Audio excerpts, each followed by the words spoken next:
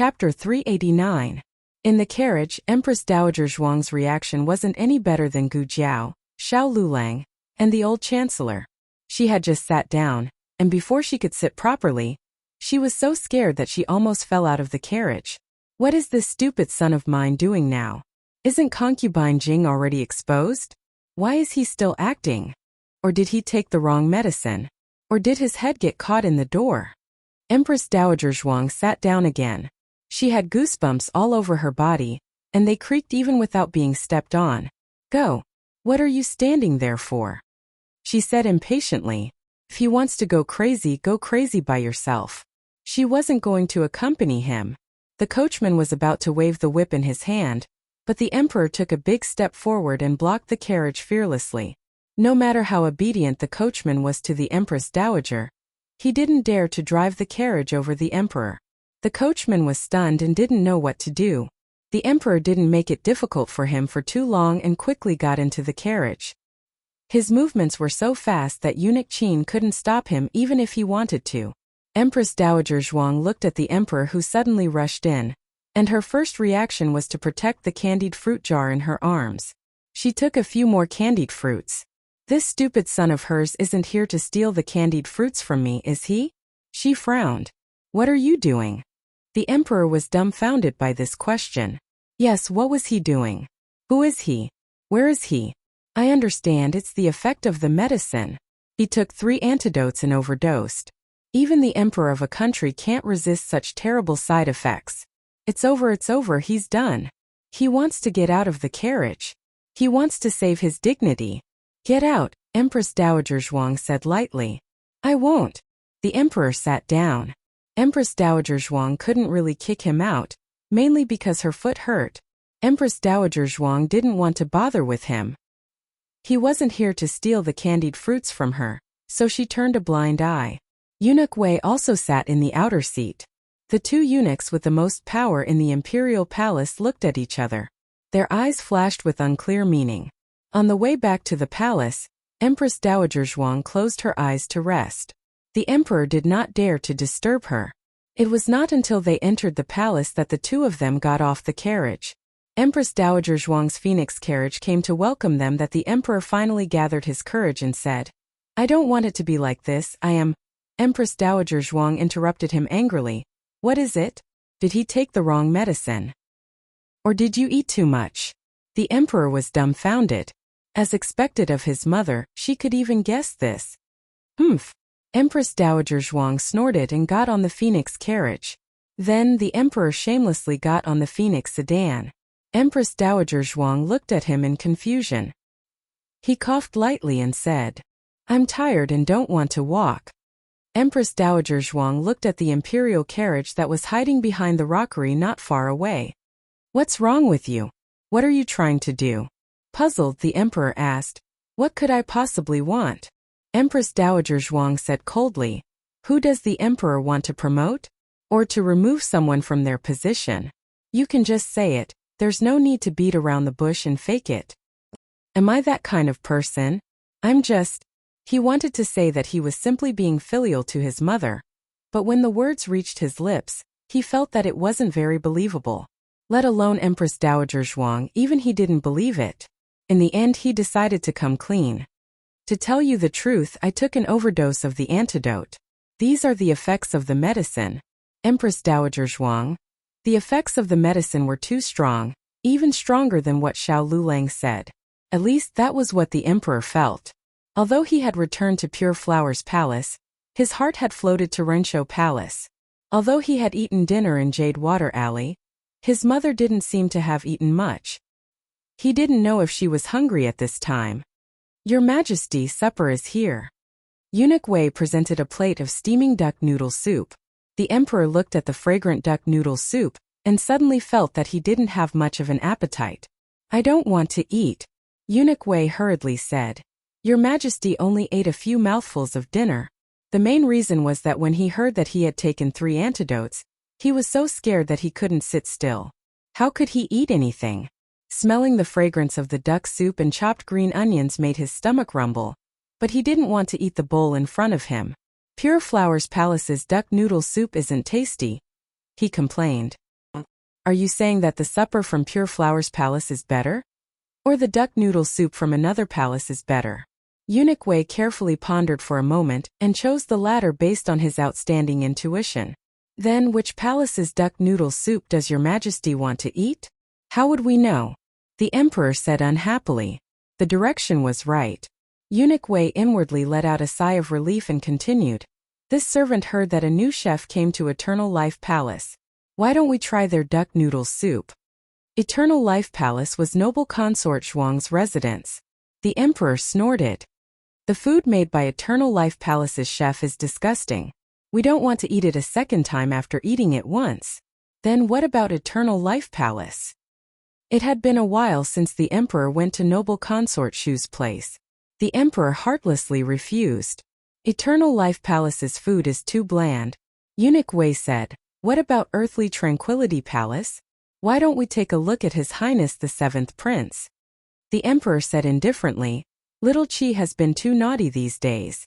We don't have the energy to deal with him. Eunuch Wei then mentioned a few more imperial concubines that could be considered favored. There was the third imperial prince's mother, noble consort Yu, as well as a few young mistresses who had recently gained some face. They were all rejected by the emperor.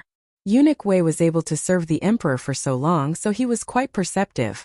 The emperor didn't go here or there. It was clear that he had no interest in the imperial harem. Eunuch Wei's eyes flashed and he said, This servant heard the little divine doctor say that the dishes made by Runsho Palace's chef are not bad. Their duck noodle soup is also excellent. As expected, the emperor straightened his back. The little divine doctor really said that? Of course not. How could the little divine doctor talk to him about this? However, there was a truth that the emperor wanted to know. Eunuch Wei smiled and said, Yes, the little divine doctor said that. This servant won't remember wrongly. The emperor cleared his throat and said with a helpless expression, Since that's the case, then let's go to Imperial Mother's palace.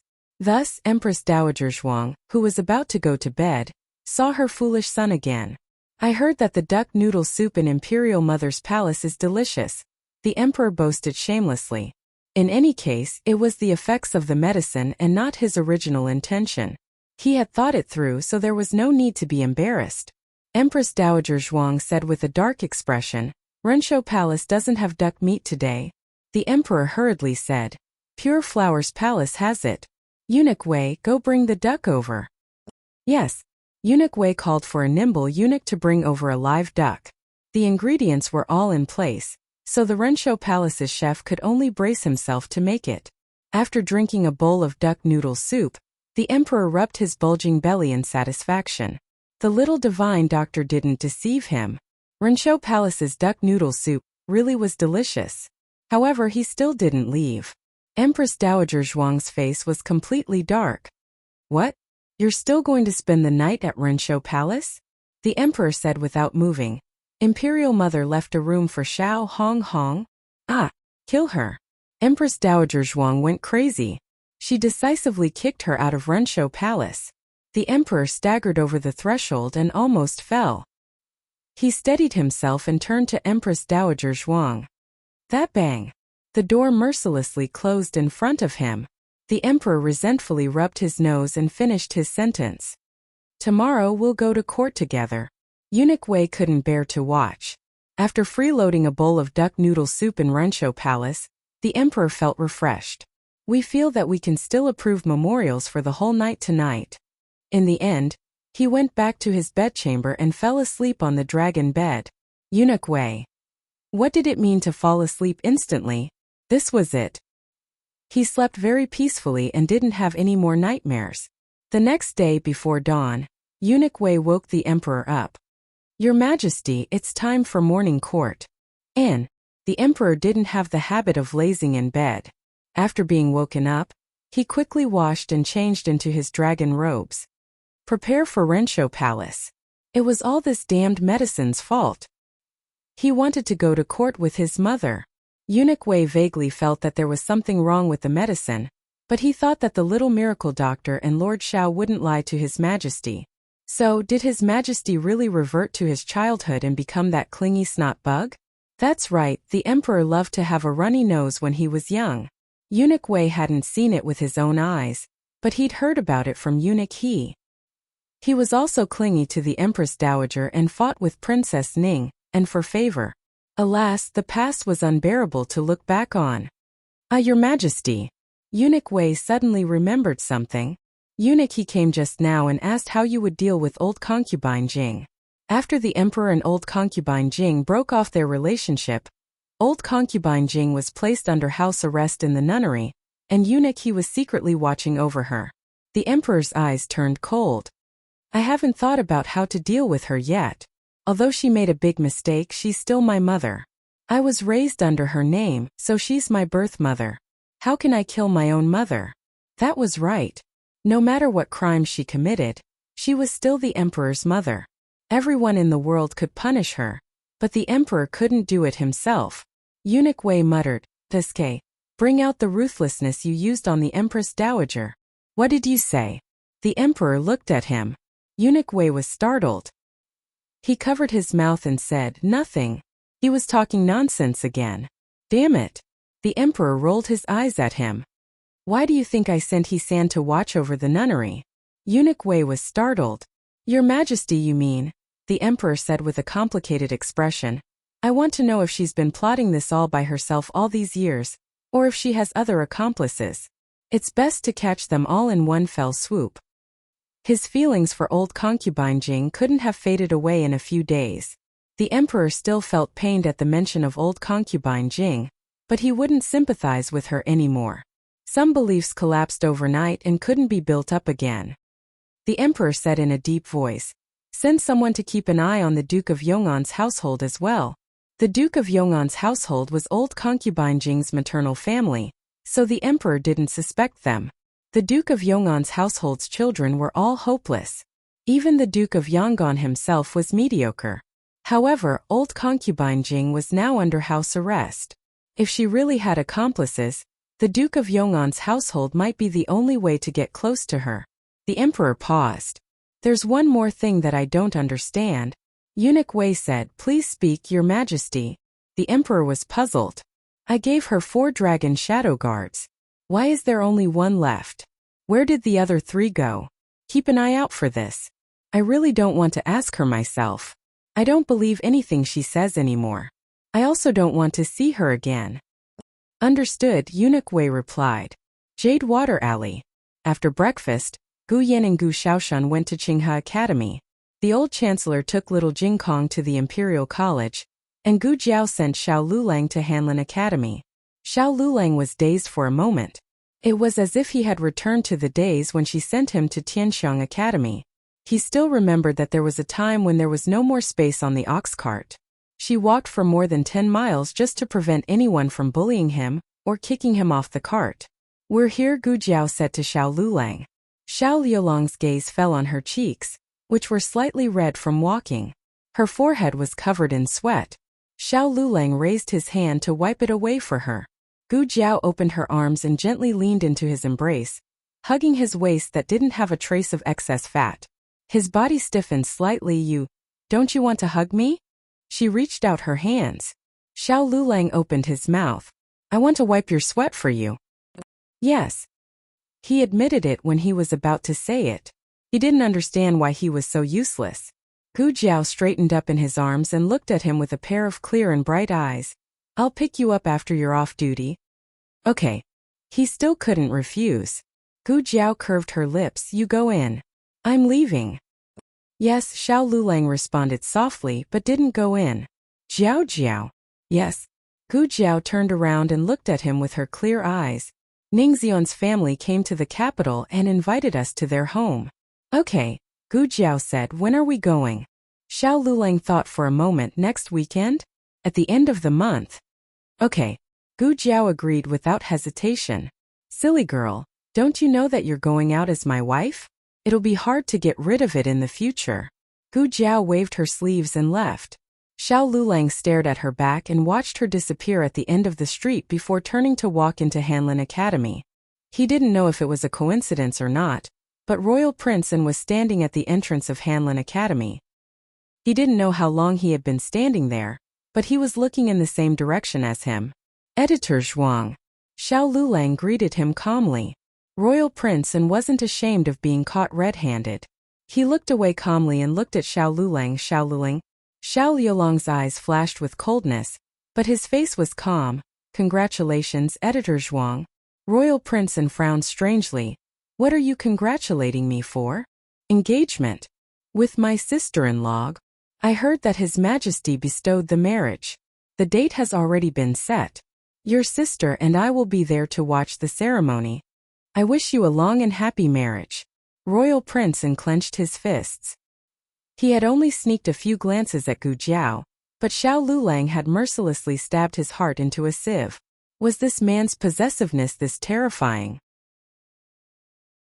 Chapter 390. Xiao Lulang ignored the ashen-faced royal prince and turned to enter Hanlin Academy. He had taken 2 days off and there was a pile of official business on his desk. He flipped through it and found that it wasn't much and could be finished in one morning. Starting tomorrow, he would resume teaching the Crown Prince. He had to set some questions for the Crown Prince, but it wouldn't take too long. In short, he would be able to finish on time. But what no one expected was that right after he finished dealing with the official business at hand, he was given a new one by Attendant Yang. It was to write a eulogy to the late emperor and was used during sacrifices. This was a task that Hanlin Academy's scholar Han had given to Attendant Yang. But Attendant Yang was too lazy to do it, so he found Xiao Lulang. Speaking of which, Attendant Yang hadn't bullied Xiao Lulang for a while. First, he had just recovered from a serious injury and had no energy. Second, Xiao Lulang and Grand Tutor Zhuang had an undefeated confrontation at the gates of Hanlin Academy. Third, it was said that Marquis Xianping had personally gone to the countryside to pick up Xiao Lulang. With all of the above added together, most people no longer dared to provoke Xiao Lulang. However, there were some people who were stubborn and forgot the pain after the scar healed. Attendant Yang happened to be one of them. He shouted, "What are you standing there for? Go quickly. Have you never written or seen it before? If you don't know, go flip through your own books. There are eulogies from previous years in the library." Xiao Liulang's eyes coldly glanced at Attendant Yang. Just this seemingly casual gaze made Attendant Yang's heart skip a beat. Was it an illusion? Why did it feel like he was being stared at by a poisonous snake? When Attendant Yang looked at Xiao Lulang again, Xiao Lulang had already returned to his usual cold and indifferent expression. Xiao Lulang understood that if he didn't write this eulogy to the late emperor 20 or 30 times, Attendant Yang wouldn't be satisfied. He wouldn't even look at it and would make him rewrite it again and again. If it was in the past, he would not have cared. A person like him, a person who should have died in the fire, what was there to talk about? But now, if he wasn't doing well, someone would be worried. Xiao Lulang turned around and returned to his office. Attendant Yang sneered, "I knew it. You brat, you're just lucky. You're just a cripple from the countryside. Do you really think that those nobles would take a fancy to you?" Perhaps it was because of the gaze that Xiao Lulang gave him earlier that made him feel uncomfortable.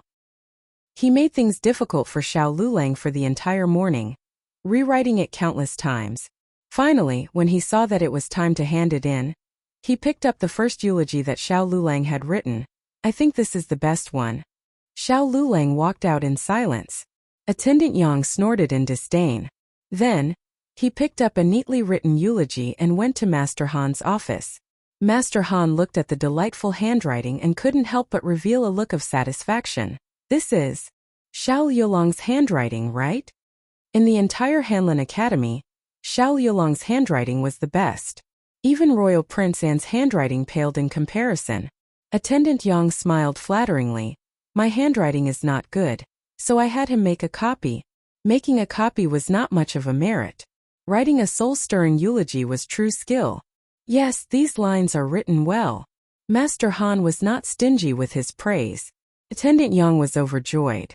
But his happiness did not last long. Master Han's smile froze on his face. "You really wrote this?" Attendant Yang was immersed in his own fantasy of praising himself and did not notice Master Han's expression. "This official wrote it." Master Han slammed the eulogy on the table with a bang. Attendant Yang was shocked. Master Han?" Master Han said angrily, "Attendant Yang, do you not want to live anymore? You dare to disgrace the late emperor's name." Late emperor's name? Attendant Yang was stunned. He quickly took the eulogy and looked at it. The eulogy did mention the late emperor's name, but it was not his real name. It was a nickname. It appeared in a couplet that was first suppressed and then raised. Coincidentally, it was the suppressed part. Therefore, if one looked at it carefully, it could really be said to be an insult to the late emperor. Attendant Yang's face instantly lost all color. He said in fear, "Master Han, it's not me. It's Xiao Lulang. It's him." He almost said that the eulogy was written by Xiao Lulang, but he quickly changed his words. He must have copied it wrongly. Master Han said coldly, "He is the new top scorer. Would he make such a laughable mistake? Moreover, if you don't add the late emperor's nickname, you won't be able to read it." Yes, this sentence was clearly written so well. It was flawless and smooth. If it wasn't for the late emperor's nickname, it would have been a perfect couplet. No, it was all thanks to the late emperor's nickname. That was also not right. Xiao Lulang was so daring. He actually used the late emperor's nickname to write a couplet. He must have done it on purpose. Good on you, Xiao Lulang. Attendant Yang was so angry that his lungs were about to explode.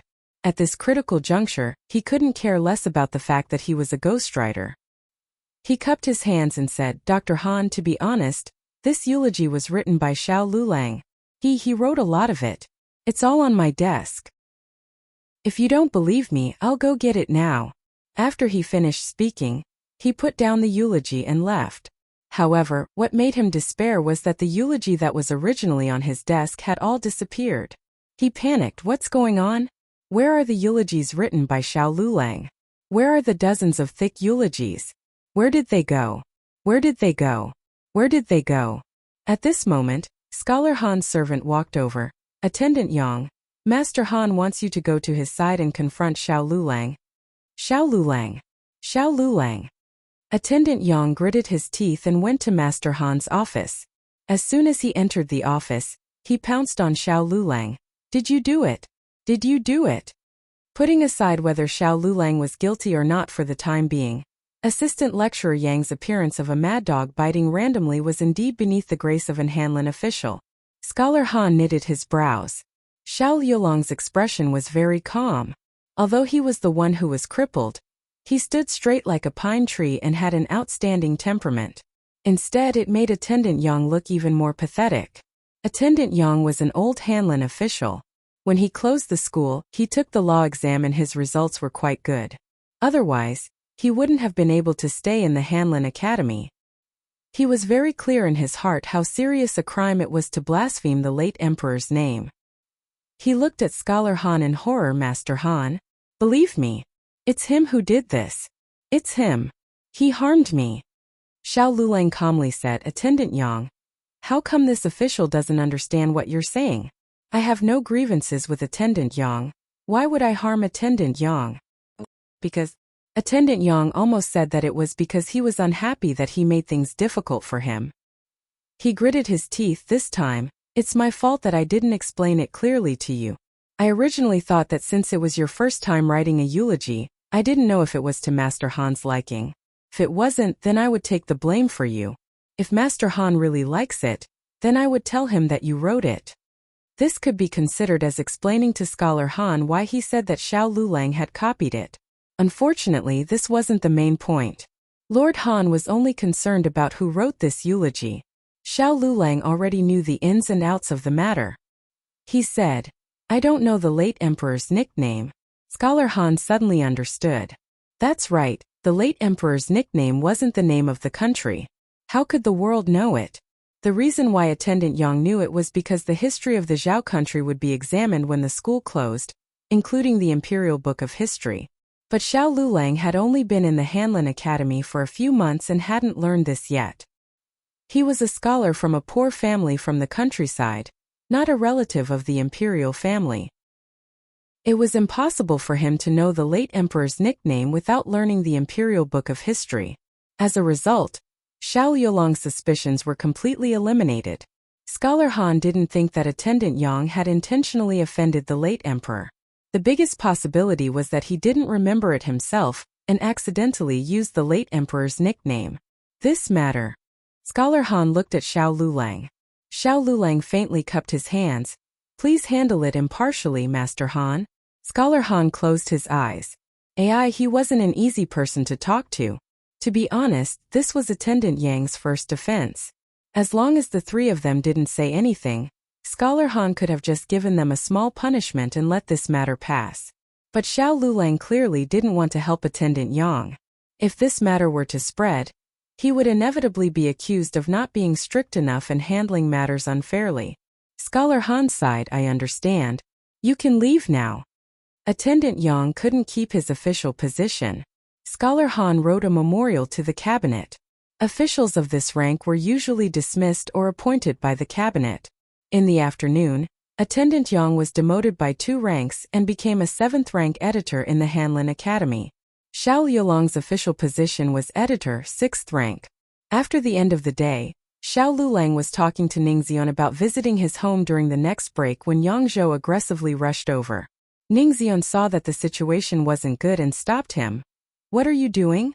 Although Ningxian was a civil official, he wasn't small and had grown up with hardships. He was much stronger than these officials in the capital. Yang Zhou couldn't push him away. It's okay. Let him come over, Xiao Lulang said calmly. Are you sure? Ningxian turned around and saw that Xiao Lulang didn't seem to be putting on a brave front, so he let go of Yang Zhou's hand.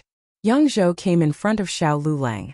He originally wanted to punch Xiao Lulang in the face, but when he actually faced Xiao Lulang, he suddenly realized that this little brat was much bigger than him. Xiao Liulang's eyes were very cold. It reminded him of the feeling of being stared at by a poisonous snake. He clenched his fists and suppressed the fear in his heart. He looked at Xiao Lulang angrily. You're so despicable. Xiao Lulang faintly twitched the corner of his lips. You flatter me? You. Shameless. It wasn't easy for Yang Zhou to climb to his current official position. He had endured many years in the Hanlin Academy. He wasn't like Commandery Prince and Du Ruhan, who had a family background and wealth. He was just an ordinary scholar. What he did wasn't too much. In the past, when he came to the Hanlin Academy, he was also given a hard time. Why couldn't he do the same thing to Xiao Lulang when his senior could do the same thing to him? Yang Zhou was so angry that he couldn't speak coherently. You. Why did you do this? Xiao Liulang's eyes were calm. I don't like you. Yang Zhou choked and almost spat out blood. He raised his fist. Hey! Ningxian shouted. Xiao Lulang didn't even blink. He looked at him indifferently. You're just a 7th-rank editor. You don't have the right to hit me. Yang Zhou's arrogance immediately weakened. Xiao Lulang rolled up his wide sleeves. He was holding the flowers he picked for her in his hand. He didn't want to spoil them. Next time, remember to salute me. After saying this, he brushed past Yang Zhou and left without looking back. Not far away, Commandery Prince witnessed everything and couldn't help but frown. He had heard about the incident with Assistant Secretary Yang. Putting the incident aside, wasn't Xiao Liulang's attitude towards Yang Zhou a bit too arrogant? It wasn't the kind of domineering arrogance, but a kind of condescending contempt and indifference. It was as if there was a sense of nobility in his bones. Was this still Xiao Lulang, the submissive Xiao Lulang? Why did it seem like he was a different person? Could it be because he had his grand aunt and Marquis Xianping backing him up? When Xiao Lulang walked out of the Hanlin Academy, the Hanlin Academy was also over. A few scholars invited Xiao Lulang to ask for advice. Xiao Lulang said, I have something to do today. Come find me tomorrow at noon. Although I know I shouldn't, I still want to ask. Is it something urgent? Yes. Xiao Lulang nodded slightly. He looked at the small figure standing at the entrance of the alley. His eyebrows curved as he looked at them. It's urgent, so I'm sorry. Come back tomorrow. Everyone agreed. Are my eyes playing tricks on me? Did Lord Xiao laugh just now? I also seem to have seen it. Official Xiao can be so gentle? Although Xiao Lulang wasn't born with an icy face, he was still very cold and distant. If it weren't for Feng Lin and Lin Qingye taking the lead to ask him for advice, they probably wouldn't have dared to come find him. They were curious and couldn't help but follow Xiao Lulang. They saw Xiao Lulang come to the first alley and talk with a girl. A rare tenderness flashed across his face, and the outline of his face seemed to soften. For you. He handed her a freshly picked begonia of the 4 seasons. Gu Jiao took the begonia flower and sniffed it. She couldn't put it down, it smells so good. Did everything go well today? Xiao Lulang raised his hand and gently tucked her hair behind her ear. Yes, everything went well. I'll be promoted soon. Although it wasn't set in stone yet, the position of attendant was empty. There were many people who were qualified to replace it. But if you like it, I'll fight for it. Really? Gu Jiao's eyes lit up. In her clear and happy eyes, Xiao Liulang's heart couldn't help but slowly melt. Yes, really. Gu Jiao looked up at him, her eyes filled with unwavering certainty and faith. I knew it. My husband is very powerful. Chapter 391. The novel will be updated faster. After returning to Bai Shui Alley, Gu Jiao found a vase and put the crabapple flower on her windowsill. The crabapple flower didn't have any special smell, but she smelled it with the lingering charm of his fingertips. When Xiao Lulang came to the door of the east room, he saw Gu Jiao leaning on the windowsill to admire the crabapple flower that was not as stunning as her. She held her chin with both hands and looked at it very seriously, as if she was looking at a rare treasure that she had never seen before. It's just a crabapple flower, why do you like it so much? There was also a crabapple tree at home, but the flowering period had passed. Xiao Liulang's soft heart seemed to be poked again. He knocked on the door with his fingertips and his voice was a little hoarse. I'm going to the son-in-law's house. Gu Jiao turned around. The girl's face was soaked in the warm twilight. She smiled at him slightly. Okay, I'll call you when it's time. Okay. Xiao Lulang answered vaguely and quickly turned around as if there was something chasing behind him. Gu Jiao couldn't stop laughing. She took out a small notebook and wrote seriously. It's the first time my husband sent flowers. After a pause she wrote, you even said hello to her when you went next door. My husband is so clingy. After leaving the courtyard, Xiao Lulang was also embarrassed. The two families were already connected. Going next door was almost the same as going to the study room. Why did he have to tell her when he went to the study room? She didn't even tell him. Xiao Lulang went to the old chancellor's house to help him mark the directorate's exam papers. While the two were working hard, Gu Jiao came over and knocked on the door. Jiao Jiao is here? The old chancellor smiled happily. Son-in-law. Gu Jiao greeted them and glanced at Xiao Lulang. She said to the old chancellor, I'll take little Jing Kong to the orchard. Go ahead. The old chancellor was bewildered. He didn't have to specially come over to say this kind of thing, he didn't mention it in the past. Gu Jiao looked at a certain someone with a smile. With her hands behind her back, she walked away proudly. The old chancellor turned his gaze to Xiao Lulang. Xiao Lulang seriously marked the paper. Why are you looking at me? Something was wrong. There was something wrong with the two youngsters. The old chancellor came back to his senses. The little lass wasn't explaining to him but to Xiao Lulang. Did their relationship suddenly become so good?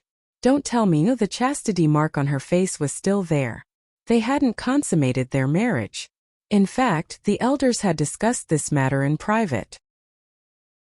The daughters of rich families usually got married at the age of 16 or 17, and started to get pregnant at the age of 18 or 19. At that time, the risk of childbirth would be greatly reduced. Jiao Jiao was still young. It was better to consummate their marriage later. The old chancellor looked at Xiao Lulang meaningfully. You little brat, Xiao Lulang seriously said. No, I won't. I can bear it. The old chancellor. Oh, a man's mouth is a liar. The next day, after sending Xiao Lulang to the Hanlin Academy, Gu Jiao went to the palace. Gu Jiao went to see her grandaunt. Recently, the military situation at the border was urgent. Empress Dowager Zhuang and the emperor were discussing the war with the military ministers in the side chamber of the Golden Imperial Hall. They hadn't returned to the Renshou Palace yet. Miss Gu, it's sunny today. Don't stay outside.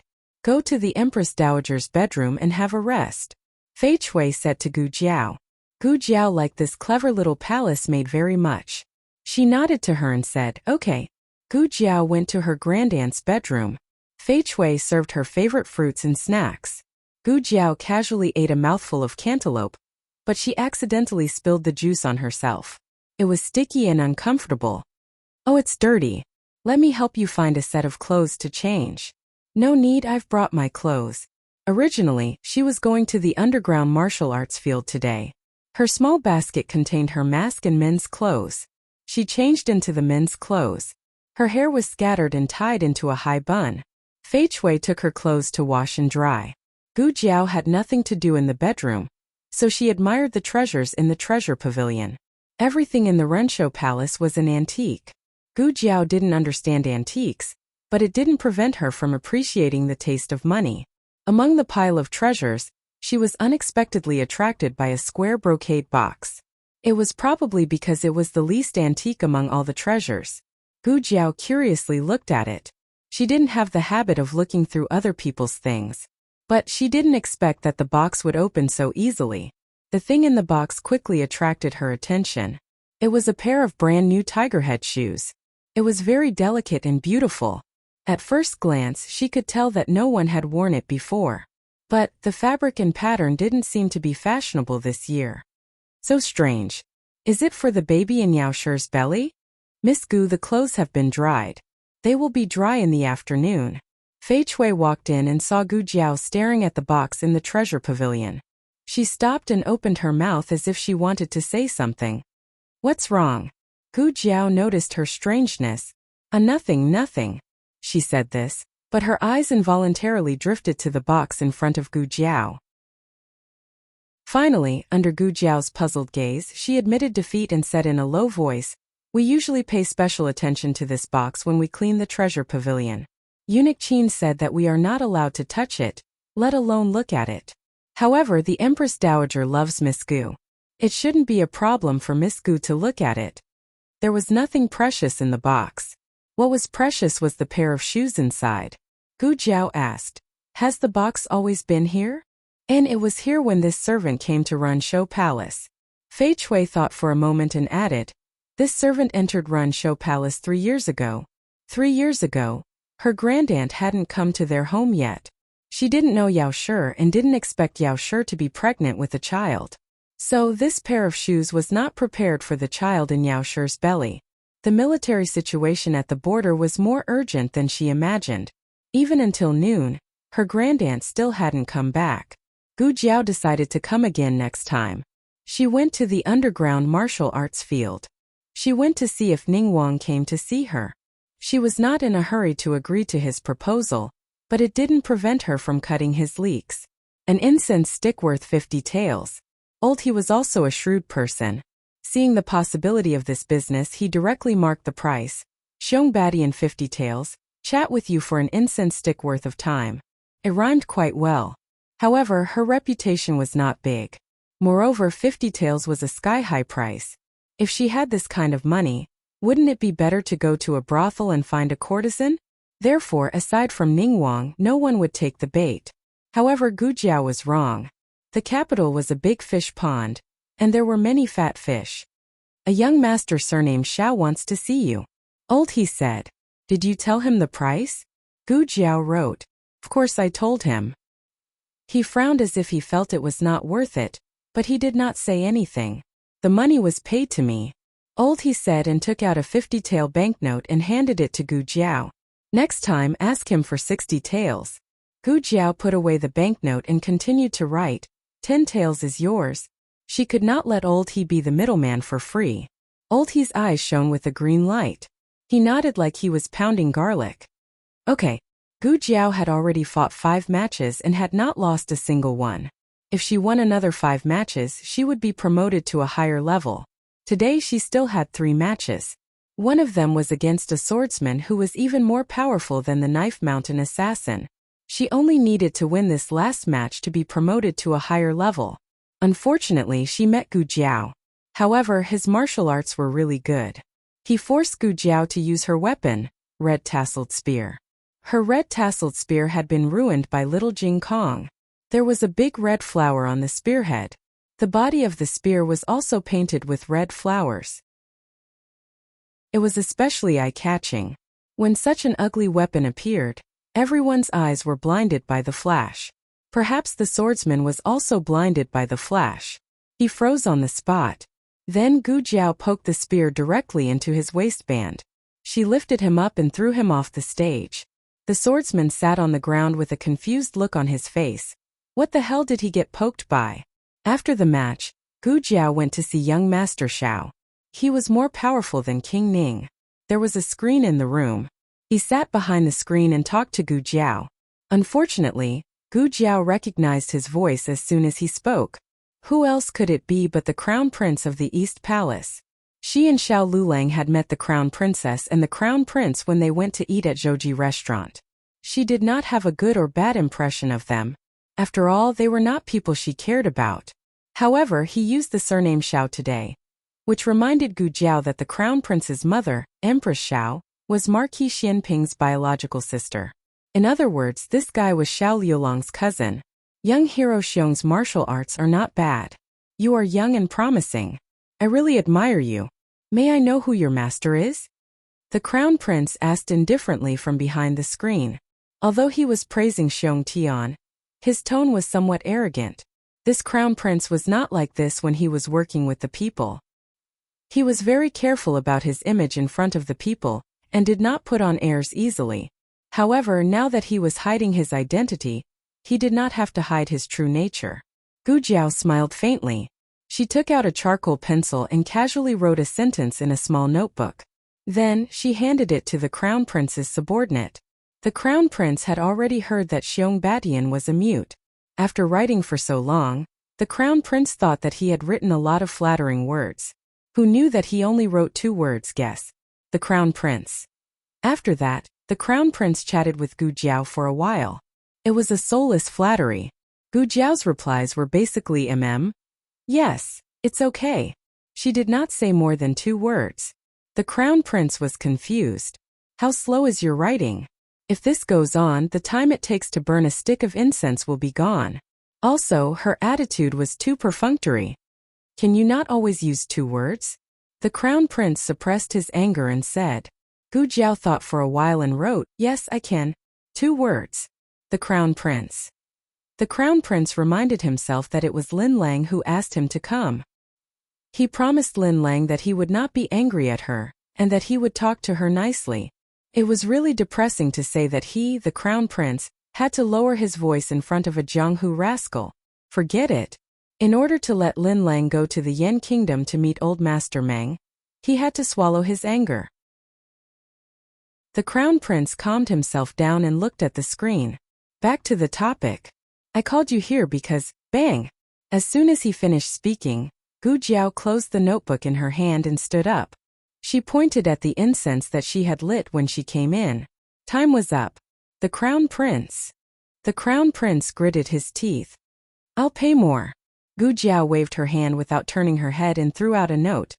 Make an appointment next time. The Crown Prince was so angry that he vomited blood. Was Gu Jiao deliberately making things difficult for the Crown Prince? Of course she was. She did not forget the Crown Prince's disdainful look towards Xiao Lulang when they ate at Zhouji restaurant. He bullied her husband. Haha. Gu Jiao found old he and wrote in the notebook. The next time this Xiao fellow comes, the starting price is 100 taels. Including your 10 taels, the total is 110 taels. Old he was stunned. Did she think that she was the courtesan of Xianlu House? Such a sky-high price. Why? He asked. Gu Jiao smiled and wrote, the price of family affection. Old he. It was still early and the Hanlin Academy would not end so soon. Gu Jiao went back to Bai Shui Lane to change her clothes. Just as she was about to go out to pick up Xiao Lulang, Eunuch Qin came. Eunuch Qin came to see Gu Jiao. He smiled and said, the Empress Dowager only learned that Miss Gu went to Rancho Palace after coming back from the throne room. Why didn't she send someone to report to the Empress Dowager? Gu Jiao said it's okay. Grandaunt is busy. It's the same if I see her next time. She was not arrogant because of favor and always had a sense of propriety. This made Eunuch Qin have a whole new level of respect for her. Even noble consort Zhuang and the young masters of the Zhuang family could not do this. Eunuch Qin handed the food boxes in his hands to Gu Jiao. There were 2 in total. This box contains ice fruits and this box contains snacks from the imperial kitchen. The Empress Dowager asked this servant to send them to Miss Gu. Thank you, Eunuch Qin. Gu Jiao reached out to take the food boxes. Eunuch Qin, have a seat in your room and have a cup of tea before you leave. The weather was very hot and Eunuch Qin was indeed thirsty. He entered the central room with Gu Jiao. Gu Jiao poured him a cup of herbal tea. Thank you, Miss Gu.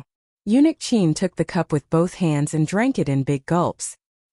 He put down the teacup and said to Gu Jiao with a pleasant expression, "This servant will leave now. I still have to report to the Empress Dowager. I'll send you off." No need, no need. Gu Jiao still insisted on sending him to the door. The moment Eunuch Qin turned to get into the carriage, she suddenly called out to him, "Eunuch Qin?" Eunuch Qin turned around and said, "Miss Gu, do you have any other orders?" Gu Jiao said, "I have something to ask." Eunuch Qin said, "Miss Gu, there's no harm in asking. This servant will tell you everything I know." Gu Jiao gestured and said, "What's with the tiger head shoes in the square box in the pavilion of many treasures?" Eunuch Qin's smile froze. "It's nothing. Eunuch Qin, get in the carriage." She was just curious. If he could not say, she would not force him. "It's the young master's shoes," Eunuch Qin said in a low voice. Gu Jiao could only think of two young masters, Princess Ning'en or His Majesty? Eunuch Qin sighed and said, "Neither. It's the Empress Dowager's flesh and blood. Unfortunately, it died at birth." Great-aunt had a child? Gu Jiao had never heard anyone mention this. Eunuch Qin nodded sadly. It's a pity that it was stillborn. It wasn't recorded in the genealogy, and it didn't have a place among the imperial heirs. If the young master had survived, he would be the same age as His Majesty now. The young master and His Majesty's birthdays are only 3 days apart. Gu Jiao fell silent. Eunuch Qin started talking and couldn't stop for a while. Actually, if it weren't for this, His Majesty might not have been raised under concubine Jing's name. At that time the Empress was favored. The late Emperor actually wanted to wait for His Majesty to be born and let the Empress raise him. Gu Jiao didn't understand. Great-aunt was pregnant at that time, right? Since she already had her own child, why would she raise another one? Eunuch Qin said. The imperial physician took the pulse and said that the child in the palace maid's belly was a prince. The late emperor thought that if the Empress Dowager gave birth to a princess, it wouldn't be a bad idea to give her a prince. She had only heard of people taking the pulse to determine the number, but never the gender. The people in the palace were quite desperate for survival. Then what happened? Gu Jiao asked. Then, Eunuch Qin smiled bitterly. Then the Empress acted up first and gave birth to a stillborn. A stillborn is an ominous sign in the imperial family. Furthermore, there were some vile people who instigated it.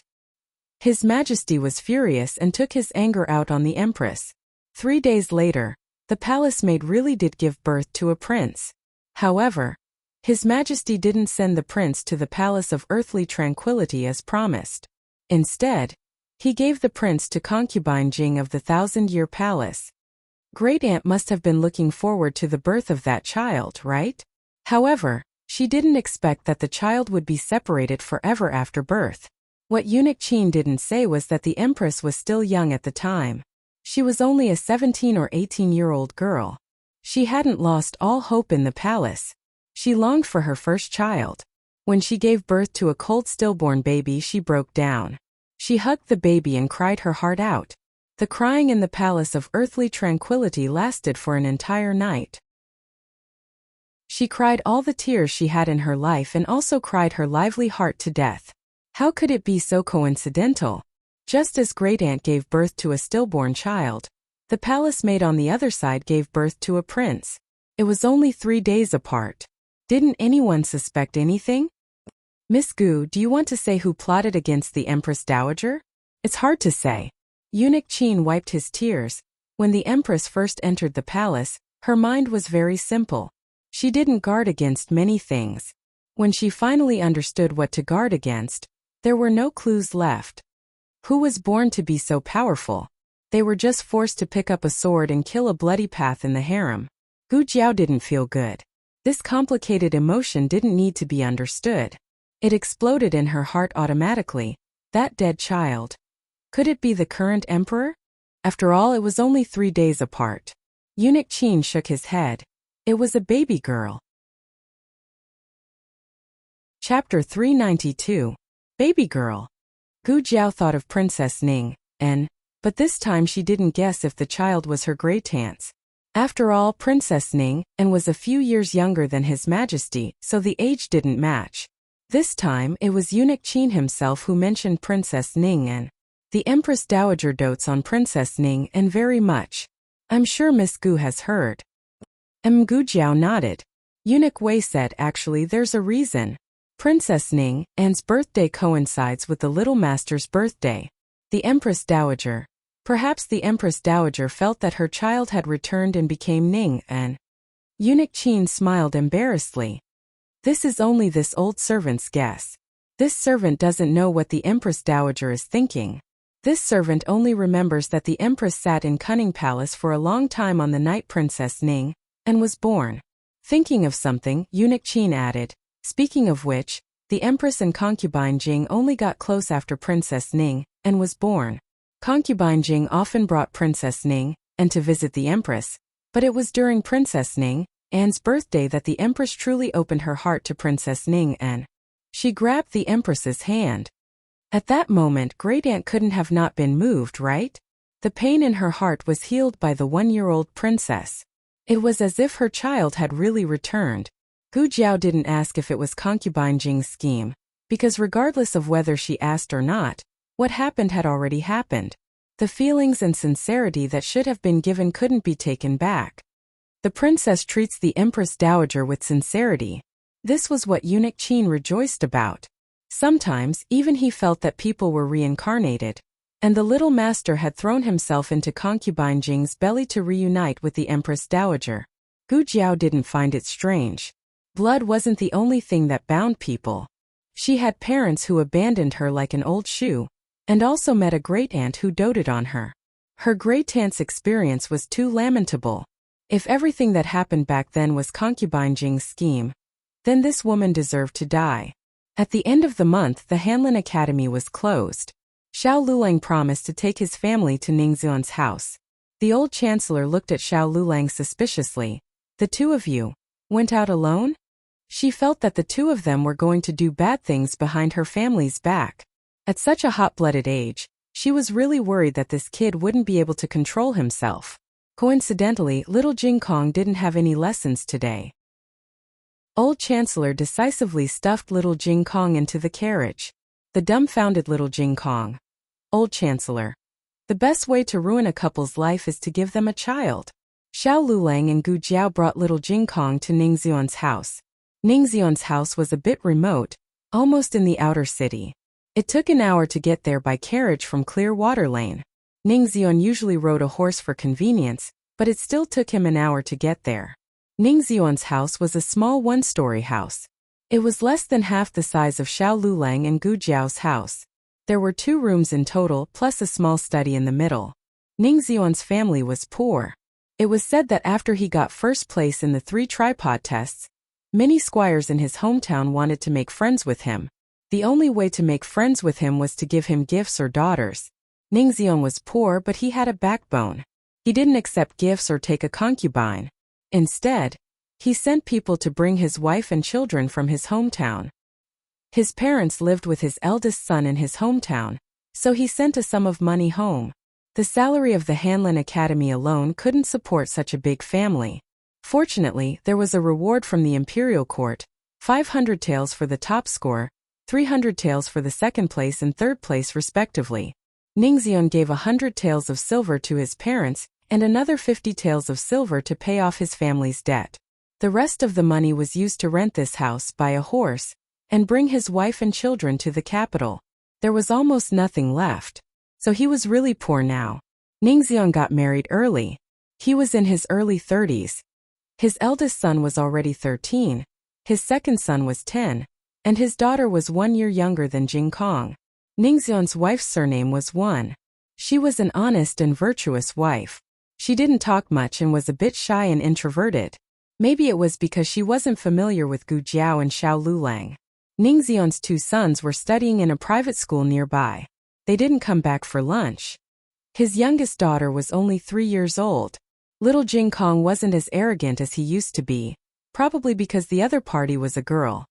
He was quite well behaved. He didn't make a fuss or run around. He was also quite gentlemanly and always gave in to his little sister. Mrs. Wen praised Jing Kong for being sensible and smart. "You're much better than my two boys." Gu Jiao hadn't seen him before, so she couldn't compare him. However, the little guy did make her proud outside. He was so well behaved that he didn't look like a crazy little loudspeaker spirit in the yard. In the inner room, Mrs. Wen was talking to Gu Jiao. "I heard Yuan say that he's the new top scorer. At that time, I thought that he must be older than Yuan if he did better than him. I didn't expect him to be so young and promising." Gu Jiao looked at Xiao Lulang, who was talking to Ning Xiuan in the central room, and nodded, "Yes, I think so too. Mrs. Wen, although I'm telling the truth, aren't you going to be humble?" Ning Xiuan and Xiao Lulang sat in the central room. Ning Xiuan was facing the inner room, and Xiao Lulang was sitting opposite him with his back to the inner room. Gu Jiao could only see Xiao Liulang's back.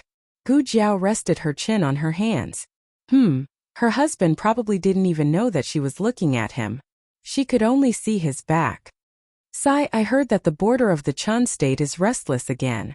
I wonder if there's going to be a war." Before Ning Xiuan could finish his sentence, Xiao Lulang suddenly stood up and walked over to Ning Xiuan. "Change seats." "Huh?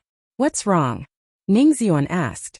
Xiao Lulang looked calm and his eyes didn't change at all. "It's cooler here." Ning Xiuan. "No, that seat was the coolest one. It was specially reserved for you." However, he was a guest. If Xiao Lulang wanted to sit in this seat that was scorched by the sun, then so be it. Xiao Lulang sat where the sun shone in.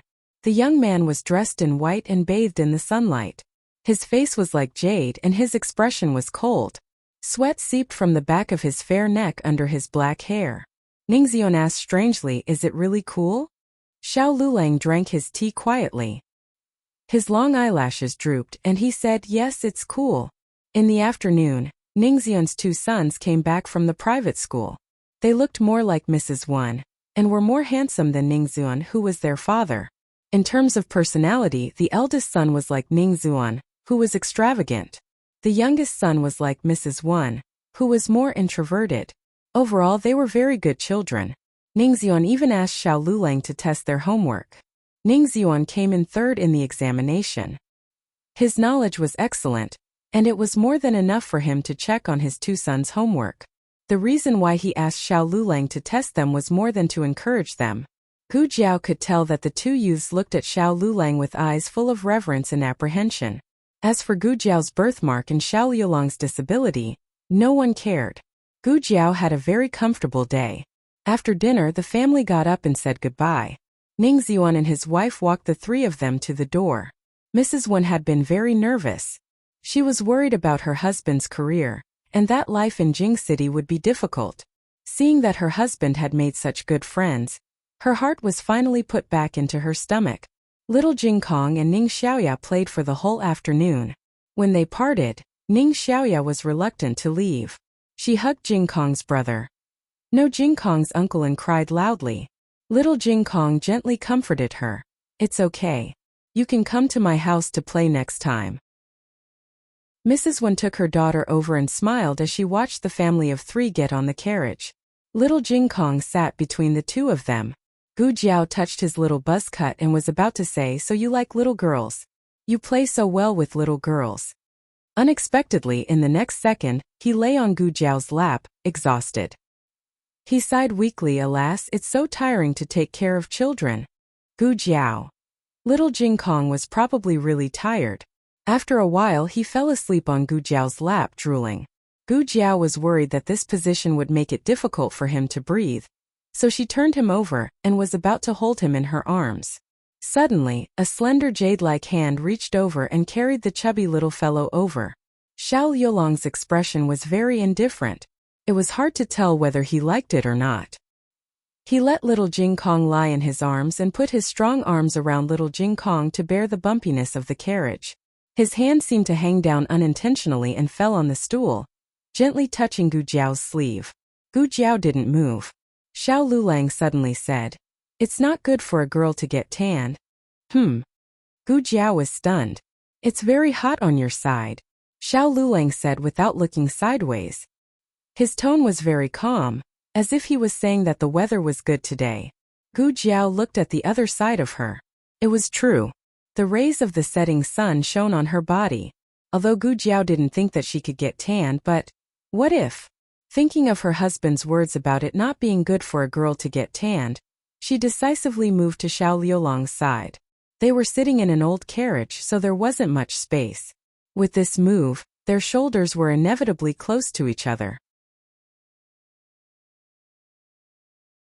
Chapter 393. Gu Jiao didn't think too much about it. For example, why didn't Xiao Lulang sit on the side with Xishan in the beginning? Or why didn't he switch seats with her? Her thoughts in this regard weren't complicated. Moreover, in her impression, Xiao Lulang wasn't so good at flirting with girls. This year's summer was a bit long. At the end of July, the weather was still incomparably hot. The temperature of the two exchanged their breaths through the thin material of their clothes. Because he was holding a little dumpling in his arms, Xiao Lulang didn't do anything out of line for the time being. Suddenly, the wheels of the carriage rolled over something and the carriage shook violently. The two of them swayed. Xiao Lulang reached out in time and held her shoulder. "Are you okay?" Lu Quan said. "Are you two okay? I think we hit a rock just now. It's my fault for not seeing the road clearly." "It's okay, Uncle Lu," Gu Jiao replied. Lu Quan relaxed. Xiao Lulang stared at her. His eyes were deep, like a quiet pool under the moonlight. Gu Jiao seemed to have accidentally fallen into it. She knew how to swim, but in this quiet pool of his she didn't know how to do it. Xiao Liulang's throat moved. He calmly withdrew his gaze and looked at the curtain in front of him. "It's good that you're okay." He paused and asked, "Are you sleepy?" "Hm?" Gu Jiao blinked in confusion. She wasn't sleepy. She was very energetic. "I woke up early today. I thought you were sleepy. I wanted to." He stopped mid-sentence. His gaze seemed to inadvertently sweep across the two of them leaning against each other's shoulders. Gu Jiao followed his gaze and noticed his broad shoulders. What did he want to do? Lend his shoulder to her to lean on? "I'm suddenly sleepy." She leaned her head on his shoulder and closed her eyes. So sleepy, so sleepy. The corners of Xiao Liulang's lips curled up imperceptibly, and he didn't withdraw his hand from her. When the carriage arrived at the alley, both of them leaned on Xiao Lulang and fell asleep. Xiao Lulang originally wanted to shake the little fellow in his arms to wake him up and let him get down himself. Then Xiao Lulang would carry Gu Jiao down from the carriage. However, little Jing Kong must have used up all his energy to take care of the child. He was so tired that he could not wake up. Gu Jiao, who was at the side, woke up. Gu Jiao rubbed her eyes. "Are we home?" Xiao Lulang could only reply, "Yes, we're here." Gu Jiao carried the sleeping little Jing Kong over and jumped off the carriage. Xiao Lulang looked at her back view and his eyes darkened. Actually, he wanted to say that he could carry him, but she was afraid that it would tire his legs. For the first time, Xiao Lulang felt annoyed with his legs. Why couldn't he walk? Why was he limping? When the two of them entered the courtyard, they realized that there were guests at home. To be exact, they were uninvited guests, Gu Jinyu and a mother and daughter. The mother and daughter were He Shi and Yao Xian, whom Gu Jiao had met at the Yao family's house at the beginning of the year. Xiao Lulang had never seen them before. The two of them were sitting together with Gu Jinyu and Yao Shi, and they seemed to have an unspeakable relationship. Yao Shi looked a little awkward. Ever since she brought Jiao Jiao, Gu Yan and little Jing Kong back to her maiden home at the beginning of the year, she had almost cut off all contact with her maiden home. She didn't expect that they would come here today. She didn't know if they would anger Jiao Jiao and her son-in-law. "Elder sister, brother-in-law, I'm sorry. I brought aunt and cousin Xian here." Gu Jinyu stood up and said guiltily, He is my niece-in-law." Madam, he was stunned. No one had told her that her niece-in-law was so handsome. Didn't they say that he was a poor boy from the countryside, who had never been seen in public, and was also a little cripple? When Xiao Lulang came in, Madam He had already discovered that he was a cripple. But his face was so handsome that Madam He's brain turned to mush. She didn't connect him with the only crippled son-in-law in the family. Yao Xian's face turned red. It was also her first time seeing such a fairy-like young man.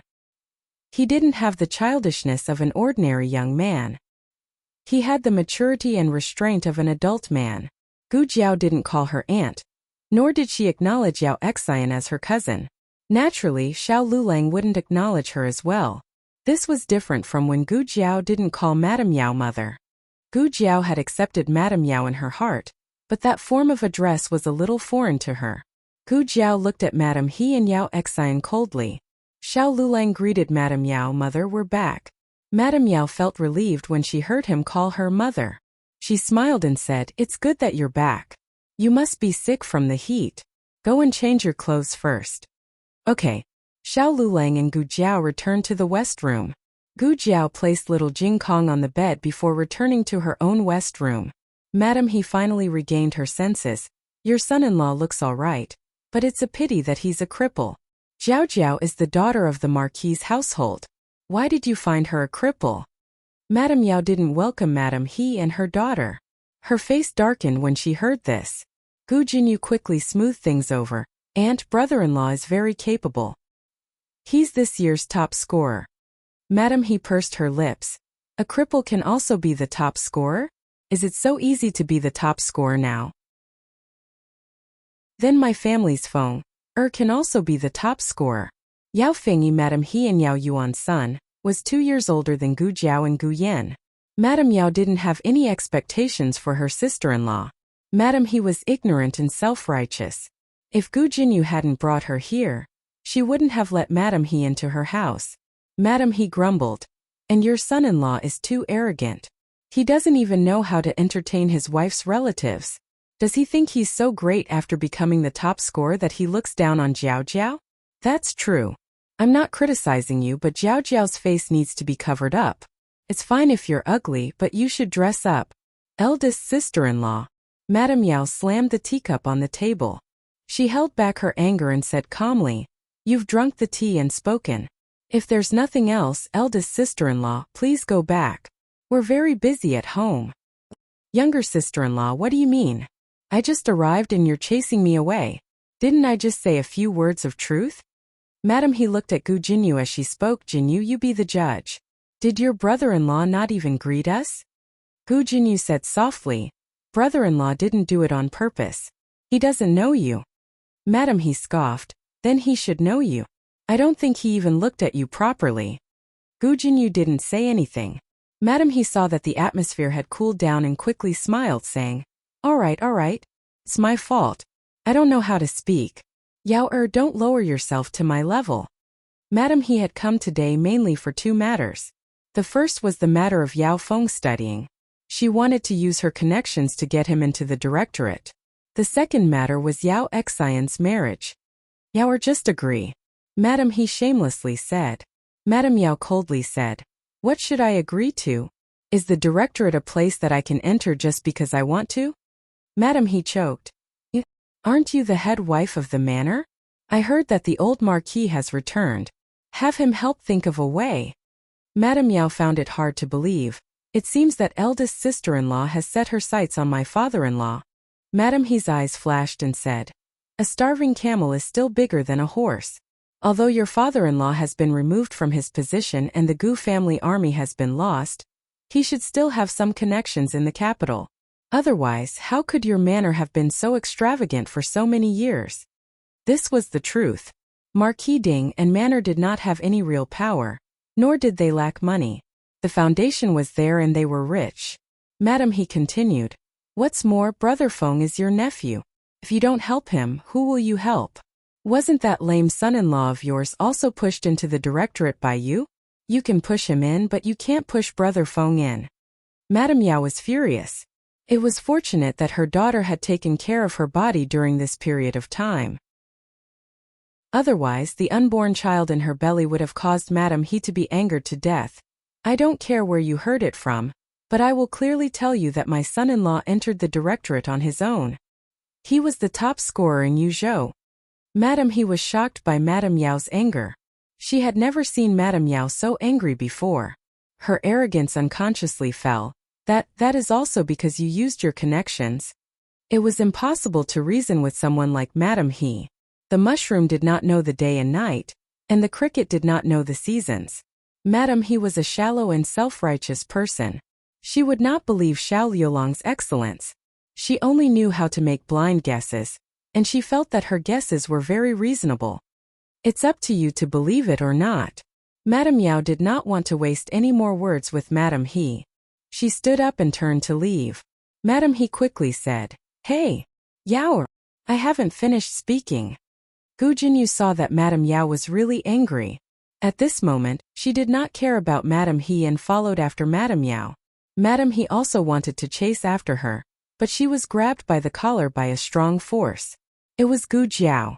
Gu Jiao directly pulled her out of the central room. She did not care about the collar and strangled Madame He's neck. Madame He's eyes rolled back. She tried to grab with both hands, but she could not hold on. "You, what are you doing?" "Eldest cousin." Yao Xian's face turned pale as she stood up. Gu Jiao threw Madame He out of the front door of their house. "Io!" Madame He lost her balance and fell to the ground. She fell flat on her face. "Mother!" Yao Xian carried the bouquets and crossed the threshold to help Madame He up. Madame He was furious.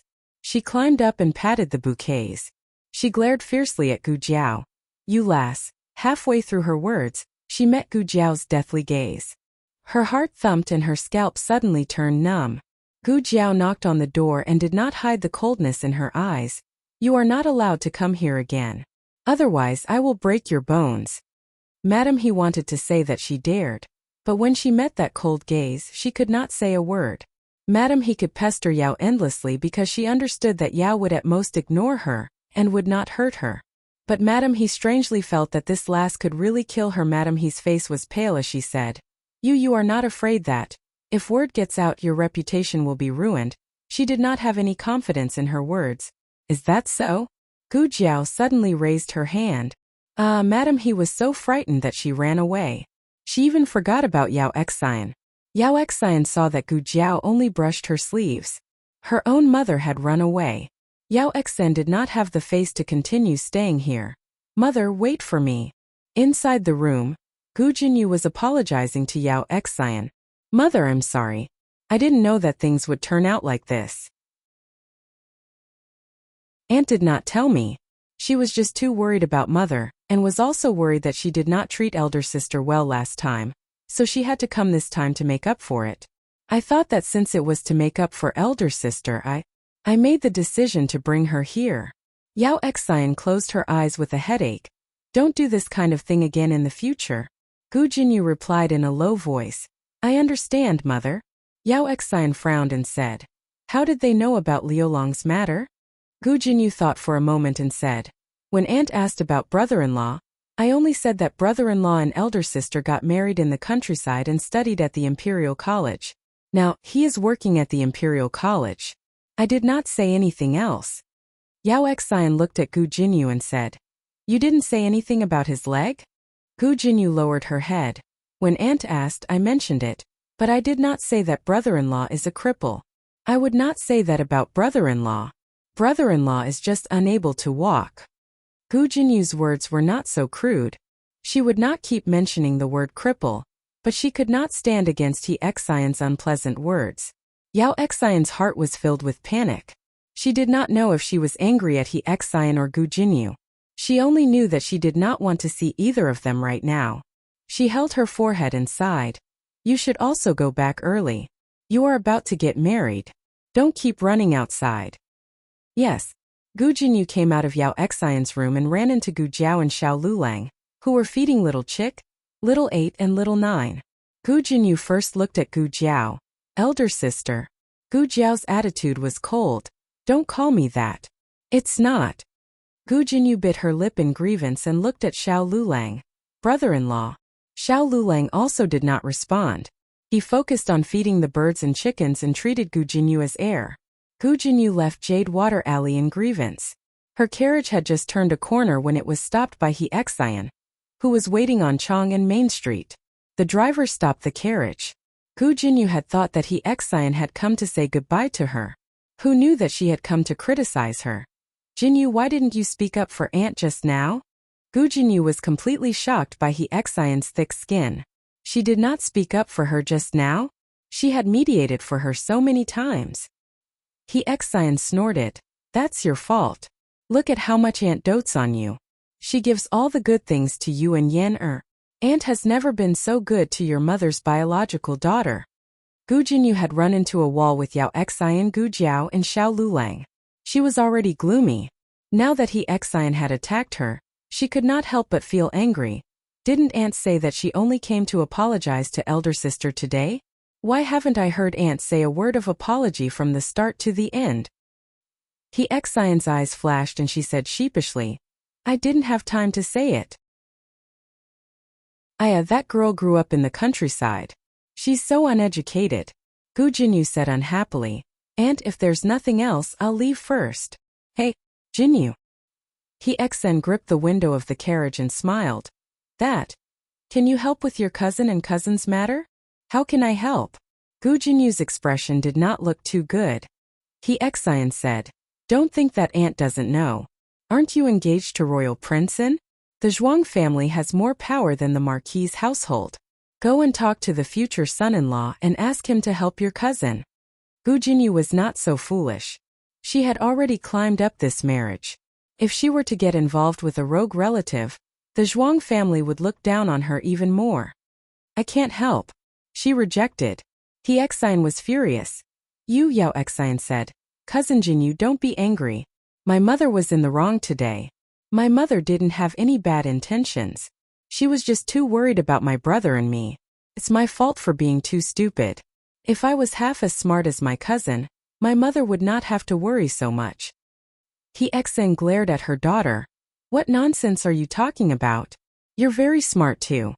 You just don't have the chance to go to that, what girls' school? That's right. Thinking of this, Xian's thoughts came to life again. She smiled and looked at Gu Jinyu. All right. Let's not talk about your cousin for now. Help your cousin enter a girls' school. Look, you only managed to hook such a good rich husband after entering a girls' school. Your cousin's qualifications are not worse than yours. You're an adopted daughter, but she's the legitimate daughter of the Yao family. Gu Jinyu was so angry that her face turned green. What did it mean to shoot yourself in the foot? This was it. She gripped her handkerchief tightly. Let's go. Once the coachman received the order, he did not care that Xian was still holding onto the carriage. He waved his whip and the horse felt the pain and started to gallop. Xian staggered and almost fell to the ground. Mother, are you all right? Yao Xian held on to her. Xian spat on the ground. Pooh. She's just a village girl who was adopted by mistake. She really thinks she's a piece of cake. Mother, Xian said. Xianer, don't be afraid. Of your two cousins, one is adopted and the other has a scar on her face. If even they can find a good marriage partner, I don't believe that you can't. Don't worry, I'll definitely find you a good husband. At the mention of a good husband, Yao Xian's mind suddenly flashed with the young man's exquisite features. His expression was cold, indifferent and distant, but it had an inexplicable attraction and charm.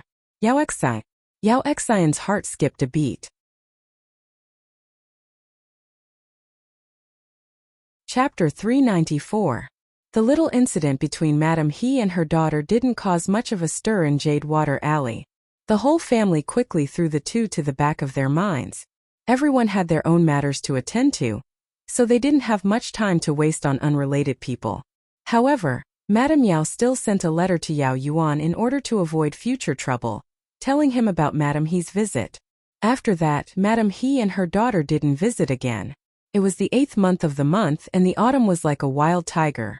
The capital was still as hot as summer, and the emperor almost went to the mountain resort. He didn't go because he was busy with government affairs and also because he was waiting for Eunuch He's investigation progress. Eunuch He sent people to keep an eye on Duke Eternal Peace Manor, which was Grand Concubine Jing's maternal home, but they didn't find anything out of the ordinary even after a long time.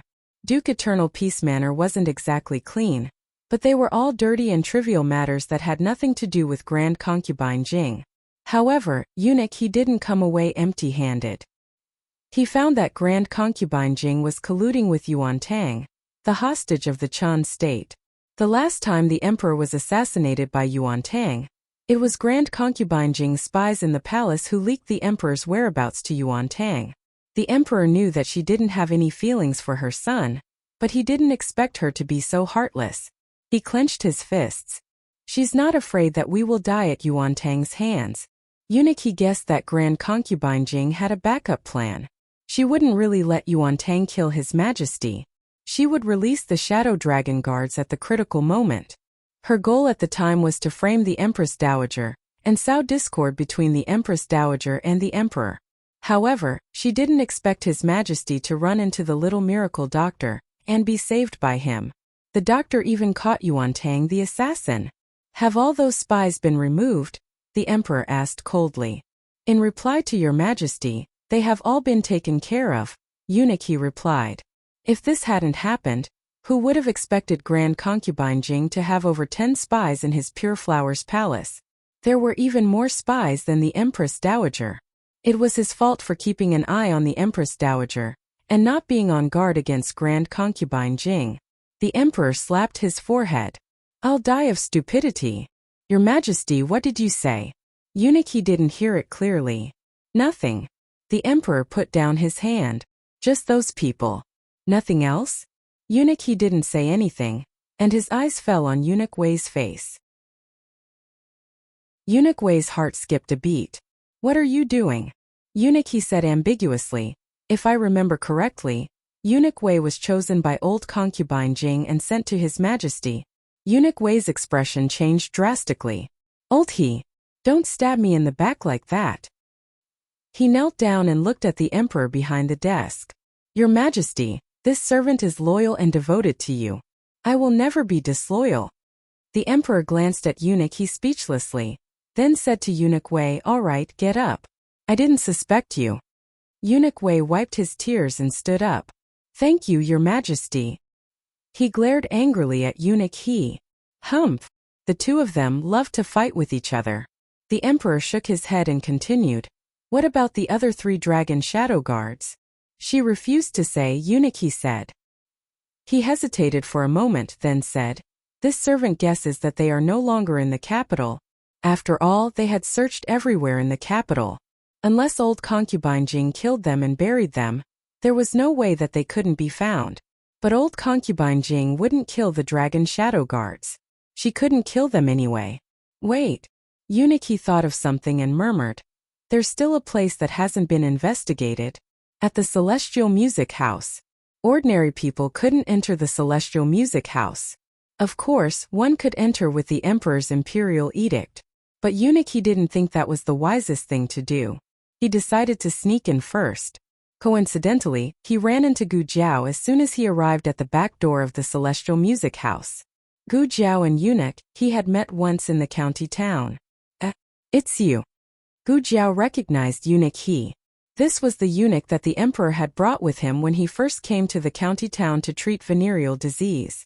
She was wondering why a man had such a feminine temperament. It turned out that he was a eunuch. Eunuch he also recognized Gu Jiao. Back then there was a bit of unhappiness. It was Eunuch he who was unhappy. After all, he was the one who was treated rudely. Seeing Gu Jiao again, he naturally didn't have a pleasant expression. Why are you here, Dr. Gu? I'm just passing by, Gu Jiao said. Why are you here? Eunuch he said indifferently. I'm here to investigate the Celestial Music House. Gu Jiao looked at his black suit up and down. Are you going to climb in? Eunuch he didn't say anything. He answered her with his actions. He took out a black cloth and covered his face. Gu Jiao said, I think you'll be kicked out. As soon as she said that, Eunuch he, who had used his lightness skill to jump into the Celestial Music House, was kicked out by the expert inside. Gu Jiao looked down at Eunuch he who was lying on the ground like a dead fish. She curved the corners of her mouth and said, 10 taels of silver, and I'll take you in. Eunuch he turned his face away. He didn't accept it. Eunuch he changed to another place to climb over the wall.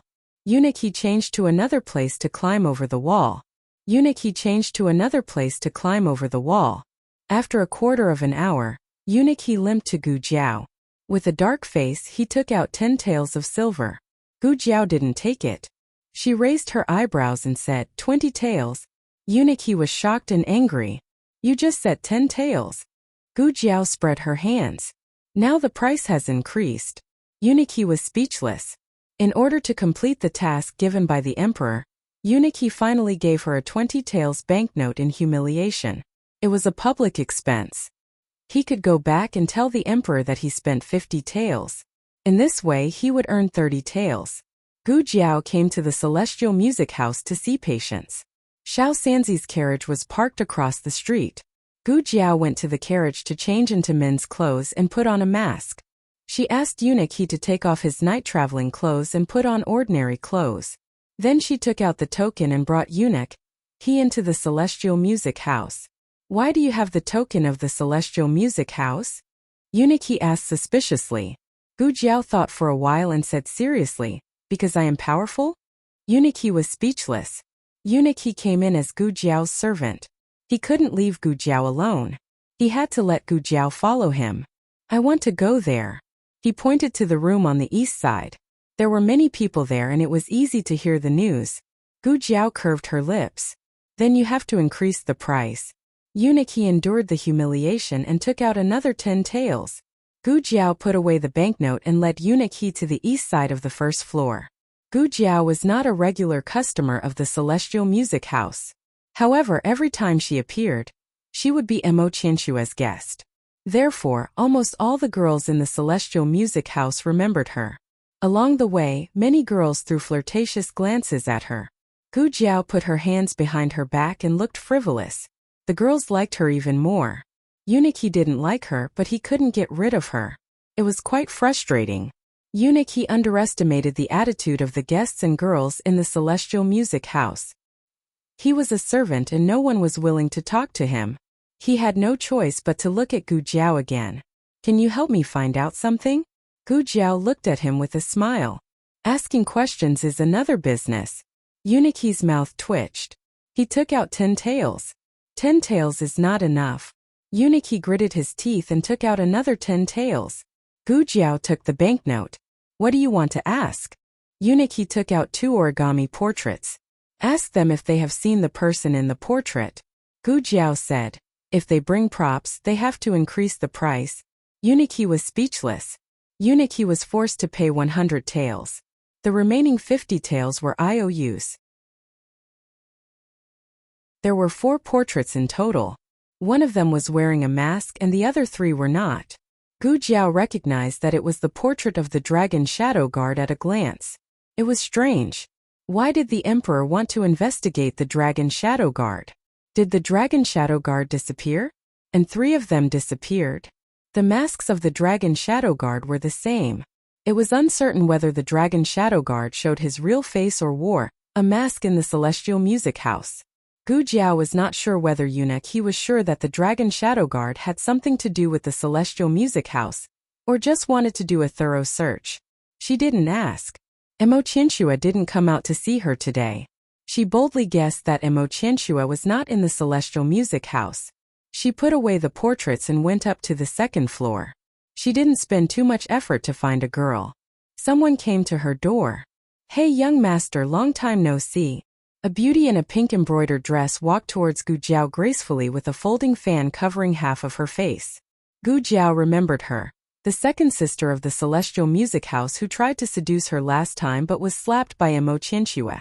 The reason why she called her second sister was that her status in the Celestial Music House seemed to be very high, second only to Mo Qianshua. What was her name? Hua Xiao greets young master. She saluted. Gu Jiao's eyes fixed on her for 2 seconds. She seemed to be thinking about some possibility. Then she took out a small notebook and wrote, Miss Xiao, you don't have to be so polite. Hua Xiao straightened up, covered her eyes with a cloth and smiled charmingly. Young master, are you looking for Sister Qianshua? She said with a regretful look. Unfortunately, Sister Qianshua went out with a guest. I don't know when she will come back. If young master doesn't mind, can Xiao accompany young master to relieve your boredom? Gu Jiao nodded. Good. Hua Xiao was very surprised. The man who slept with Mo Qianshua so easily fell in love with another woman. Wasn't the speed of falling in love with another woman too slapping Mo Qianshua's face? I'm afraid that Sister Qianshua will be angry. Hua Xiao bit her lip and said angrily. Gu Jiao wrote, Don't be afraid. If the sky falls, I will hold it for you. Hua Xiao chuckled. She reached out to pull Gu Jiao's hand, but Gu Jiao inadvertently avoided her. Hua Xiao's eyes moved slightly. What? Sister Qianxue can touch you but I can't? Gu Jiao. I'm afraid I can't help but beat you. Gu Jiao wrote, it's hot and my hands are sweaty. I don't want to dirty your hands. Uniki's mouth twitched. How could a woman be more eloquent than a man? Uniki was not qualified to enter the room, so he could only guard outside. He felt that this matter was a bit dangerous.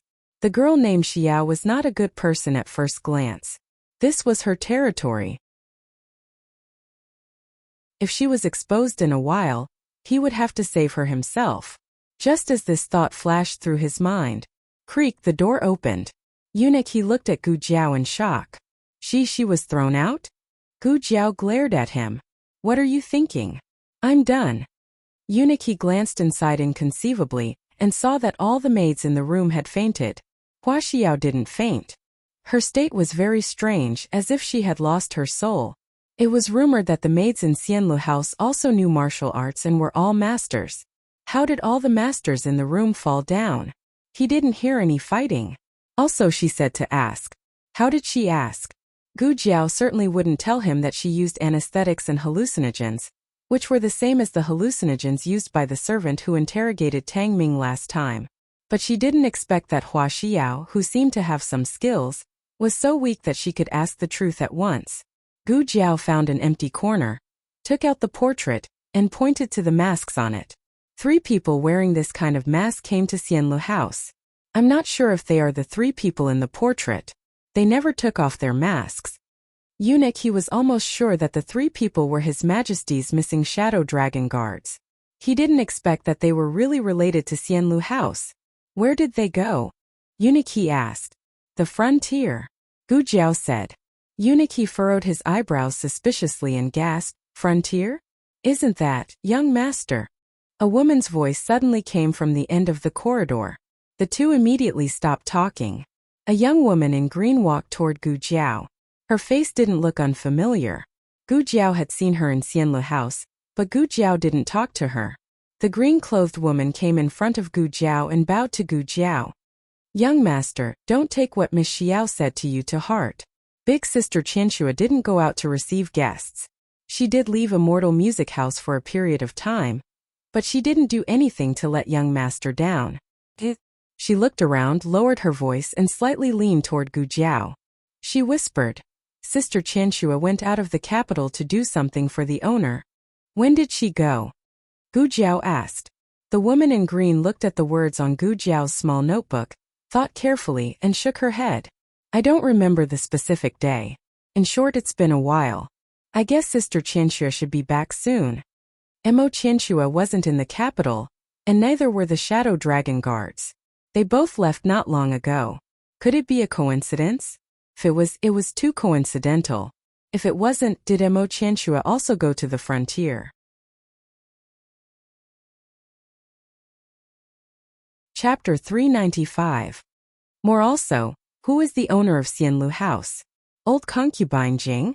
Gu Jiao didn't tell Uniki about Mo Qianxue, and Uniki didn't ask about it deliberately.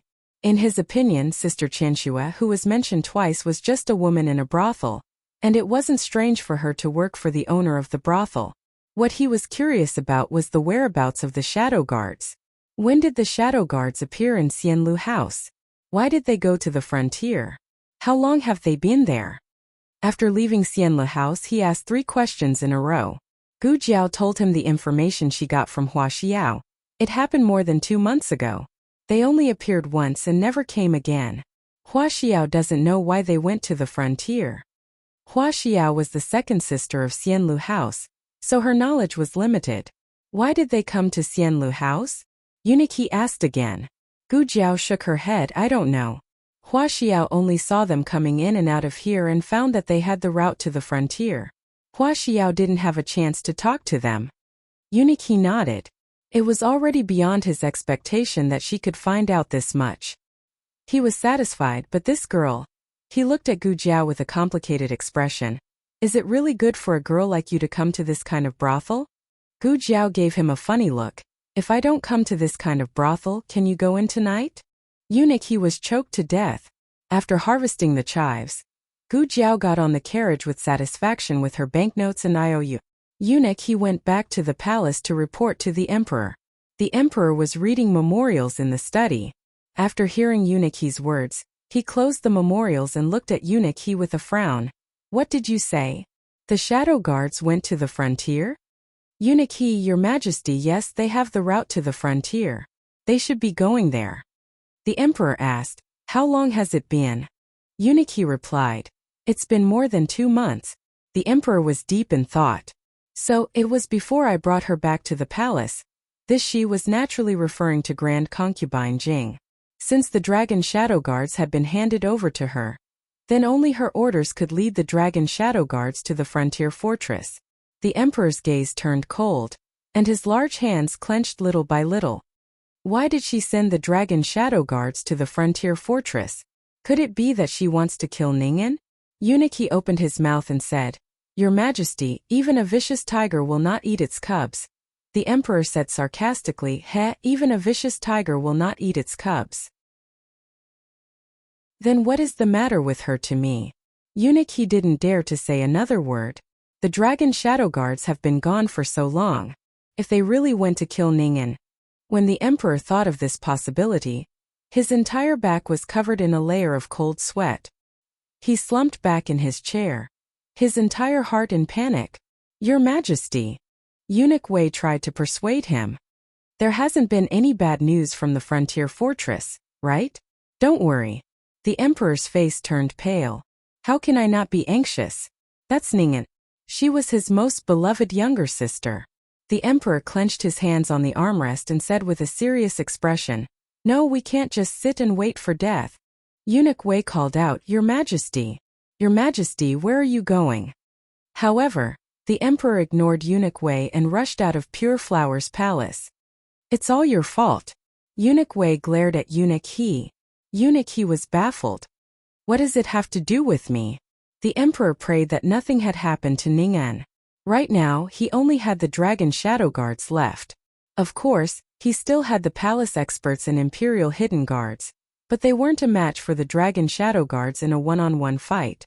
So he needed enough manpower. The first person he thought of was Empress Dowager Zhuang. She also had a group of experts under her. Your Majesty. Outside Renshou Palace, 2 palace experts saluted the emperor. The emperor's skin had become incredibly thick recently. The palace experts couldn't stop him anymore. So they just turned a blind eye to his rampage. They didn't plan on stopping him at all. The emperor entered Renshou Palace. The palace servants all saluted. Your Majesty. Fate Sui also saluted. Where's Imperial Mother? The emperor asked. In the bedchamber. Fate Sui replied. It wasn't convenient for the emperor to barge into the bedchamber. So he said to Fate Sui, Go inform her that Zhan has arrived. Yes. Fate Sui bowed and turned to walk towards Empress Dowager Zhuang's bedchamber. When she arrived at the door, she softly reported, Empress Dowager, His Majesty has arrived. There was no response from the bedchamber. Fate Sui slightly raised her voice and called out again, Empress Dowager, His Majesty has arrived. There was still no response from the bedchamber. Fate Sui furrowed her brows in confusion and said, Empress Dowager, this servant is coming in. She gently pushed open the half-closed door and stepped over the threshold with her entourage. A moment later, a scream came from inside the bedchamber. The emperor's expression suddenly changed and he rushed into the bedchamber with large strides. What happened?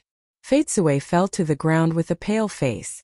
In front of her was an overturned brocade box. Next to the brocade box was an unconscious Eunuch Qin. His Majesty? Eunuch Wei also arrived. He was shocked by the scene in front of him. He quickly walked over and squatted down to check Eunuch Qin's breath. He looked slightly relieved and said, He's still breathing. This servant will call the imperial physician. The emperor nodded. Eunuch Wei got up and went out. He didn't forget to drag Fate Sui out with him. The bedchamber was empty and eerily quiet. Imperial Mother. The emperor looked vigilant and tried to call out, but there was no response. The experts of Renshou Palace also heard the noise and rushed over. Everyone's face was full of shock. Obviously, They didn't expect Empress Dowager Zhuang to disappear from the bedchamber. There were not many traces of fighting in the bedchamber. There was only a fallen box and a fainted eunuch Qin. The emperor picked up the box. He knew this box. His imperial mother cherished it very much. When he was a child, he often went to his imperial mother's cunning palace. He could touch anything except this box. Although he was well behaved, he was curious. Once when his imperial mother was asleep, he secretly looked at the things in the box. It was a pair of brand new tiger shoes. In fact, it was not very new. The color was a bit faded, but it was not worn. It was obviously different from the old shoes. He once thought that the pair of tiger shoes belonged to Ning'an. But after a long time, he realized that the shoes were prepared by his imperial mother for her own flesh and blood. But the child was dead. He was born dead. How cruel was that? So, the other party used this pair of shoes to threaten his imperial mother to go with him obediently? This was just the emperor's guess. But when the experts of the imperial palace searched Rensho Palace and still couldn't find Empress Dowager Zhuang, the emperor couldn't ignore this possibility. Under the treatment of the imperial doctor, eunuch Qin woke up. Unfortunately, he didn't see anything. He fainted with a pain in the back of his neck. The emperor muttered, "The other party can sneak into Rensho Palace under the eyes of so many experts of the imperial palace. They are not ordinary people, and the other party came prepared." There were only a few people in the imperial harem who had the opportunity to know about this pair of shoes. The emperor's heart immediately surged with a guess. He looked cold and walked to the nunnery. The matter was a bit big. Eunuch Wei sent someone to call Eunuch He. When the emperor arrived at the nunnery, he obviously felt something was wrong. The nunnery was too quiet, just like Empress Dowager Zhuang's bedroom. The emperor stepped forward. Eunuch He stepped forward and said, "Your Majesty, I'll go and have a look first." The emperor acquiesced. Eunuch He entered the nunnery and wandered around. Then he came out and said, "Your Majesty, old concubine Jing and Nanny Kai are missing. The others all fainted. I don't know if they were knocked out or drugged." A trace of danger flashed in the emperor's eyes. He clenched his fists and said, "Good, very good." Eunuch He wasn't as kind to the servants as Eunuch Wei. Why did he call the imperial doctor? A basin of cold water was enough. The little nun named Hui, and in the nunnery was the first to be woken up. She woke up and yelled, "Don't kill me! Don't kill me! Old concubine, don't kill me! I didn't see anything, really? What did you see?" Eunuch He threw away the basin and asked. Hui An's yelling stopped abruptly. She looked at the unfamiliar Eunuch He and then at the emperor, who had a serious expression on his face. Then she rushed toward the emperor on her knees. But Eunuch Wei didn't let her get close to the emperor. He stepped in front of her and yelled, "How dare you!" Huiyan was so scared that she pulled back her hand and cried. The emperor walked out from behind Eunuch Wei and looked at her calmly. "What did you see? Tell me the truth and I won't hurt you." Huiyan cried in fear. I saw old concubine holding a sword injuring quite a few people, and a group of men in black leaving from here." The emperor understood that old concubine Jing had a group of highly skilled martial artists. She led them to injure the guards near the nunnery and break out of the encirclement. It seemed that she had kidnapped the Empress Dowager. But he didn't know if she had left the palace yet. The emperor said coldly, "Lock down the palace. From now on, don't even let a fly out. Also, tell the royal guards to close the city gates and search the city carefully." Eunuch Wei hesitated. "Should we investigate openly or?" The emperor frowned and said, "Investigate in secret." Eunuch Wei replied, "Yes." "Then, Your Majesty." The emperor thought for a while and decided to go out of the palace himself. Chapter 396. Even though the possibility wasn't high, the emperor still went to Clearwater Alley to ask about Empress Dowager Zhuang's whereabouts and remind Gu Jiao and Xiao Lulang to be careful. If Empress Dowager Zhuang was old concubine Jing's enemy, then Gu Jiao and Xiao Lulang, who had ruined old concubine Jing's plans, were undoubtedly the thorns in her flesh. Xiao Lulang had just returned from Hanlin Academy, and didn't expect something like this to happen. Gu Jiao was drying herbs in the front yard, while the three children were playing in the backyard. The house was peaceful and quiet. He looked away and said to the emperor, "Great Aunt hasn't been here before. We'll be careful." The emperor nodded. "Don't let anything happen to you." Xiao Lulang looked at him deeply. "Your Majesty, what are your plans?" The emperor clenched his hand. "I'll find my mother." This was the second time Empress Dowager Zhuang had disappeared. The first time was because of him. He was the one who sent her to Leprosy Mountain and lost her. This time he was going to find her himself. He murmured and turned around, walking into the night with heavy steps. "What's wrong?" Gu Jiao walked over. Xiao Lulang didn't hide anything from her. "Great Aunt and old concubine Jing are missing. His Majesty suspects that old concubine Jing took Great Aunt away." "Who did you say was taken away?" The old chancellor's voice suddenly sounded behind the two. The two turned to look at him. The old chancellor was holding a bowl of brown sugar glutinous rice cake with freshly fried white sesame seeds. His hands began to tremble and the hot sugar water spilled out. Gu Jiao walked over and reached out her hand. "Great Aunt, give it to me." "Huh." His voice trembled. You haven't said who was taken away?" "It's Great Aunt," Gu Jiao said. The old chancellor's body swayed. Gu Jiao supported him with one hand and caught the bowl with the other. The bowl was very hot, so Xiao Lulang quickly brought it over and placed it on the stone table. He then said to the old chancellor, "Concubine Jing won't do anything to Grandaunt for now. If she wanted to kill Grandaunt, she would have done it in the palace. She must have some other purpose for bringing Grandaunt out." Gu Jiao looked at Xiao Lulang and said, "I'm going to find Grandaunt. Husband, you and son-in-law stay at home and wait for news." Xiao Lulang hesitated for a moment and nodded. The old chancellor said with a trembling voice, I'll go look for it too." Xiao Lulang didn't object. Looking at his somewhat unsteady steps, his eyes flashed slightly, and he said, "I'll go with teacher." The old chancellor nodded his head in panic. Okay. Soon after, the two of them left the Jade Water Alley. The imperial city was sealed off, and the 4 city gates only allowed entry and not exit. 2 carriages were traveling on the winding path, one in front and one behind. 4 mounted guards were escorting the carriages along the way. The sky gradually darkened, and the last rays of the setting sun faded away, leaving the horizon in a grayish-blue color. The carriages traveled at a steady pace, and the people inside seemed to be calm and collected.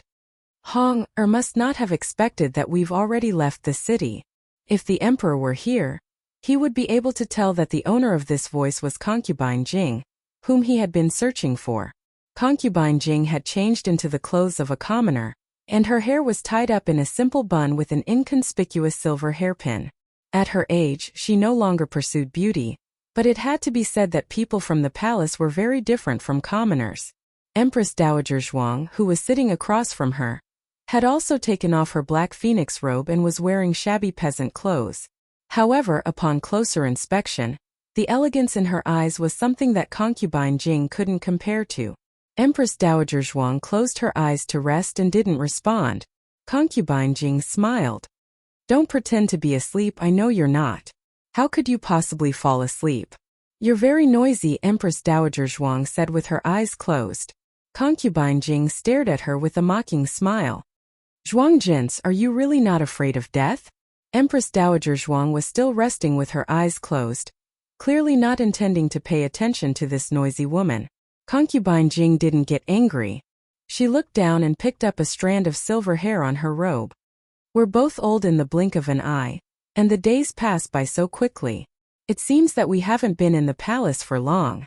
Sister, do you still remember the first time I saw you?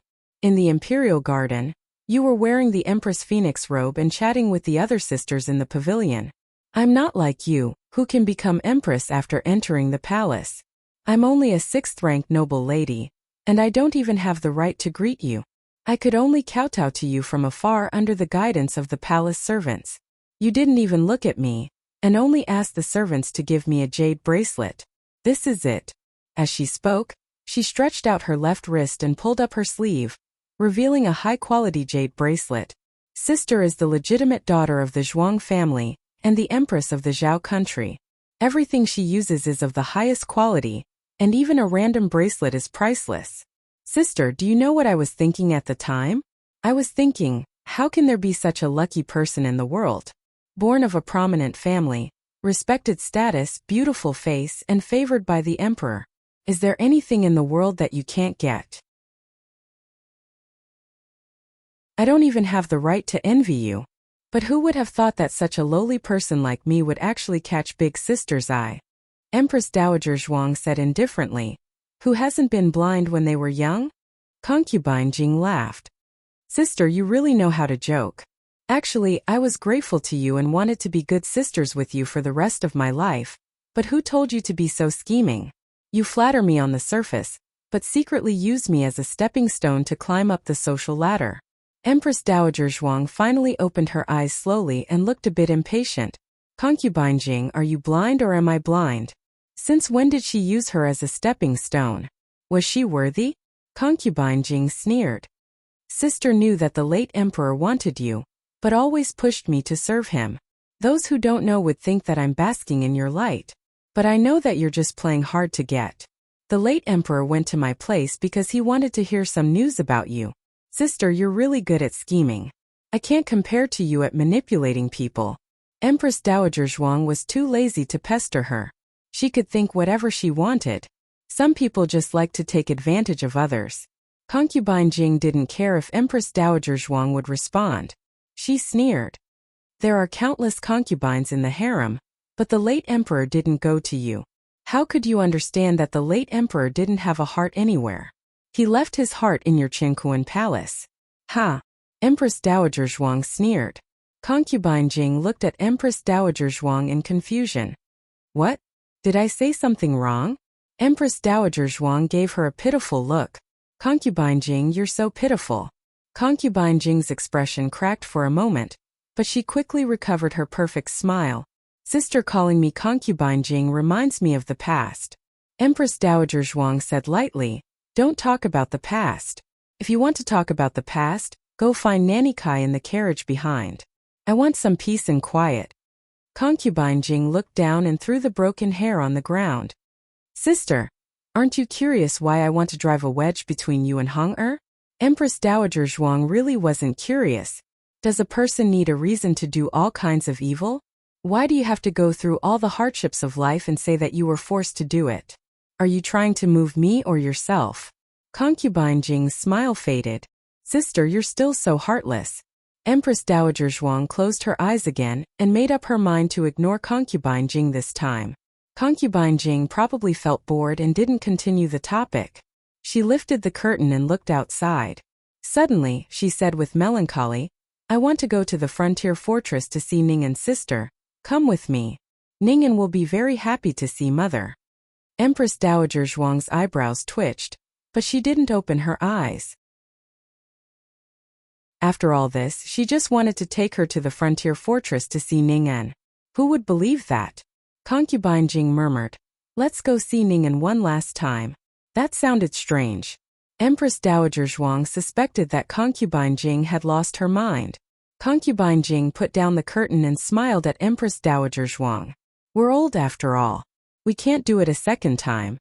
She seemed to be explaining her previous words. But the next second she smiled again. Or maybe I'll kill you after seeing Ning and night fell. There was no progress in the capital's search. The emperor stood under the towering city gates and watched as the guards searched the people who entered the city one by one. His expression was extremely solemn. Eunuch Wei looked at the emperor's cracked lips and said with concern, Your Majesty, you've been running around all day. Go rest. Eunuch, he will keep an eye on you. The emperor's eyes were filled with a layer of frost. Mother is still in the hands of that woman. I'm not tired. I won't rest until I find mother. This time he wouldn't lose his mother again.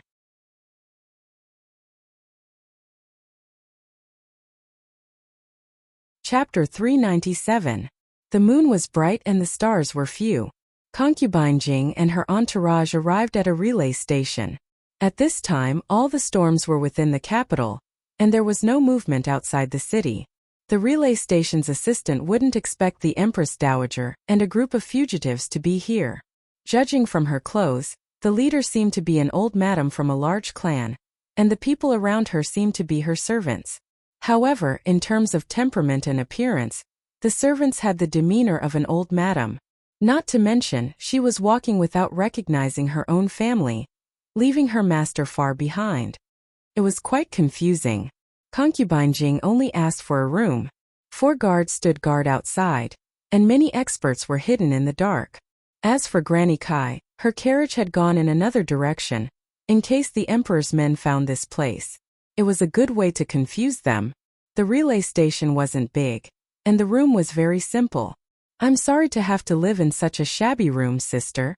After entering the room, Concubine Jing said to Empress Dowager Zhuang with a faint smile, "I've been living in the nunnery for years and have gotten used to such a simple place. Sister, you've lived a life of luxury for many years, so I'm afraid you won't be able to sleep well at night. But it's fine, there's still a long way to go from here to the frontier fortress. You can get used to it slowly."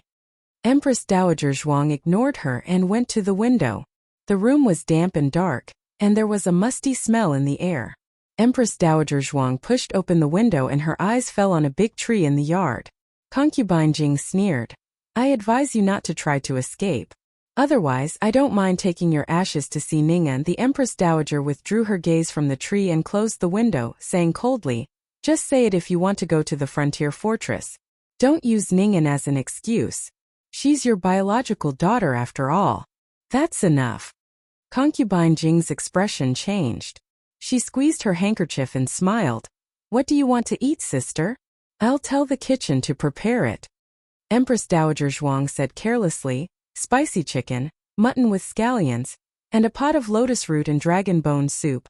Concubine Jing sneered, "I'm afraid we can't eat that. I'll see what the relay station." With that, she turned and left the house. Naturally, she wasn't really going to get food for Empress Dowager Zhuang. She had something to tell her subordinates. "Keep a close eye on her. Don't let her slip away." Grand Concubine Jing ordered the guards. They cupped their fists and replied, "Yes." The old concubine put on her hood to cover her face and walked out of the relay station. Almost at the same time, a large bird flapped its wings and landed on Empress Dowager Zhuang's windowsill. Empress Dowager Zhuang opened the window again and saw little Nine on the windowsill. "Was it you who found Aijia?" It was unknown if it understood Empress Dowager Zhuang's eyes, but little Nine opened its eyes wide and looked at Empress Dowager Zhuang. It flapped its wings and opened its beak. Cluck cluck cluck. Empress Dowager Zhuang's mouth twitched. "You're a baby eagle, not an old hen." Fortunately, the guards didn't care about a hen. Empress Dowager Zhuang carried little Jiu in. Just as she was about to close the window, a black shadow descended from the sky and landed silently outside the window. It was a good thing that Empress Dowager Zhuang didn't panic. Otherwise, she would have been scared by this ghost-like guy and thrown little Nine out. The other party was wearing a mask with fangs and looked particularly scary at night. The other party cupped his hands and bowed to Empress Dowager Zhuang before taking off his mask. Empress Dowager Zhuang raised an eyebrow. Oh, Jiao Jiao's second brother who pretended to be dead. Gu Chengfeng was someone who could fish in troubled waters under the nose of the dragon shadow guards. Naturally, he could hide from the eyes of those experts outside. However, if they really found him, he wouldn't be able to beat them. Gu Chengfeng gestured to Empress Dowager Zhuang. Empress Dowager Zhuang understood and nodded. She moved a chair and stepped on it.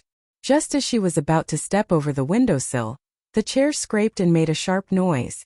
Empress Dowager Zhuang hurriedly picked up the teapot on the table and threw it down.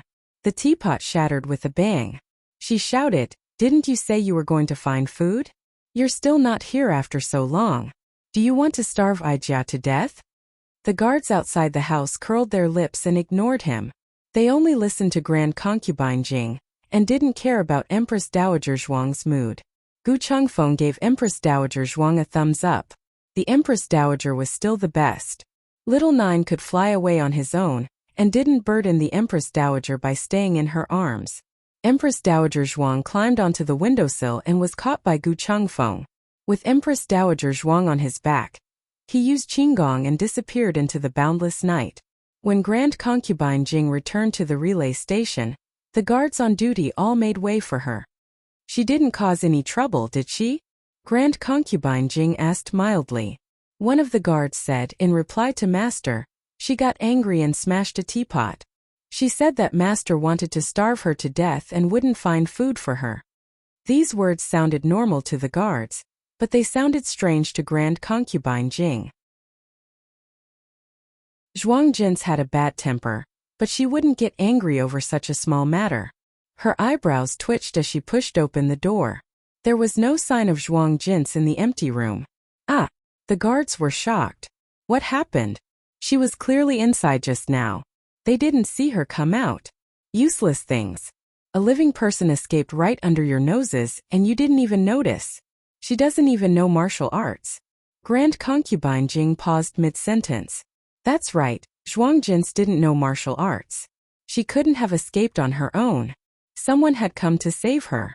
Grand Concubine Jing thought of the two black-clothed people who had snuck into the nunnery right under the nose of the dragon shadow guards. She was very sure that one of them was Gu Jiao, but she didn't know who the other one was. Grand Concubine Jing murmured coldly, Miss Gu, you've escaped from my hands so many times. Do you really think you'll be so lucky every time? You guys split up and chase after them. They can't have gone far. Yes. The moon was like a shuttle. Gu Chengfeng ran on a small path with his grandaunt on his back. This relay station was remote, so their carriage was parked a little far away to avoid alerting the enemy. In order to get to the carriage before they noticed, Gu Chengfeng ran a little fast. He was worried that Empress Dowager Zhuang wouldn't be able to take it. Empress Dowager, please bear with it for a while. We'll be there soon. There was no response. Gu Chengfeng's eyes trembled. Could it be that she had fainted because of him? Whatever. Even if she had fainted, it had to wait until she got on the carriage. Otherwise, none of them would be able to escape if those people caught up to them. Little Nine was the first to fly back to the carriage. When Gu Jiao saw it, she knew that Gu Chengfeng had succeeded. She quickly jumped off the carriage to help him. After a while, she saw Gu Chengfeng carrying a person on his back. It should be her grandaunt. How is it? No one noticed, right? She quickly walked over and asked. Gu Chengfeng stopped and gasped for breath. He wasn't tired but scared. No one noticed. But the Empress Dowager doesn't seem to be well. Take a look at her. As soon as he finished speaking, the surroundings quieted down. Then, he and Gu Jiao clearly heard the even snoring sound coming from his back. Gu Chengfeng was speechless. How could he fall asleep in such a situation? Gu Jiao's ears twitched. They're here. Gu Chengfeng's expression changed. Then let's go. It was too late. A biting cold sword energy attacked. The two quickly retreated to the side. They avoided the sword energy, but the carriage stopped by the side of the road didn't. The carriage's body was split into pieces and the reins were broken. The horse was frightened and let out a series of frightened neighs. Then it ran away in panic. Because they had split up, they didn't find many experts. Gu Jiao took out 2 black fire pearls and threw them at the 3 people. With 2 loud crackling sounds, the 3 people were stunned by the explosion. Let's go. Gu Jiao took Gu Chengfeng and ran into the forest not far away. Little Nine also flapped its wings and flew into the forest. Gu Chengfeng was still in the mood to chat with Gu Jiao while running away. What kind of hidden weapon is that? Why is it so loud? It's like a firecracker. But I didn't see you light it. Gu Jiao said, it's not a firecracker. I'll explain later. At the critical moment of life and death, Gu Chengfeng didn't use his qinggong to bully others. But men were naturally more curious in this aspect. He was scratching his heart and lungs. He couldn't wait to know what that thing was right now. They're chasing us. Gu Jiao said. Gu Chengfeng said, no way, your hearing is so good. He didn't hear anything. The ones chasing them weren't the 3 from before. It should be another group of assassins. Gu Jiao pulled on his sleeve. Find a place to hide. Gu Chengfeng said, there's no cave here. How can we hide? Gu Jiao raised her head. Up the tree. When she said this, she was still in a running posture. But almost as soon as the words left her mouth, she took off her belt and threw it on the tree trunk. The other end of the belt hung down. She grabbed the 2 ends of the belt and rushed up the tree. Gu Chengfeng closed his eyes. Is it really okay for a girl to take off her belt in front of a man? He tiptoed and used his qinggong to climb up the tree. Little 9 also landed on the tree. The two held their breath at the same time. In the silent forest, only the sound of Empress Dowager Zhuang's snoring could be heard. Her snoring wasn't loud, but people who practice martial arts would definitely be able to hear it. Gu Chengfeng broke out in cold sweat. What should we do? Should we wake the Empress Dowager? If you want to wake her, wake her. I won't wake her.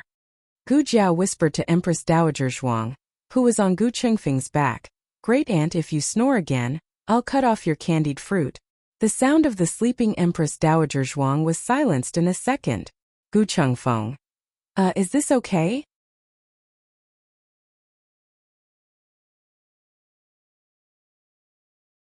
Chapter 398. The other group of assassins had more people. Gu Jiao counted a total of 6 people, each of them exuding a very strong aura, and Gu Jiao vaguely felt that they were familiar. The 3 people and 1 bird hid in the leafy branches. Gu Jiao and Gu Chengfeng held their breaths. Gu Jiao used her hand to cover her great aunt's nose. She didn't cover it to death, but it could block out most of the sound. Little 9 saw that Gu Jiao was covering her nose, and its bird eyes turned. It spread its wings and covered its bird head too. Gu Chengfeng on the side. No, you're a bird, why are you covering yourself? The group of people didn't know that Gu Jiao and the others were in the tree. They only thought that they had gone forward again, so they used their qinggong to chase after them. After making sure that they were far away, Gu Chengfeng said, "What do we do now?" The carriage was gone, and the horses had run away. They couldn't possibly walk back to the capital on foot, could they? There was some distance between here and the capital, and it would take a few hours even if they rode at full speed. If they really walked back, their legs would break. Let's wait for dawn first, Gu Jiao said. Although it was easy to hide on the road at night, it was easy to arouse suspicion if they suddenly appeared in the night. The slightest movement would be invisibly magnified. There were more people on the road during the day, and it was harder to be discovered if they blended in with the crowd. Just sit in the tree and wait? Gu Chengfeng asked. While the two were talking, a poisonous snake slowly approached them with its tongue sticking out. The poisonous snake was closest to Gu Jiao. Just as it opened its mouth with sharp teeth to bite Gu Jiao's neck, Little 9 swatted it away with one wing. It was obviously unrealistic to stay in the tree for a night. Not to mention the poisonous snakes and insects, it would be bad if they accidentally fell down from the tree. There seems to be a cave over there. Gu Jiao looked at the foot of the mountain in the south and said, "Let's go and take a look." The 3 of them went to the foot of the mountain south of the forest. There was indeed a cave there. Someone has lived here before. Gu Jiao took out a match and looked at the firewood and dried grass on the ground. There are people living in a place like this? Gu Chengfeng pursed his lips. I lived there a long time ago. I'm probably just passing by. Gu Jiao tidied up the cave and rolled the dried grass into a ball. She said to Gu Chengfeng, "Let Great Aunt sit here." The cave was cold and gloomy. At Empress Dowager Zhuang's age, she would have caught a cold if she just sat on the ground. Fortunately, there was dried grass left behind by predecessors. Oh, Gu Chengfeng put down the sleeping Empress Dowager Zhuang and let her sit gently on the haystack. Gu Jiao sat next to her grandaunt and let her lean on her shoulder. As a man, Gu Chengfeng could only sit on the ground. Although he was the #1 bandit in the capital, he was a rich bandit. What he suffered was physical pain, not life. Therefore, this kind of environment was somewhat torturous for him, but there was nothing he could do. Little 9 landed on a tree to keep watch. Gu Jiao put away the match and the cave fell into darkness again. The cold moonlight shone in, illuminating the cave in silence. Gu Chengfeng broke the silence in the cave. He picked up a dried branch on the ground and scratched on the ground in boredom. Why do you think old concubine Jing did this? Why does she always target the Empress Dowager? Is it because she didn't become the Empress Dowager?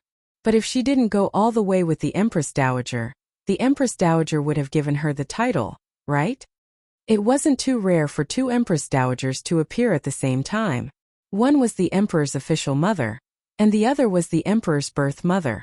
This was the case for Empress Dowager Zhao and Empress Dowager Sun, who founded the country. Gu Jiao thought for a moment. Because of jealousy? Jealousy made people crazy. You never know what kind of unreasonable things a woman full of jealousy would do. Because of hatred. Empress Dowager Zhuang's voice sounded neither too fast nor too slow. Gu Jiao turned her head. Great Aunt, you're awake? Yes. Empress Dowager Zhuang slowly straightened her body. In the darkness she closed her eyes. When she opened them again they were cold. She's a remnant of the previous dynasty. Crack. Gu Chengfeng used his strength and the branch in his hand broke. He said in disbelief, a remnant of the previous dynasty? The previous dynasty had been destroyed for 200 years, but there were still remnants. It was too scary. Great Aunt, did you know it long ago? Gu Jiao asked. Empress Dowager Zhuang shook her head. I just found out. In the carriage, old concubine Jing was showing off the bracelet to her. She pulled her sleeves up a bit and accidentally caught a glimpse of the pigeon blood tattoo on her arm. She had always had a tattoo on her arm. It used to be a peony, but after seeing it today, she knew it was a red flame totem. Thinking about it, the peony in the past was painted by her to cover up the crimson flame totem. No wonder when Ning'an's face was injured. She immediately told Ning'an to put a begonia makeup on the scar. It turned out that it was her usual trick. Empress Dowager Zhuang said, that totem is the insignia of the men of sacrifice of the previous dynasty. It's a bit like the black tortoise tattoo on the dragon shadow guard's face. Although they were all men of sacrifice, they weren't like the dragon shadow guard, who were just tools to kill. They were more like experts in the imperial palace, and were both strategists and scouts. Gu Jiao suddenly understood. No wonder she's so good at fighting. So she was a man of sacrifice. Empress Dowager Zhuang continued. The real men of sacrifice of the previous dynasty no longer exist. Strictly speaking, they are the descendants of the men of sacrifice of the previous dynasty. The previous emperor bought them from the Yin kingdom to train the dragon shadow guard. The original purpose was to kill the men of sacrifice of the previous dynasty. Who would have thought that there would be a fish that escaped the net? Gu Chengfeng opened his mouth. Then, Count Yanzhen. The current Count Yanzhen was old concubine Jing's nephew. Empress Dowager Zhuang snorted. Do you think anyone is qualified to be a rebel? That idiot Count Yanzhen couldn't have been chosen by the henchmen of the previous dynasty. However, old concubine Jing's brother was somewhat unpredictable. Unfortunately, he fell ill and passed away early. Otherwise, who could say for sure that there wouldn't be a second Grand Tutor Zhuang in the capital? Gu Chengfeng was shocked beyond words. If the Empress Dowager hadn't said it herself, who would have thought that a mere old concubine Jing would be involved with such terrible interests? He couldn't believe it. Then is she taking you to the frontier fortress this time because there are remnants of the previous dynasty there? Is she going to meet them? She can't stay in the palace anymore, so she might as well leave. She wants to. Gu Chengfeng firmly held back the word, rebellion. It seemed that he shouldn't be asking about the imperial court. Empress Dowager Zhuang didn't deliberately hide it. For the time being, we can infer that the frontier fortress is a place of suffering. The imperial court doesn't control it strictly. If she wants to raise an army, it's the most suitable place. Gu Chengfeng suddenly heard the inside story that even his grandfather and brother didn't know about. His mood was indescribable. But she's been in contact with the frontier fortress for so many years. Didn't anyone suspect anything? Gu Chengfeng paused.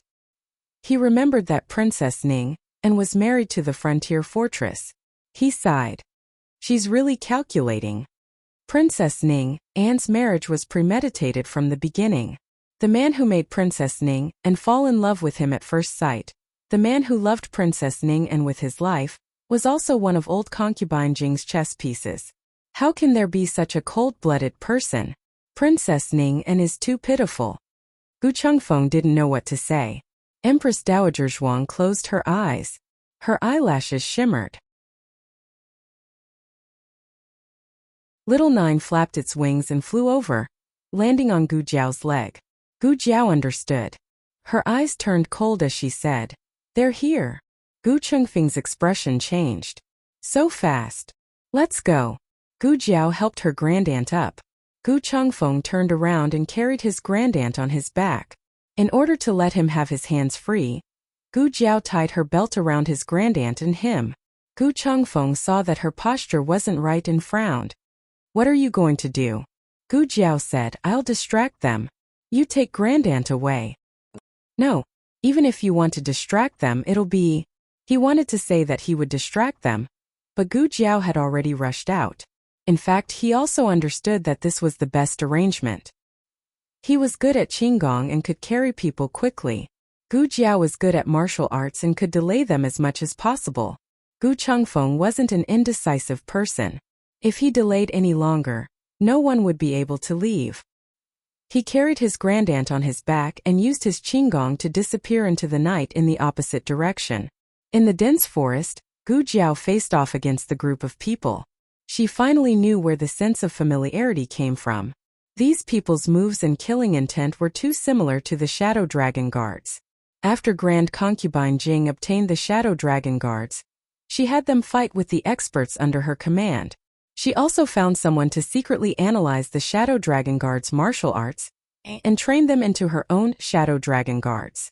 They were naturally a bit lacking compared to the real Shadow Dragon Guards, but they were still much more powerful than ordinary Imperial experts. Gu Jiao's body was quickly injured and blood flowed down her arm. Her goal wasn't to fight with her life. After delaying for so long, this group of people shouldn't be able to catch up to Gu Chengfeng. Gu Jiao used the Black Fire Pearl to blast a path of blood and ran into the depths of the forest. One of the black-clothed men endured the pain and drew his bow, shooting towards Gu Jiao's heart. Little Nine flapped its wings and flew over with the swiftness and fierceness of the sky. It grabbed the arrow with its claws.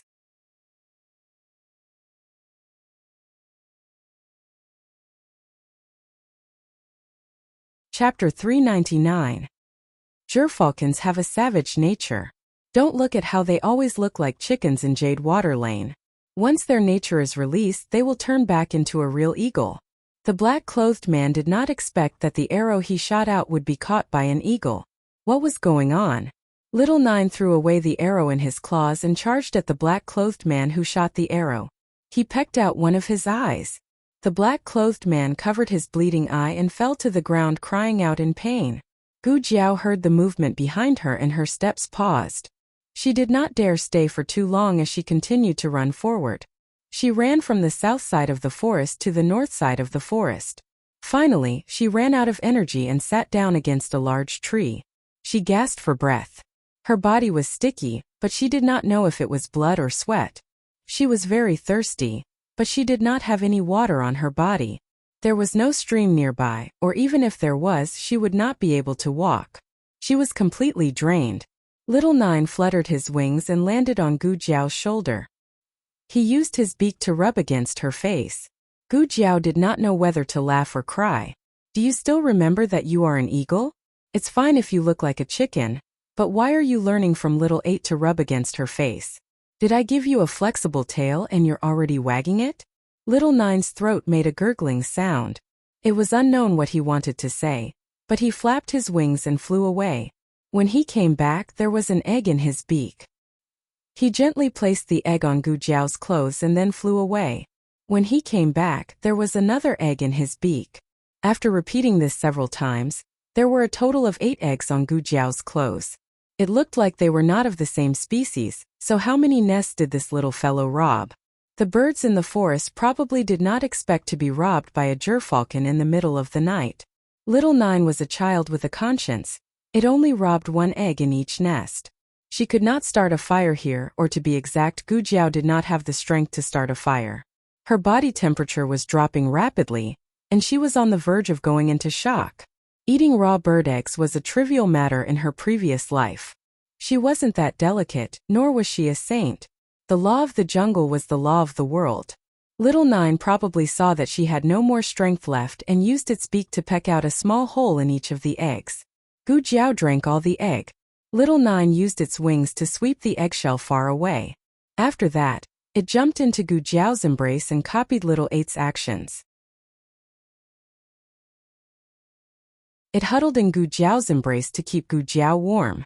It was unknown if it was the effect of the egg liquid or Little Nine, but Gu Jiao's body temperature began to slowly rise, and her pale lips gradually regained some color. Coo! Little Nine's throat made a coo sound. It vigilantly raised its head and looked at the other side of the forest. Gu Jiao was stunned. It can't be, they're chasing after me again? She was certain that the group of assassins had been knocked unconscious by her, so was this the third wave? How many assassins did that woman secretly raise? It was a good thing that she had recovered a bit, so she was not just sitting there waiting for death. Little Nine, let's go. Little Nine flew into the sky and opened a path for her. That group of people still chased after them. A total of 8. Good, very good. She had used up her black flame beads. She was going to die here. However, the killing that she had imagined did not happen. Just as those killers rushed towards her, a tall and muscular figure suddenly flashed out from the other side of the forest. He was dressed in black and wore a mask. He held a long sword that shone with a cold light.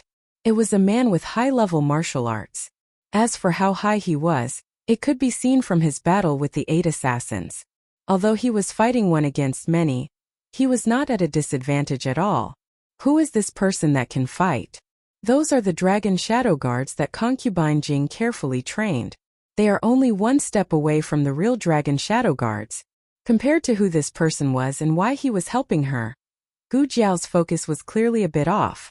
Gu Jiao would not have any trust in this person just because he was dealing with those assassins. Normally, she would choose to run away in this kind of situation. However, she quickly felt a familiar aura from the other party. Movement aura. No matter how she looked at it, it was the dragon shadow guards. Gu Jiao had fought with the dragon shadow guards before, and had a deep impression of them. She was confident that she would not be mistaken. Moreover, His Majesty knew that she had left the city, but His Majesty was not sure if she was searching in the right direction, so he did not immediately follow her. Could it be that he had followed her again? If it was His Majesty's dragon shadow guards, then there was nothing to worry about. He would not hurt her now. Gu Jiao decided to stay and go with him to find Gu Chengfeng and her grandaunt. She just didn't know, would he be able to beat the 8 of them? Reality proved that Gu Jiao was worrying too much. Even if this group of people was only one step away from the dragon shadow guards, that step was as long as a moat. He cleanly took care of the 8 assassins under concubine Jing's command. Gu Jiao inwardly nodded. This fighting strength was worthy of being called the dragon shadow guards. Who would have thought that in the next second something inconceivable would happen? This dragon shadow guard actually walked towards Gu Jiao with his sword, the kind that was filled with killing intent. Gu Jiao looked at him strangely. What was going on? Was he going to kill her as well? The dragon shadow guard raised his sword and slashed at Gu Jiao. Little Nine swooped down and fearlessly crashed into the dragon shadow guard. This was a real dragon shadow guard, so it naturally wouldn't do anything to the other party. Instead, it was the dragon shadow guard that sent it flying with an impatient slap. However, it did interrupt the dragon shadow guard for a moment. In just a moment, a person's fate had been quietly reversed. When the dragon shadow guard once again raised his sword to stab at Gu Jiao, a thin white figure suddenly blocked in front of Gu Jiao. The dragon shadow guard's sword stopped less than an inch above the other party's head. It was a handsome youth with picturesque features and exquisite jade-like features. His gaze was as deep as a lake, and his dark pupils reflected the dragon shadow guard's figure holding his sword. The dragon shadow guard's gaze fell on the youth's face. He raised his hand and pinched the youth's face. It was unknown what he was trying to confirm, or whether he had confirmed it. But in the end, he didn't kill the youth. He also didn't kill the young girl that the youth was protecting with his life. The dragon shadow guard's gaze indifferently left. Gu Jiao was finally able to move. Just now, she had been suppressed by the dragon shadow guard's internal energy, and couldn't even make a sound. She suddenly felt that this dragon shadow guard might not be the one she had fought with last time. This one was clearly more powerful. If the first time she met a dragon shadow guard of this level, then she wouldn't even have the chance to take out the black fire pearl. Are you alright? Xiao Lulang supported her. I'm fine. Gu Jiao shook her head and wiped the blood from the corner of her mouth. She even spat out some blood. Very good. One day she would put this dragon shadow guard into a gunny sack. However, Xiao Lulang didn't think that she was fine. She was covered in blood and her face was pale. Her palms and the back of her hands were covered in dried blood.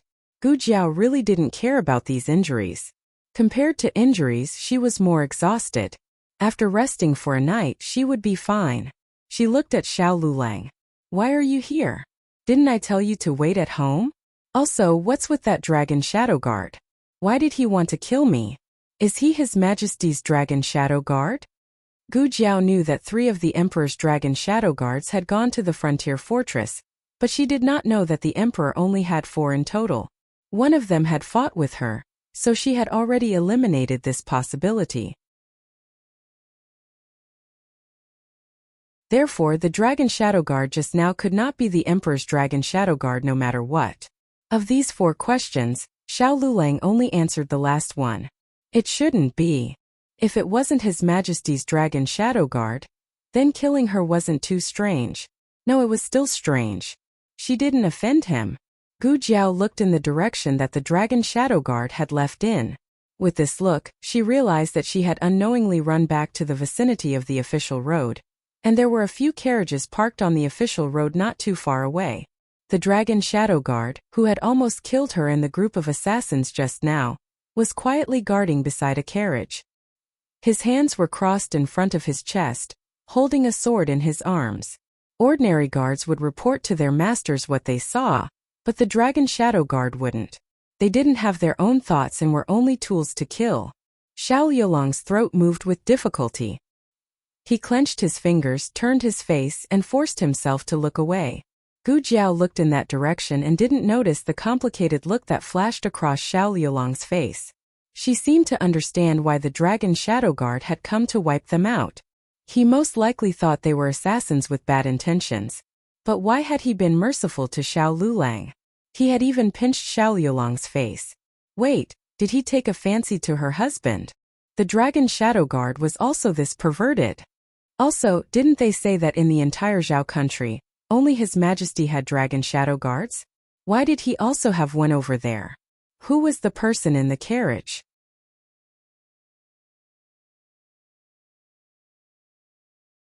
Chapter 400. Novels with content that can't be found online can be found here. Although this place was also on the road to the relay station, it was a full 2 kilometers away from the station. Xiao Lulang had come with the Emperor.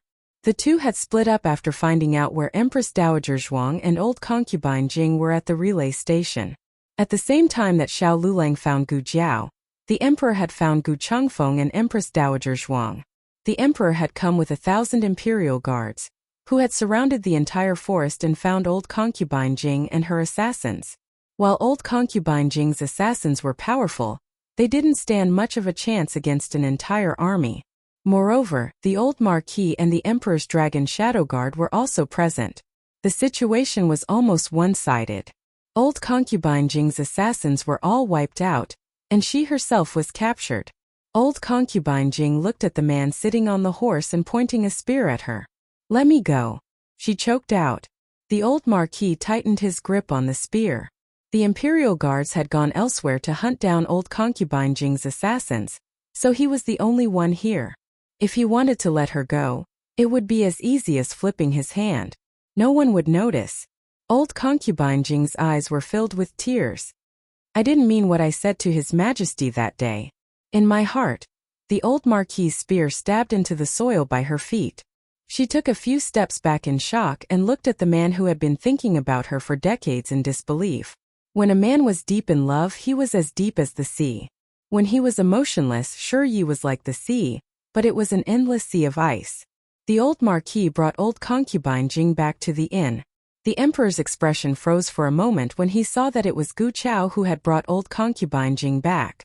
The old Marquis didn't say anything.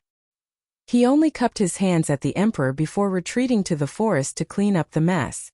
The Emperor sat in the best room in the relay station. Although it was called the best room, it wasn't much better than a cottage in the countryside. Old concubine Jing's hands and feet were tied up as she sat quietly in the chair across from the Emperor. The Dragon Shadow Guard was by the Emperor's side. The Emperor had already heard from Empress Dowager Zhuang that there might be remnants of the previous dynasty. He raised his hand towards Eunuch Wei.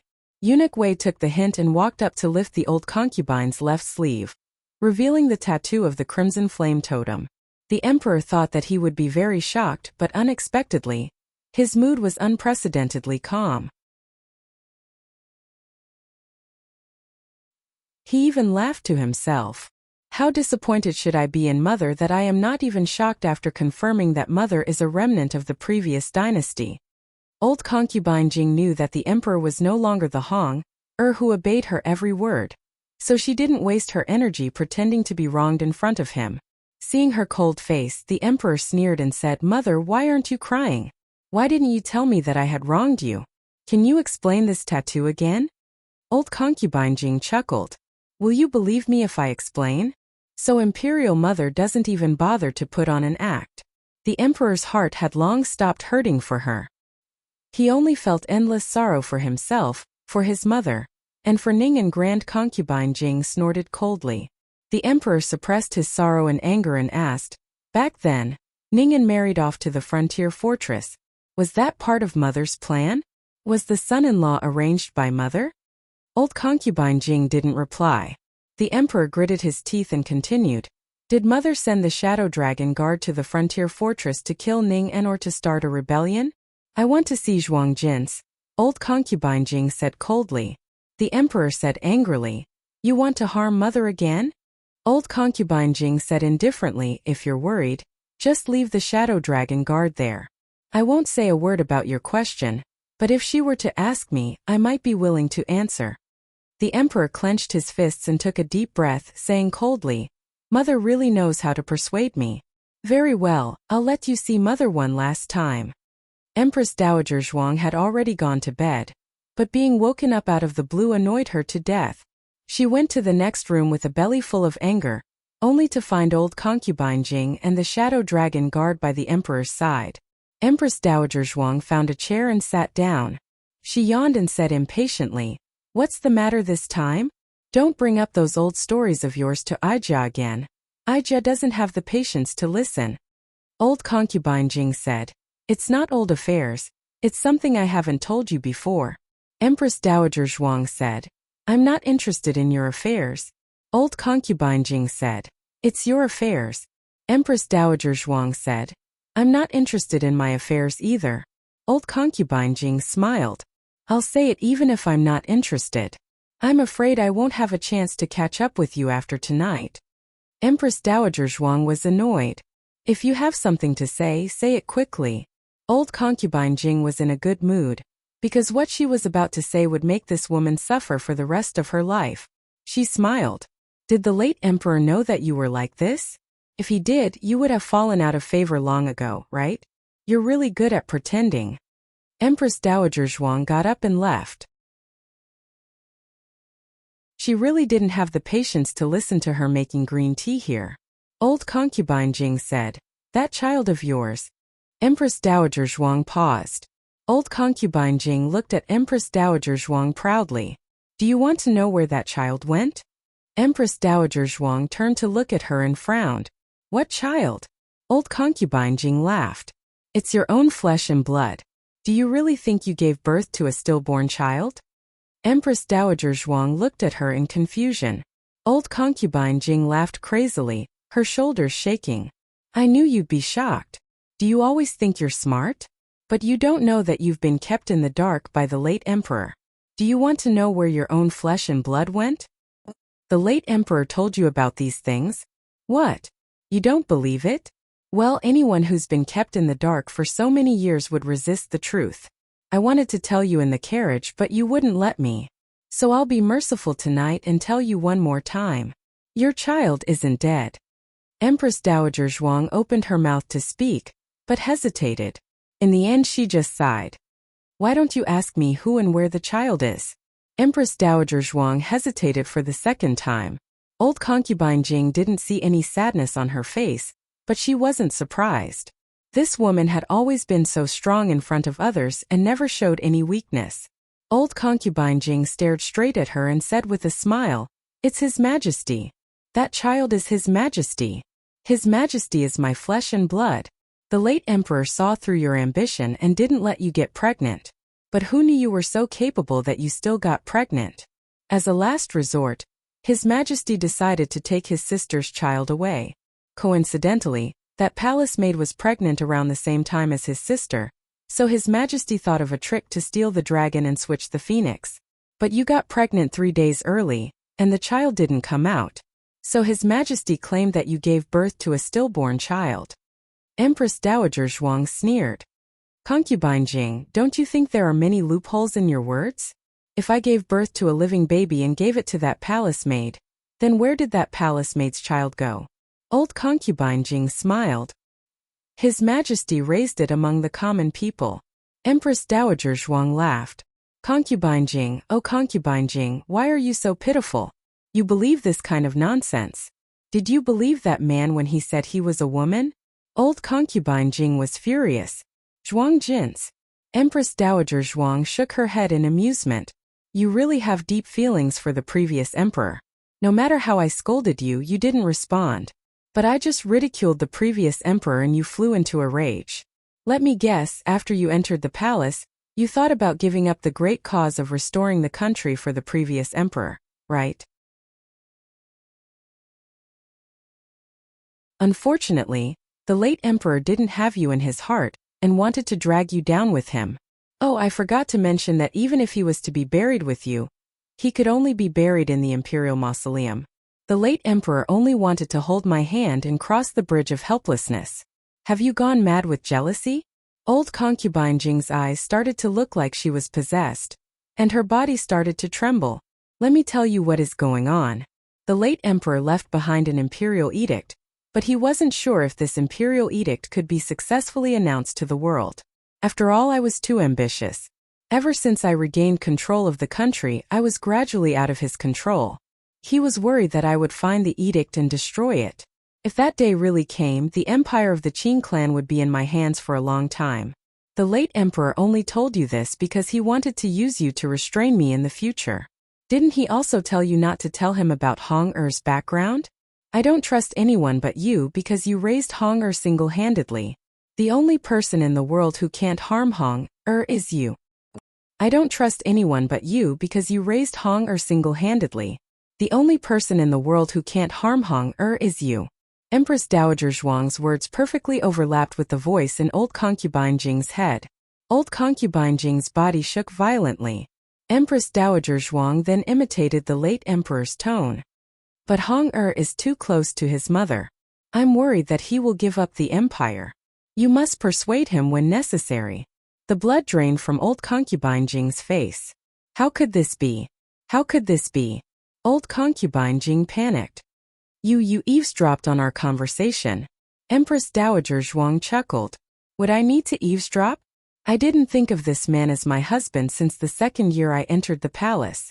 She only thought of him as a monarch who needed to analyze all his characteristics so that she could avoid all the risks in the harem. It's just that the late emperor didn't expect you to be such a bad person. I didn't steal the imperial edict, but you did. The late emperor was smart all his life but stupid this time. It was because you believed the late emperor's words that you thought we were mother and son that you were so scared that you wanted to drug him. Not only did you use white medicine but you also used black medicine. Empress Dowager Zhuang looked at Old Concubine Jing sympathetically. Really, you are so pitiful. Old Concubine Jing trembled all over. No, impossible, impossible. Empress Dowager Zhuang got up and walked outside. She suddenly stopped at the door and looked at the boundless night sky. Also, the late emperor didn't distance himself from me because I gave birth to a stillborn child. It was I who said to him, "Go, I don't want to see you again in this life." Concubine Jing, it was I who didn't want him.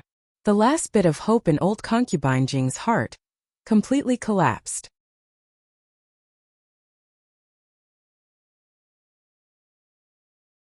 Chapter 401. Impossible. How dare you? Zhuang Jins, how dare you? Behind her, Concubine Jing screamed at the top of her lungs, accompanied by the sound of tables and chairs falling to the ground. However, with the dragon shadow guards around, Empress Dowager Zhuang wasn't worried that Concubine Jing would rush up. Empress Dowager Zhuang left the room without looking back. The emperor stood at the door dumbfounded.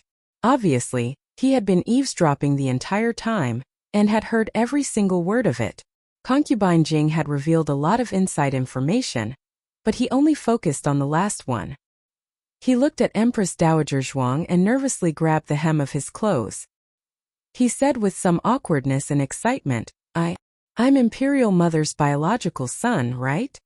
Empress Dowager Zhuang looked at him with disdain. Didn't I say no? Her voice was quite loud.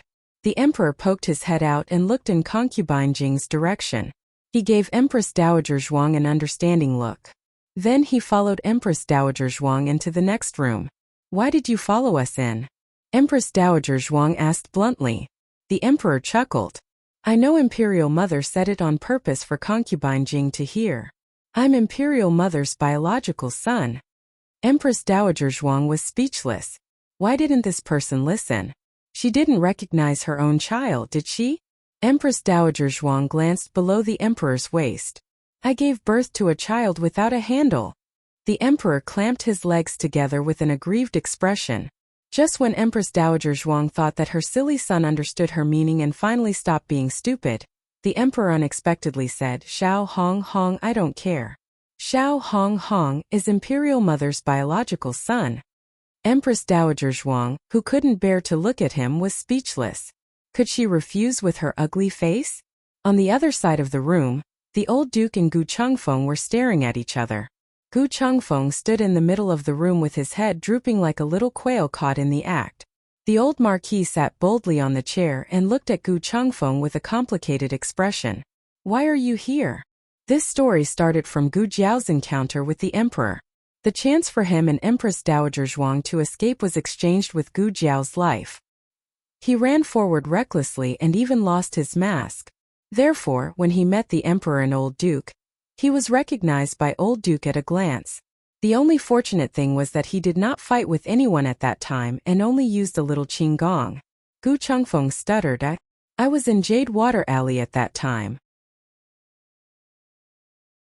The emperor came to Jade Water Alley to find the Empress Dowager. I heard it in the study. I was worried about the Empress Dowager's safety, so I came out to look for her. I also wanted to do something to help. An ignorant and incompetent little dandy actually wanted to contribute his meager strength to the Empress Dowager. No matter how one looked at it, there was a trace of strangeness in these words. The old marquis asked again, The guards let you out just like that? Gu Chengfeng's expression did not change as he said, I took out the token of Marquis Ding, and Fu and said I was your grandson. They then let me go. The old marquis was half believing and half doubtful. But compared to how he left the city, the old marquis was more concerned about how he knew the Empress Dowager and how he knew martial arts. Gu Chengfeng did not know if his grandfather knew that the Empress Dowager Zhuang had wandered among the common people. After all, the Empress Dowager Zhuang had always announced that she had been recuperating in the temporary imperial residence for the past year. He was worried that he had said something he should not have said, so he said, What is there to not recognize? It's not like I have never entered the palace. When I went to visit Imperial concubine Shu, I saw the Empress Dowager from afar. I even saw her a few times. And once I accidentally got lost. It was the Empress Dowager who had someone lead the way for me. I never said this to you. I know that you don't like the Empress Dowager. The first few sentences were thought out on the way back. The Empress Dowager giving him directions was something he had made up on the spot. This perfectly explained why he came out to find the Empress Dowager. It was because the Empress Dowager had helped him. He was returning the favor. Wow, how did I suddenly become so smart? As expected of me. As for martial arts, how could I know any martial arts? It's just a bit of qinggong. I secretly learned it from Big Brother. The logic was perfect. He was too good at it. But where did this ability to make up stories come from? It was inexplicably familiar. The old marquis still found it strange, but he could not find any fault with it. He could not ask the Empress Dowager for confirmation. The Empress Dowager was too lazy to even pay attention to the emperor, let alone him. Sneaking out of the residence in the middle of the night was punishable. Since Gu Chengfeng had saved the Empress Dowager's life, the old marquis let him take the carriage back. Then the old marquis went to report to the emperor and repeated Gu Chengfeng's story. He was probably worried that the emperor would be suspicious about why their child was hiding his abilities, and whether he was secretly plotting something. After all, the old marquis clearly felt that the emperor did not trust him as much as before after what happened with the old concubine Jing. The emperor was still immersed in the great joy of knowing that he might be his mother's biological son, and had no time to doubt this and that. He praised Gu Changfeng and praised the old marquis for teaching him well. There was no need for any proof that the old concubine Jing was a remnant of the previous dynasty. Moreover, she had stolen the previous emperor's imperial edict and murdered the empress dowager. Her crimes were grave and unforgivable. If the old concubine Jing really did take Empress Dowager Zhuang to the frontier, the consequences would be unimaginable. The Empress Dowager's life would be in danger, the imperial family would lose face, and the morale of the soldiers would plummet. The Zhao state would be plunged into unprecedented turmoil. This time the emperor did not show any mercy. He came to the room where the old concubine Jing was being held. Old concubine Jing had stopped struggling. She was like a soulless shell, slumped on the chair with a dull expression. The emperor's gaze swept over her wrist, which had been badly bruised from the friction of the rope. He did not say anything and had eunuch Wei bring the things in. The old concubine Jing seemed to have finally come back to her senses. She turned around with tears still on her face and said in a hoarse voice, "Hong." The emperor said in disgust, "Don't call me Hong. You don't deserve it." The old concubine Jing laughed self-deprecatingly and looked at the emperor. "Honger, you're only so disgusted with me because you've been drugged. When the effects of the drug wear off, you'll know that in your heart I'm 100 times, no 1,000 times more important than that woman Zhuang Jin's." The emperor's gaze was as cold as the winter wind. "You're wrong. Whether or not the drug is effective, I won't believe you again, much less treat you as my real mother." "Is that so?" The old concubine Jing laughed and revealed an innocent yet bewitched expression. "Then what are you doing here? Are you trying to get information out of me? I'm afraid I'll have to disappoint you. I won't say anything." The emperor knew that she would react this way. The descendant of a death warrior of the previous dynasty had the temperament of a death warrior after all. He didn't expect to pry information out of her. "I'm here to send you off." The old concubine Jing's body stiffened slightly. Eunuch Wei walked forward with a tray, on which was a bottle of poison and a piece of white silk. The old concubine Jing finally couldn't laugh anymore. "You're really so heartless. You and your father are both so heartless." "You," she didn't cry, but big drops of tears rolled down her cheeks. The emperor didn't show any mercy. "Mother and son, this is the last bit of dignity I'm giving you." "Dignity? You killed your own mother. What dignity are you talking about?" The old concubine Jing scolded and laughed crazily. "As expected of your father's son, you'll get your retribution. You'll get your retribution." The emperor wasn't going to be swayed by a few curses. "I'm the son of heaven. I was born according to the heavenly law." The old concubine Jing interrupted him. "Son of heaven? Ha ha ha. Have you forgotten how you got your throne?" The emperor pondered for a moment and nodded. "That's right. Mother helped me plan it, so I have to thank her. From now on I won't make her unhappy again." With that, he turned and left the room, not giving the old concubine another look. Something big happened in the capital in August. The old concubine Jing passed away. Because she was still the abbess Jing, and it was more accurate to say that she had passed away. The abbess Jing, and had always pretended to be frail to the outside world. For this reason, consort Rui Wang brought a doctor from the magical hand hall to treat her twice. The emperor also took her back to the palace to recuperate. It had to be said that her sickly persona had helped a lot. Almost no one suspected that there was something fishy about her death. When they heard the news, everyone thought Sai was such a weak body, she really couldn't make it past this year. However, it wasn't as if there were no mysteries. For example, everyone thought that the emperor would restore the abbess Jing An's status as the old concubine, and give her the posthumous title of Empress Dowager.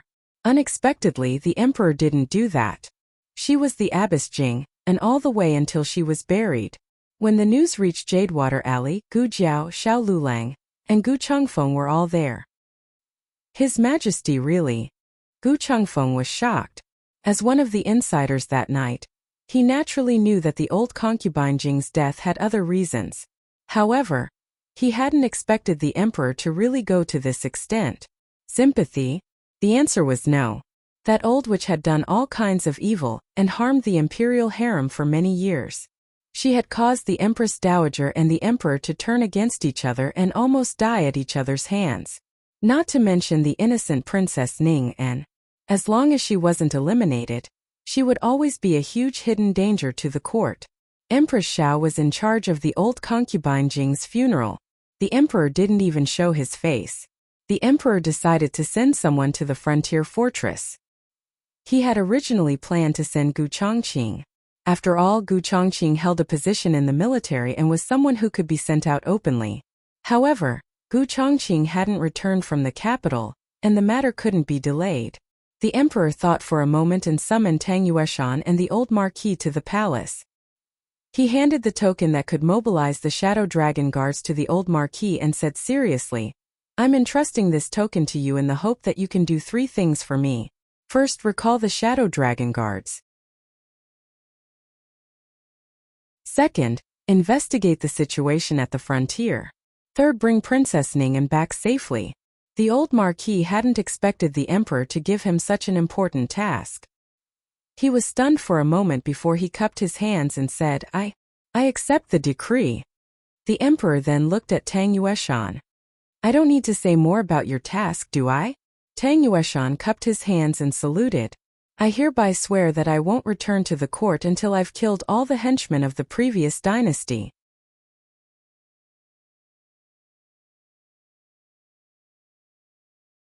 Chapter 402. The latest chapter is not finished yet. Thus, Tang Yueshan and the old marquis were set to go to the border together.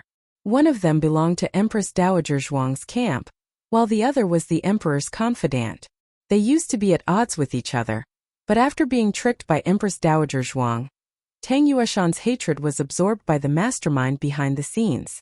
Empress Dowager Zhuang told Tang Yueshan that the mastermind was old concubine Jing. Although old concubine Jing was dead, she had accomplices, the remnants of the previous dynasty hiding in the frontier fortress. Tang Yueshan was going to do his best to kill the enemy this time. The old marquis had no objection to this arrangement. He and Tang Yueshan worked in the dark and in the light. They had a clear division of labor and didn't interfere with each other. Eliminating the rebels and rescuing Ning and were urgent matters. The emperor hoped that the two would leave as soon as possible. After leaving the palace, the old marquis took a carriage back to his residence. He stopped the carriage when they passed by Qinghe Academy. Unfortunately, school was over, and Gu Yan and Gu Xiaoshan had already gone to learn martial arts from Madame Nan and Master Lu. "Forget it. Let's go home." The old marquis waved his hand and paused. He thought of something and said, "Wait, let's go to Taihe Martial Arts School." There were a lot of pedestrians on the road and it was a bit congested. It took the coachman some effort to get the carriage to Taihe Martial Arts School. "Master, we've arrived," said the coachman. The old marquis got out of the carriage. He was here to see little brother Gu. He was about to leave the capital and wanted to say goodbye to him. However, he found out that little brother Gu hadn't come to the school for many days after asking the people inside. Wasn't he fighting well? Why didn't he come? The old marquis muttered. The attendant said, To be honest, I saw him with someone called Old Ho that day. That Old Ho is a shopkeeper of the underground martial arts arena. He always comes here to look for experts and poached many of them. Even the dojo master was furious because of him. However, we can't afford to offend the underground martial arts arena, so we can only let him be." The old marquis frowned. Underground martial arts arena? Today was Gu Jiao's 10th match. She made a beautiful comeback and knocked her opponent off the stage, winning the duel. This young man in green who wore a mask and held a blinding spear had completely made a name for himself in the underground martial arts arena. It was hard to tell if it was because her movements were too flashy, or because her red tasseled spear was too ugly. In short, everyone despised her at the beginning. Later on, one after another, she appeared at the scene. The old duke happened to see Gu Jiao's last performance when he arrived. It was a beautiful fight. The young man stood on the arena, his eyes clear and bright. He looked valiant and formidable, as if he was glowing. The old marquis suddenly felt the gratification of an old grandfather. He didn't know why. Before stepping down from the ring, Gu Jiao received her first exclusive badge. On it was engraved the word 1 in her native language. This meant that from today onwards, she was a certified level 1 expert in the underground dojo. Gu Jiao hung the card on her little sunny pouch and shook her head. Happy. Looking at her shaking head, the old Marquis's eyes unconsciously revealed a trace of a smile. Little brother Gu. He walked over with large strides. Gu Jiao raised her eyes to look at him, using her eyes to ask him, "Why are you here?" The old Marquis actually understood what she meant. He felt that it was miraculous. He smiled and said, "I went to the dojo to look for you. They said that you came to the underground martial arts arena. I was originally worried about you, but after seeing you fight, I was overthinking." It wasn't convenient for Gu Jiao to write with her red tasseled spear, so she passed it to him first. Weapons were a martial artist's private property. Under normal circumstances, no one was allowed to touch it. Gu Jiao's action was enough to show her trust in the old Marquis. But the old Marquis wasn't moved by her trust. On the contrary, his brows were tightly knitted together. Was this still the Yin country's divine weapon that he had given her? How did it become so ugly? What exactly did it go through? Gu Jiao took out a small notebook and scribbled, "You're looking for me?" The old Marquis decisively shifted his gaze away from the red tasseled spear. He was afraid that if he took another look, he would be blinded by the ugliness. He said, "I'm leaving the capital. Before I leave, I wanted to see you." Gu Jiao didn't enter the palace today, so she didn't know that he had been sent to the frontier fortress. Although they were brothers, she didn't like to pry into other people's privacy. Therefore, she didn't ask why he was leaving the capital. She only wrote, "Will you be gone for long?" The old Marquis nodded. "I'm afraid I won't be able to come back this year." The journey to the frontier fortress was long. Moreover, it would take some time to investigate the remnants of the previous dynasty and settle down. Princess Ning and Gu Jiao looked at him, as if waiting for a more specific answer. He continued, "If I'm fast, I'll be back in spring. If I'm slow, I'll be back in a year." "So long." Gu Jiao wrote, "I'll treat you to a meal to send you off." The old Marquis laughed heartily. "Good. Coincidentally, I have one last move to teach you. You were too hasty when you fought in the arena. Next time you encounter such a situation, do this." The two ate for a full 4 hours. It was mainly the old Marquis who taught Gu Jiao. Gu Jiao might have been irritated listening to him, but she listened with great interest. The old Marquis felt that he could teach her a little more. Unfortunately, it was getting late. Little brother Gu should go back. He should also prepare to leave the capital. The old Marquis didn't let his brother pay for the meal. He went downstairs to settle the bill. As long as the old man wasn't her grandfather, he was quite cute. Gu Jiao thought for a moment, then took the small token from her waist and handed it to him. The old Marquis was puzzled. "What are you doing?" He was asking what she was going to do, not what she was going to do. Obviously, he recognized this token. Gu Jiao didn't think too much. She picked up the small notebook beside her and wrote, "My first master's token for you." The old Marquis asked, "You're willing to give such a precious thing to me?" One could only get this token after winning 10 matches. Moreover, it was the first master's token in his life. The old Marquis knew how important this token was to him. The old Marquis thought too much. Gu Jiao felt that she was about to get the second-rank master's token, so this one. It didn't matter if she gave it away. The main thing was that she was reluctant to spend money to buy a gift for him to send him off. The old Marquis saw that she was sincere in giving it to him, but was it not sincere? She didn't need to spend money, so the old Marquis accepted it readily. "It's getting late. Let's go back." He stood up with a smile. Gu Jiao suddenly thought of something and wrote in the notebook. "Oh right, last time she crossed it out and wrote again. Last time your friend said that he was going to elope with the girl he liked. Why didn't he say anything else?" This was something the old Marquis took the initiative to mention to her, so it wasn't considered as invading his privacy. The old Marquis' body stiffened slightly. In a place where Gu Jiao couldn't see, his hands clenched the armrests of the chair. "I'm not eloping." "Why?" Gu Jiao wrote. The old Marquis opened his mouth and looked out of the window. He said bitterly, She's gone. Gu Jiao, oh. Gu Jiao didn't ask any more questions. Gu Jiao didn't take the carriage today. The old marquis wanted to send her, so she couldn't expose her residence. She shook her head and refused, saying that she had other things to do. The old marquis saw that Gu Jiao didn't seem to be someone who didn't know how to behave. After a few words of advice, he got into the carriage and left. In early August, Tang Yueshan was ordered to go to the frontier fortress. Nominally, he was there as an imperial envoy to grant Princess Ning, and the title of Princess Ning, and of the first rank, and her husband the title of Marquis of the first rank. His Majesty also asked Tang Yueshan to bring a lot of rewards and supplies for the frontier fortress during the winter. In fact, the rewards and supplies were secondary. The troops escorting them were the most important. The old marquis, on the other hand, had concealed his identity and mingled with the group as Tang Yu's personal aide.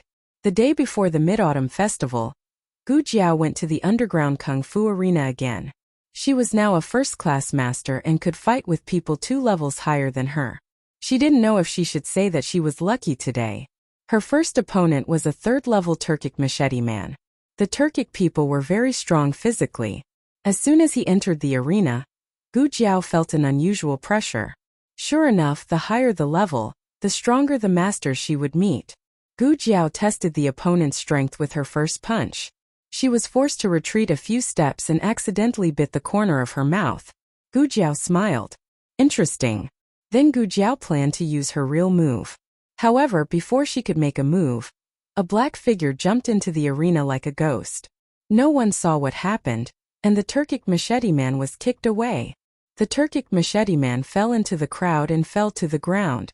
He vomited blood and fainted on the spot. What's going on? Who's making trouble? The judge who rang the gong rushed forward and wanted to kick the black-clothed man down. However, the black-clothed man grabbed him by the neck and raised him high. The masters in the kung fu arena saw that something was wrong and rushed to kill the black-clothed man. Gu Jiao was surprised.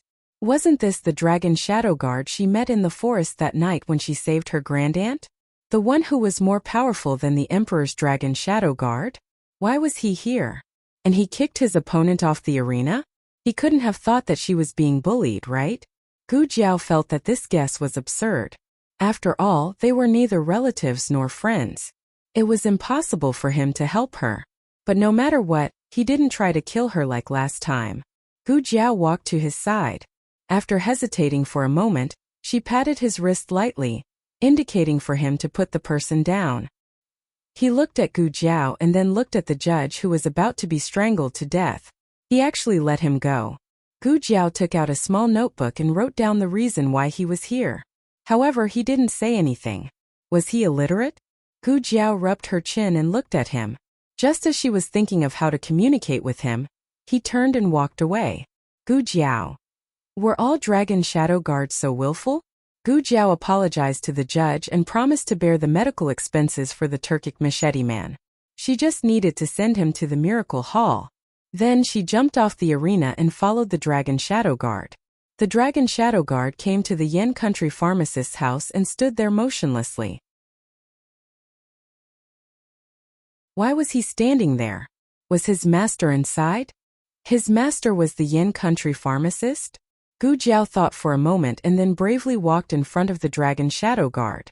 The dragon shadow guard didn't chase away Gu Jiao. It was as if to him Gu Jiao was just a mass of air or something that could exist by his side. Gu Jiao wanted to see who his master was.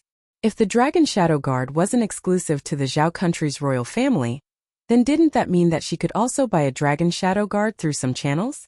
Gu Jiao thought this and raised her hand to knock on the door. However, the dragon shadow guard blocked her with the hilt of his sword. She couldn't knock? She couldn't disturb the master inside? It seemed that his master had given him an order that no one was allowed to disturb him. Then she would just wait. Gu Jiao squatted outside the door and stood guard. It was literally squatting. She was bored to death and even took out a charcoal pencil to draw circles on the ground. As she drew, she used too much strength and broke the charcoal pencil. A section of the charcoal pencil bounced up and hit the dragon shadow guard's mask with a paw. Don't look at it as just a mask. It was the same as hitting the face. Wait, a mask? Gu Jiao touched her face. Her mask was still there. That day in the forest she didn't wear a mask. Today she wore it. That day she wore black night clothes. Today she wore black clothes. She was already dressed like this. How did the Dragon Shadow Guard recognize her? Gu Jiao tilted her head to look at the Dragon Shadow Guard. Do you have a special way of recognizing people? The Dragon Shadow Guard's mask was hit and he paused for a moment. The way he looked at Gu Jiao changed for a moment. He also touched the mask like Gu Jiao. It's over. He wouldn't be angry, right? He wouldn't want to kill me, right? It was no wonder that Gu Jiao was so paranoid. The Dragon Shadow Guard in front of her had an unstable temperament. The first time he saw her in the forest he almost killed her. He even pinched her husband's face. Gu Jiao couldn't beat him. Even if she ran it seemed that it was too late. Just as Gu Jiao's brain was spinning rapidly, thinking of how to escape, the door behind her opened with a creak.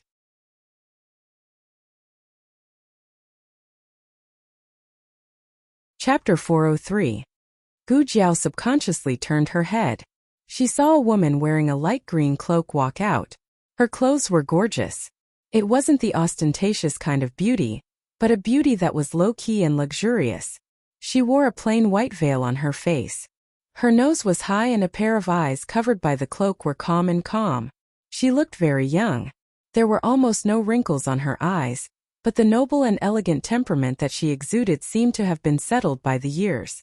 It made Gu Jiao feel that she might be a few years older than Yao Shi. A sentence flashed through Gu Jiao's mind. Time never defeats beauty. However, Gu Jiao's goal was not the beauty in the room. Gu Jiao didn't forget that she came to find the Yin Kingdom's pharmacist to ask how to buy the Dragon Shadow Guard. She clapped her hands, stood up and walked inside. She didn't look at the beauty again. And the other party didn't pay attention to the Jianghu kid squatting at the door.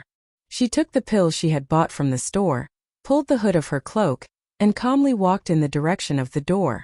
The Dragon Shadow Guard followed. Oh! Gu Jiao was about to step into the room when she retracted her foot. She turned around and looked at the Dragon Shadow Guard who left with the woman. A big question mark lit up above her head. The Dragon Shadow Guard wasn't one of the Yin Kingdom's pharmacists? It was this madam's? Who was she? Why was there a Dragon Shadow Guard? The reason why she was more willing to guess that the Yin Kingdom's pharmacist could buy the Dragon Shadow Guard was because the Dragon Shadow Guard originated from the Yin Kingdom. The person who trained the Dragon Shadow Guard also came from the Yin Kingdom. They were all people of the Yin Kingdom. The possibility of the Yin Kingdom's pharmacists was obviously higher. Then what was the deal with this madam?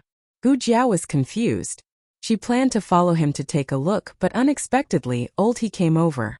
Old He had come to look for Gu Jiao after hearing Judge Wu's complaint.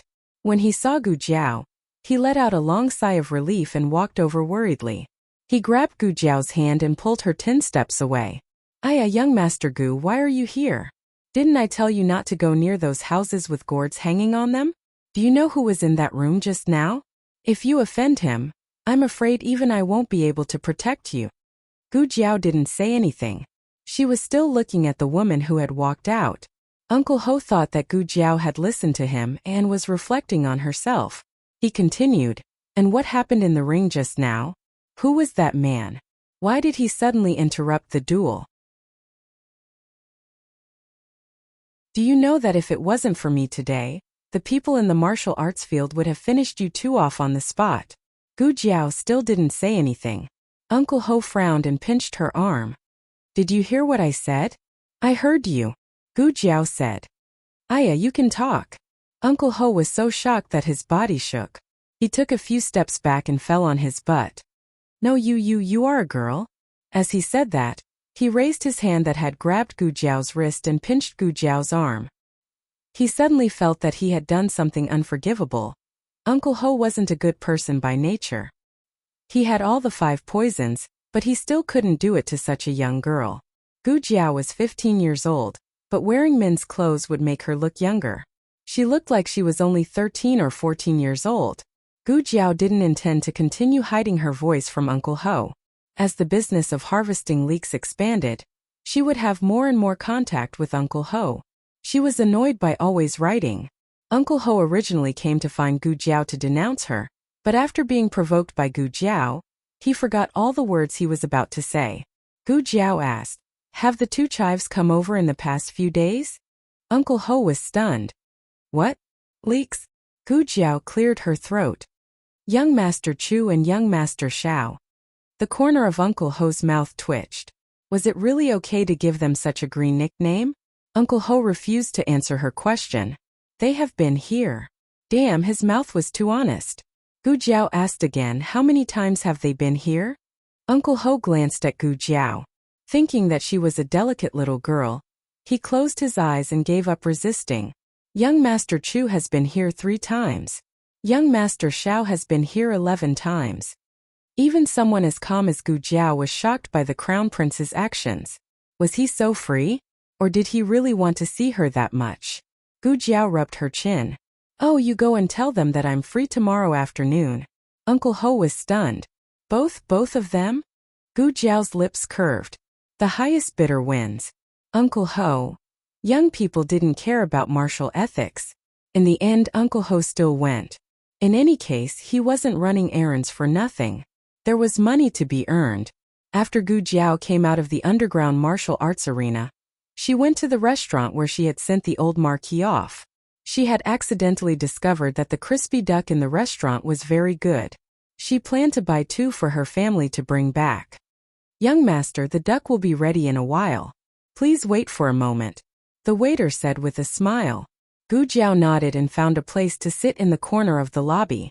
She couldn't help but think of the dragon shadow guard she had seen in the underground martial arts arena, and the madam who had been escorted by the dragon shadow guard.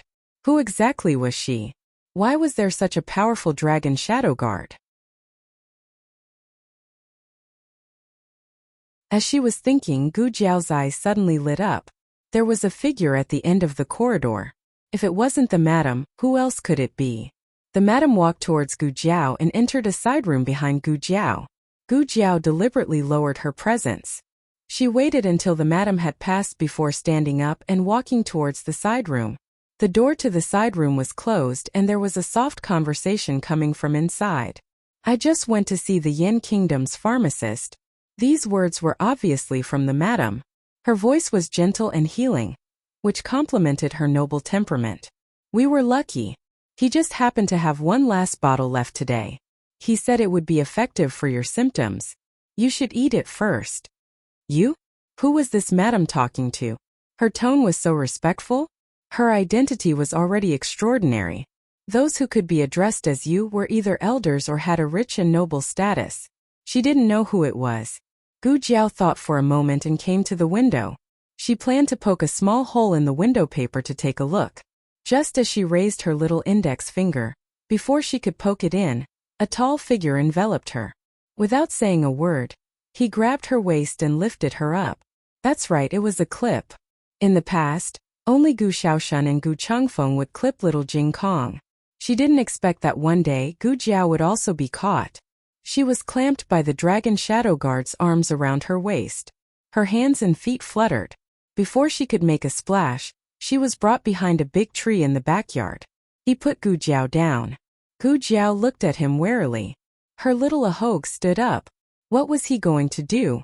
Was he going to take revenge for his face being slapped? The dragon shadow guard raised his hand and reached for Gu Jiao. Pressing down on her little Ahogue. "Gu Jiao." The dragon shadow guard withdrew his hand. The little Ahogue that was pressed down stood up again. The dragon shadow guard pressed it back down again. It stood up again. The dragon shadow guard's eyes turned cold. A powerful internal force overflowed from his fingertips. With the irresistible power of the red flame, it flattened the unyielding little Ahogue. He seemed to be comfortable. Gu Jiao. Forget it. As long as he wasn't here to take revenge on her, she would accompany him. The dragon shadow guard took out a charcoal pencil from his arms and handed it to Gu Jiao.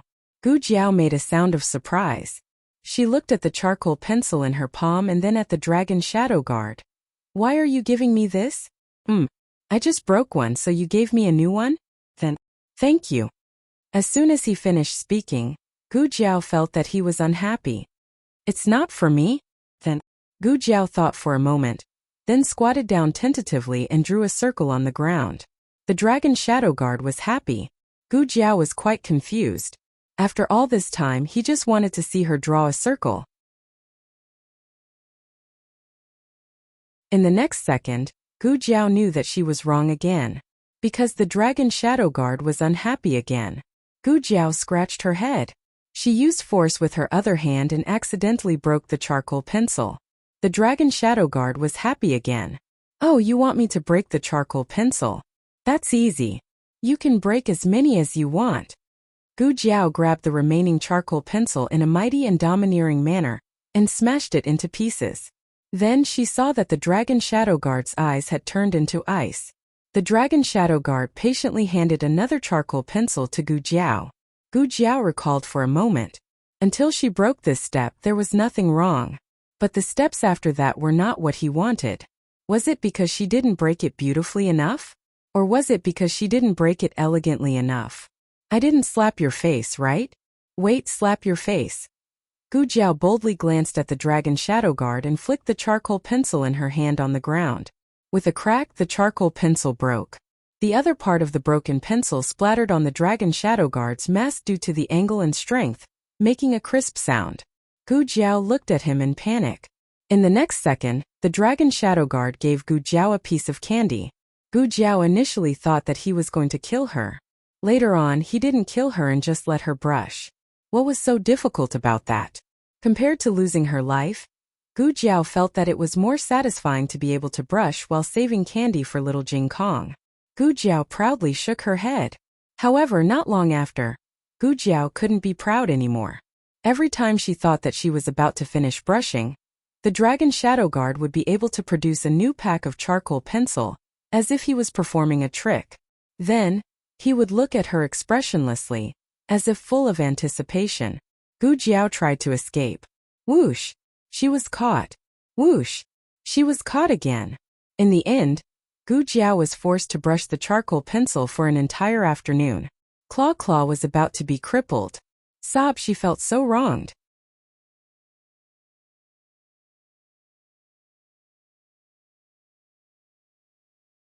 Chapter 404. Novels with connotations that cannot be found on the internet are all available here. Long Yi. It was only when someone called him that the dragon shadow guard finally let Gu Jiao go. Gu Jiao did not dare to stay a moment longer and ran away. When Gu Jiao returned to Jade Water Alley, Xiao Lulang also returned home from his duty at Hanlin Academy. He went to the well and drew a basin of water to wash his brush. Gu Jiao slowly walked over. God knows how afraid she was that Shadow Dragon Guard would catch up with her. She used all the strength she had when she stole firearms and fled in her previous life. She sat on a small stool opposite of Xiao Lulang and gasped for breath. Xiao Lulang looked at her in confusion and asked, "What's wrong? Did something happen?" "Oh, no," Gu Jiao said as if she had nothing to live for. "I just played with charcoal for the whole afternoon." Xiao Lulang did not find it strange that she was a woman dressed as a man. She always wore Gu Yan's clothes when she went out. Later, Yao Shi directly made a few sets for her. His gaze fell on Gu Jiao's dark little hands. He just thought that she went to play with little Jing Kong and did not suspect anything. However, his expression became absent-minded for a moment, as if he remembered something from a long time ago. Gu Jiao noticed that Xiao Lulang was in a daze. She leaned forward slightly and asked, "Husband, what's wrong?" Xiao Lulang came back to his senses and took another basin of water for her to wash her hands. "Nothing." He lowered his eyes and said, "I also played when I was young. But I didn't really play. I was caught and ravaged." Gu Jiao secretly swore that her small sack would come in handy one day. Hiss! Her hands were so sore. The next day, after the family had breakfast, some went to school and some went to work. Gu Jiao happened to have a house call in the morning. It was a patient who had a sutured wound a few days ago.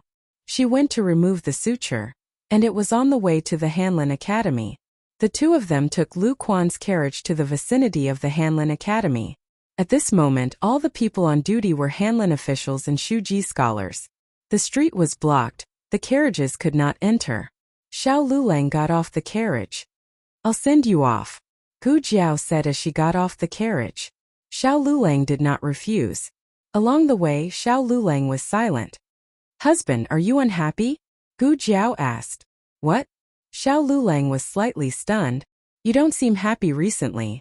Gu Jiao paused, then corrected herself. It's not that I'm unhappy. It's just that I feel like there's something on my mind. He had been like this ever since he rescued her great-aunt. Gu Jiao carefully thought back. Nothing major seemed to have happened that night.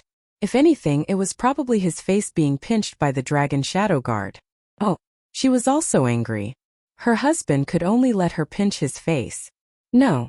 Xiao Liulong's eyes flickered as he denied it. I'm not unhappy. As they spoke, the voices of several Hanlin officials could be heard in front of them. Hey, did you guys hear? Princess Xinyang has returned to the capital. Are you serious? Princess Xinyang has really returned to the capital? I heard it with my own ears. How could it be fake? Why would she return to the capital? Didn't she say that she would never come back in this lifetime? That's right. Isn't she afraid of being reminded of the young duke who was burned to death? As they spoke, they entered the Hanlin Academy. They didn't notice that Xiao Lulang and Gu Jiao were right behind them. Xiao Liulong's expression didn't change much, but if one paid attention, they would notice that his body was slightly stiff. Gu Jiao saw that he acted as if nothing had happened and restrained herself from asking him. After sending Xiao Lulang to the entrance of the Hanlin Academy and personally watching him enter, Gu Jiao turned around and returned to Lu Quan's carriage. Uncle Lu, I'm going to Vermilion Bird Avenue. All right. Lu Quan drove the carriage to Vermilion Bird Avenue. This was one of the streets closest to the Imperial Palace. It was said that the people who lived on this street were either old natives or the wealthiest and most powerful people in the capital. The family that Gu Jiao was visiting lived on the east side of Vermilion Bird Avenue. Because of the recent road repairs, the carriage couldn't drive in. Then I'll wait for you here. Lu Quan said. Thank you, Uncle Lu. Gu Jiao got out of the carriage and walked towards the patient's home with a small basket on her back. The patient was a 30-year-old scholar. He had accidentally injured his right hand, which he used to write. The wound went from the back of his hand to the center of his palm. Gu Jiao stitched it up more than 10 times. He was healing well. After Gu Jiao removed the stitches, she let him move. How do you feel? Gu Jiao asked. It's okay. At first he didn't dare to use too much strength. After moving a few times, he didn't feel any discomfort other than a slight pain. Can I still write in the future? Of course, Gu Jiao said. Take your time to practice. Don't worry and don't be afraid. Okay. He was overjoyed. Suddenly he thought of something and became sneaky. He walked to the door and looked around. After making sure that no one was around, he whispered to Gu Jiao, by the way, Dr. Gu, your medical skills are so good. Can you treat tuberculosis? Tuberculosis? Tuberculosis? Gu Jiao looked at him and asked. The scholar whispered, it should be. I heard my mother say that last time. My mother didn't want me to go to their house again. Gu Jiao said, tuberculosis is contagious. Your mother was right not to let you go. The scholar sighed, I understand. I don't blame my mother. It's a pity. Their family is not very well off. Their family has lived here for generations. They used to be prominent, but now there's nothing left. If this disease is not cured, I'm afraid that their whole family will be implicated. They will have to sell this house. Gu Jiao asked, here? Their family lives on this street too? Yes. The scholar nodded. It's my classmate's mother. Classmate? His sweetheart was still missing. Gu Jiao saw through him but didn't say anything. Where do they live? After a quarter of an hour, Gu Jiao appeared in another house on the east side of Vermilion Bird Avenue, the back door. Yes, it was the back door. The scholar did not dare to go out from the front door, worried that he would be caught by his parents. He brought Gu Jiao out from the small street at the back door. Unfortunately, he was caught by his mother halfway. In a panic, he showed Gu Jiao the way. He also paid the consultation fee. Gu Jiao looked at the half-closed back door in front of her. It should be here? Strange, why is there no one here? Yes, it was said that this family was in decline and had already dismissed the servants. During the day, his classmate was studying in the academy. Only his sister and the patient were at home. But because tuberculosis was contagious, the patient lived in the double-entry hospital at the back, and almost didn't let his son and daughter come here. So Gu Jiao was right to go through the back door. She could see the patient's room when she went in. Which one? Gu Jiao stepped over the threshold. The yard was very clean and there were some flowers on both sides. Gu Jiao didn't know much about flowers, but she felt that these flowers were more beautiful than the flowers in the imperial garden. She was sick but still had the leisure to take care of flowers. It was not like what the scholar said about being sick and living a passive life. A low cough came from one of the side rooms. Gu Jiao put on the mask she took out from the small medicine box. She went to the side room and gently pushed the door open. There was actually someone in the room sitting on the beam. Gu Jiao didn't see him, but he saw Gu Jiao at a glance. But he did nothing and let Gu Jiao approach the bed. There was a curtain on the bed. Gu Jiao gently lifted the curtain. She had thought that she would see a sickly, and haggard person with tuberculosis, but instead she saw an indescribable beauty. She was covered with a thin quilt. Her black hair was like satin, and her skin was as delicate as white porcelain. Unfortunately, Gu Jiao only took one look.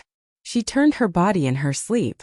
She was facing inside and Gu Jiao could no longer see her face. But the stunning sight from just now was still clear in Gu Jiao's mind. Is this really the tuberculosis patient that the scholar said was dying? It wasn't that tuberculosis patients couldn't be beautiful, but when they were seriously ill, their complexion wouldn't be good. Moreover, along the way, the scholar kept reminding her not to be frightened by the appearance of the patient, such as unkempt hair and dirty face. How could this be called unkempt? There was no one in the world more clean and elegant than her. Gu Jiao didn't know what was going on. She didn't think that she had gone to the wrong house. She gently took out a hand and checked the patient's pulse. From the pulse, it didn't look like tuberculosis. She took out a stethoscope and listened carefully. Finally, she confirmed that it wasn't tuberculosis. It was myocarditis, which was also a kind of heart disease. Heart disease was a very complicated disease. No matter what kind it was very troublesome. Fortunately, her heart disease wasn't serious enough to require surgery, but she couldn't be careless. Looking at her appearance, she must have suffered a lot. Using blockers and amiodarone for this kind of heart disease had good effects. However, the research institute had developed a special medicine that was even more effective. Gu Jiao opened the small medicine box and took out a box of special medicine. She planned to put it in her own porcelain bottle, but she found that the porcelain bottles in the small basket were all used up. Coincidentally, there were several medicine bottles on the table. Gu Jiao casually picked one up and poured out the pill inside to sniff. This is a high-level health pill. It doesn't have any effect on the illness. Gu Jiao poured out the pill inside the bottle and put the special medicine's white pill inside. She stuck a small cloth on the bottle and wrote down the usage and dosage before standing to leave. In the front yard, a woman in her 30s wearing a light green cloak was helping the Crown Prince consort onto the carriage. "Lord Eugene, please wait," the Crown Prince consort said gently. The woman called Lord Eugene said calmly and politely, "Many thanks to the Crown Prince consort for coming to visit the princess and giving the princess medicine. When the princess wakes up, I will report to the princess that the Crown Prince consort has come."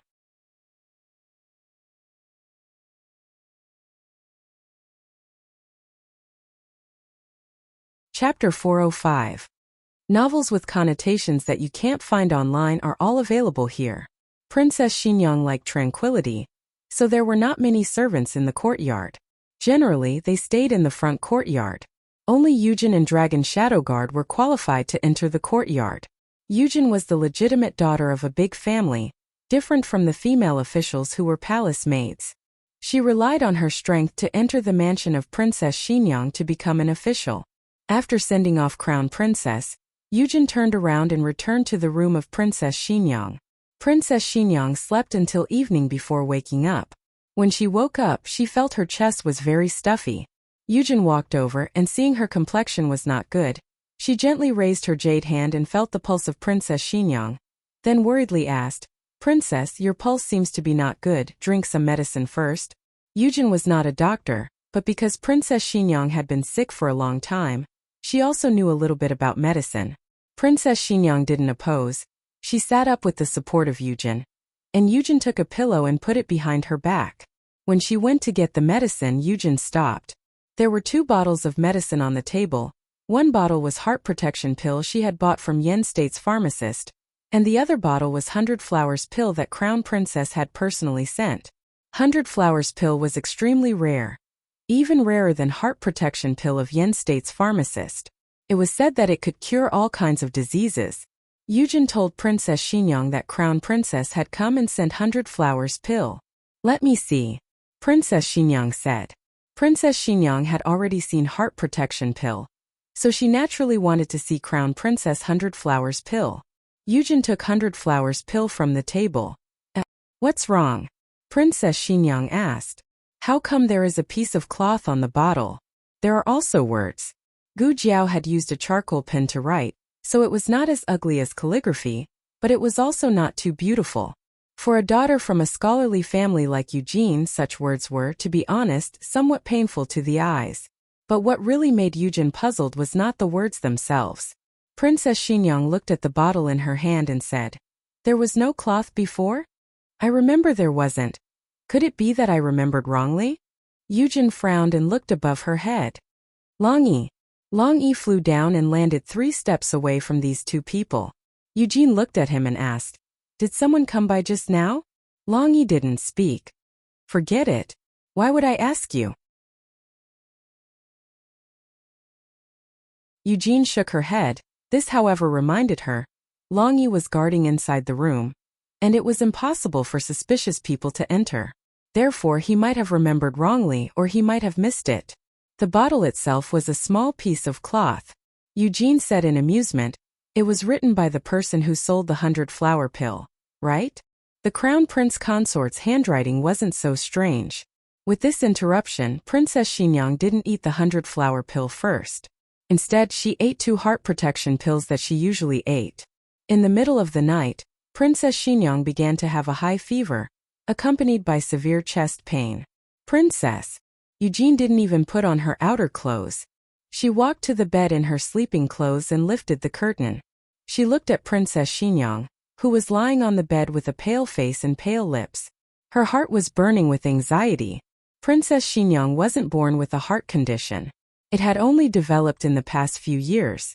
The death of her young master had been too much of a blow to her. She had been perfectly fine before, but she seemed to have collapsed overnight. In fact, the heart protection pill's initial effect was quite good.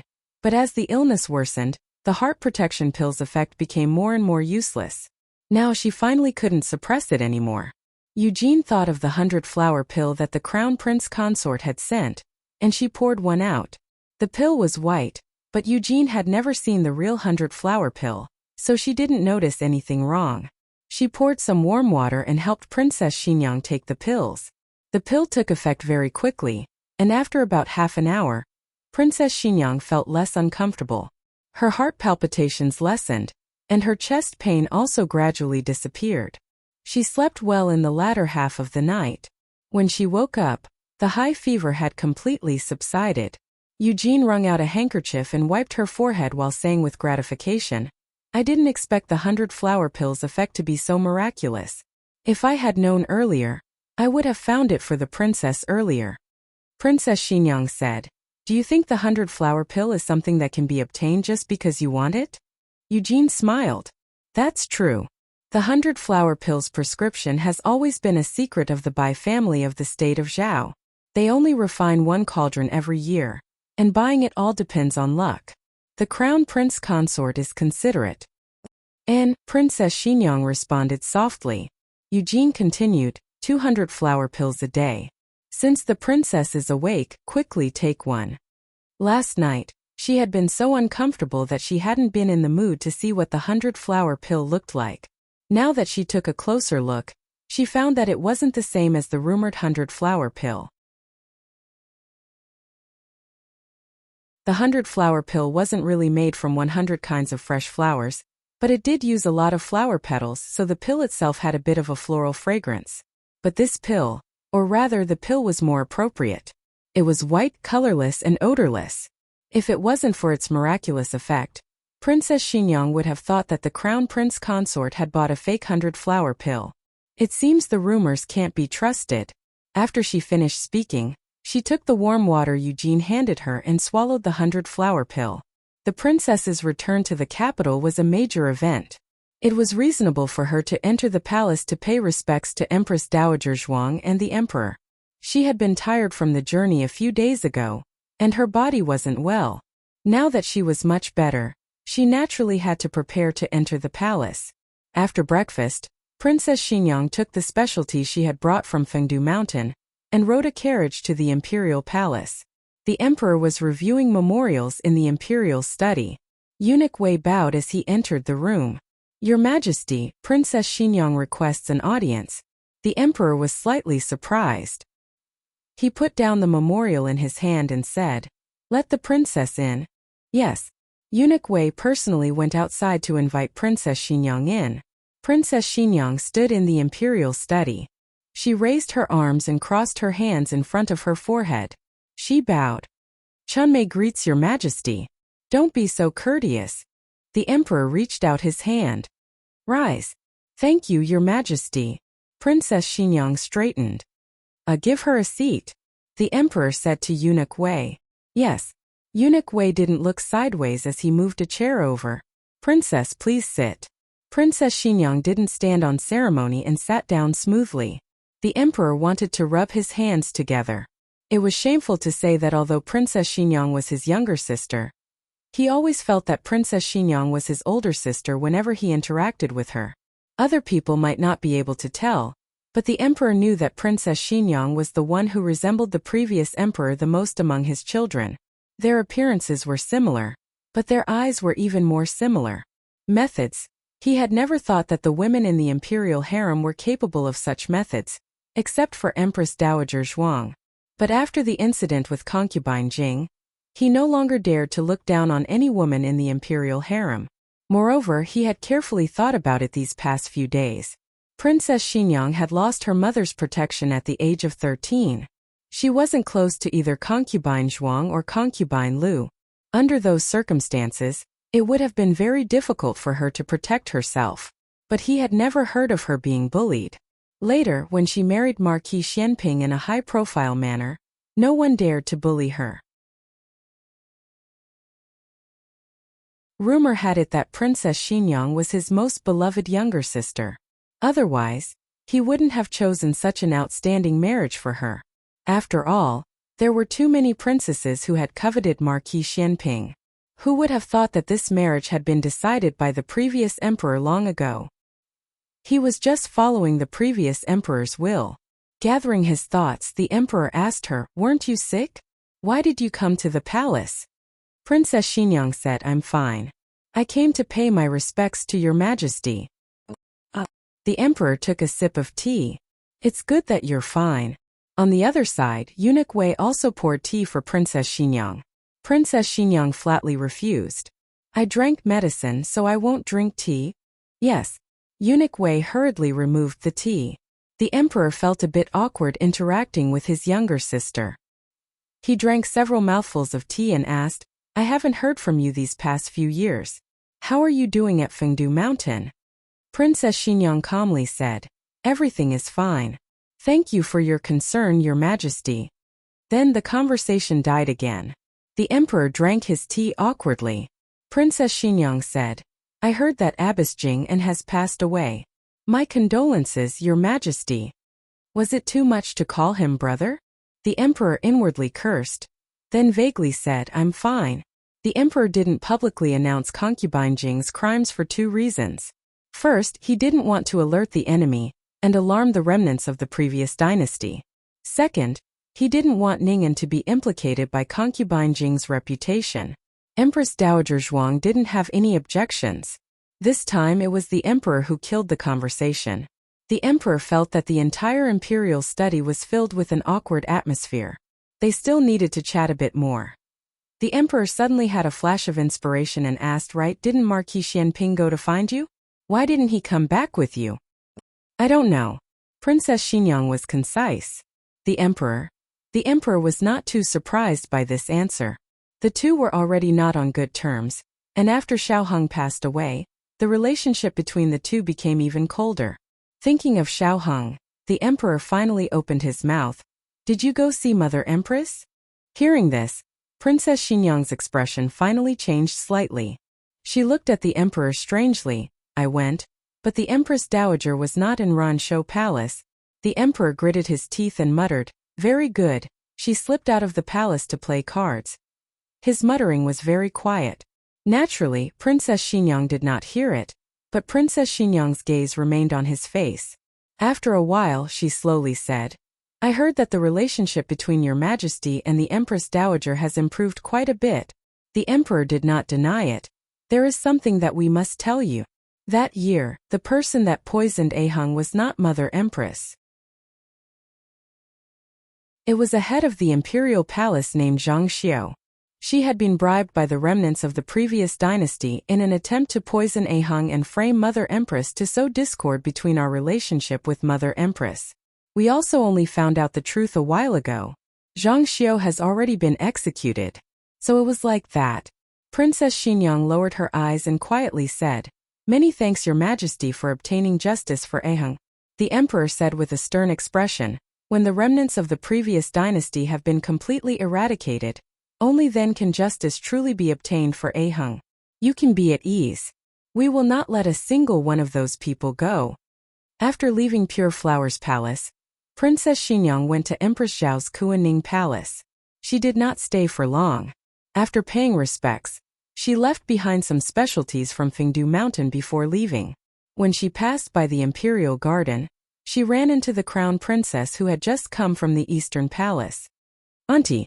The Crown Princess' eyes lit up, and she walked over. Crown Princess! Princess Xinyang greeted her. The Crown Princess was like a child meeting an elder.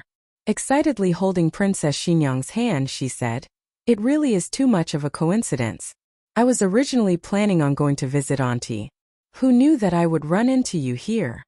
Princess Xinyang looked at her and said, You are now the Crown Princess. There is no need to be so courteous.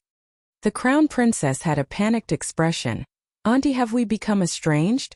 In my heart, regardless of who I am now or who I will be in the future, Uncle and Auntie will always be the elders that I respect the most. Princess Xinyang let out an almost inaudible sigh. The Crown Princess worriedly asked, Auntie, how is your body? I went to visit you yesterday and you were unconscious. I was worried for an entire night, and my heart was in a mess. I actually did not know that your condition had deteriorated to this degree while you were in Fengdu Mountain. If I knew earlier, I would have worked even harder to find the 100-flower pill. Right, Auntie, have you taken the 100-flower pill? How is the effect? The effect is very good. Thanks to you, I can already get out of bed and walk. Princess Xinyang paused and then asked, Where did you get the 100-flower pill? The Crown Princess looked around and then leaned close to Princess Xinyang. Lowering her voice, she said, I bought it from a place called the Underground Dojo. There was a saber man from Zhao there. He happened to have a bottle of 100-flower pills. The Underground Dojo was a mixed bag of good and bad people, but it had to be the Underground Dojo to buy this kind of thing. Princess Xinyang's last trace of doubt about the 100-flower pill was dispelled. Perhaps the 100-flower pill was truly colorless and tasteless. It was just that the people of the world had changed its appearance. The Crown Princess smiled slightly and said, Auntie, if you are not in a hurry to leave the palace, go sit in the pavilion. I will chat with you. Many things have happened in the capital in the years that you were gone. I can tell you about them one by one. Princess Xinyang did not refuse. It was not because she wanted to hear about the capital, but because she did not want to disrespect the Crown Princess. The two walked up the steps and sat down in the pavilion in the Imperial Garden. The Crown Princess ordered the palace servants to prepare tea and pastries. Eugene looked at the butter tea and rose cake on the table and smiled. Crown Princess still remembers what the princess likes. The Crown Princess smiled and said, Of course I remember. I remember everything that Uncle and Auntie like to eat. What Aheng likes to eat I also. Halfway through her words she suddenly paused. Realizing that she had mentioned something that she should not have mentioned, she felt annoyed and guiltily looked at Princess Xinyang. Auntie? I'm sorry. Princess Xinyang's expression was very calm. You also remember what Aheng likes to eat. There's nothing that can't be said. Eugene waved her hand and dismissed the palace servants. Only she, the crown princess and Princess Xinyang remained in the pavilion. The crown princess guiltily said, "Auntie, I'm sorry." Princess Xinyang said, "There's no need to apologize." The crown princess opened her mouth. Princess Xinyang calmly said, "There's no need to apologize for what you said, and there's no need to apologize for becoming the crown princess. Hung has already died. Not to mention that you did not get married, but even if you did, there's nothing wrong with you remarrying." The crown princess tightly gripped the handkerchief in her hand. Her eyes were slightly red, and her throat was choked with emotion. "Did the crown prince treat you well?" Princess Xinyang asked her. The crown princess choked with emotion and nodded. Princess Xinyang also nodded. "Then I can be at ease." "Eugene." She gave Eugene a meaningful glance. Eugene understood and walked down the steps. She waved to a maidservant that was accompanying her. The maidservant walked into the pavilion. Eugene said, "Did you bring the things I told you to bring?" The maidservant thought a little then said, "I sent them all out." Eugene said, "Isn't there still a box of 1,000-year-old lingji? Oh, I forgot it in the carriage." The maidservant covered her mouth. "This servant will go get it." After taking a couple steps, she awkwardly returned, "This servant doesn't know the way." The maidservant had been brought over from Fengdu Mountain. This was her first time entering the palace. "I'll go get it," Eugene said to Princess Xinyang. Princess Xinyang said, "No need. Longyi will go get it." Hearing these words, the crown princess was confused. Who was Longyi? She looked at the palace people below the steps, but she didn't see anyone leaving. Longyi was hiding in the dark. Even experts were unable to detect him, let alone the crown princess. There was only one box left in the carriage. It was easy to recognize. Longyi quickly went to the carriage and took the box. When Longyi descended from the sky and entered the pavilion with a brocade box, the crown princess was shocked. Princess Xinyang said to the crown princess, "Thank you for the medicine. This is a gift of thanks." Then she said to Longyi, "Give the gift to the crown princess." Longyi didn't give it. Shadow Dragon guards generally didn't disobey the orders of their master, unless they didn't understand. Princess Xinyang was a patient master. She pointed at the box and then pointed at the crown princess, and explained word by word, The box in your hand is a gift of thanks. Give it to the crown princess." Longyi still didn't give it. Princess Xinyang, "Then give it to me." Longyi gave it to her. Princess Xinyang personally picked up the box to give it to the crown princess, but Longyi snatched it again. No matter how stupid the crown princess was, she could see that this shadow guard called Longyi didn't want to give her the lingji. This was like an elder in a family asking a child to share the sugar with his little friends, but he refused to share no matter what, making everyone very embarrassed. The crown princess was especially embarrassed. Her face became red. "Forget it, aunt. It can't be counted." Princess Xinyang said to Longyi, "If you want a box, I'll give you another one. This one contains a gift of thanks for someone else." Longyi didn't give it to her. Princess Xinyang frowned. "If you don't give it to me, I'll get angry." At this time, Gu Jiao happened to pass by the imperial garden. Longyi jumped down and arrived in front of Gu Jiao. He stuffed the box into the bosom of Gu Jiao. Then he turned around and looked at Princess Xinyang. His expression and posture seemed to be saying, "Don't be angry, I'll give it to you."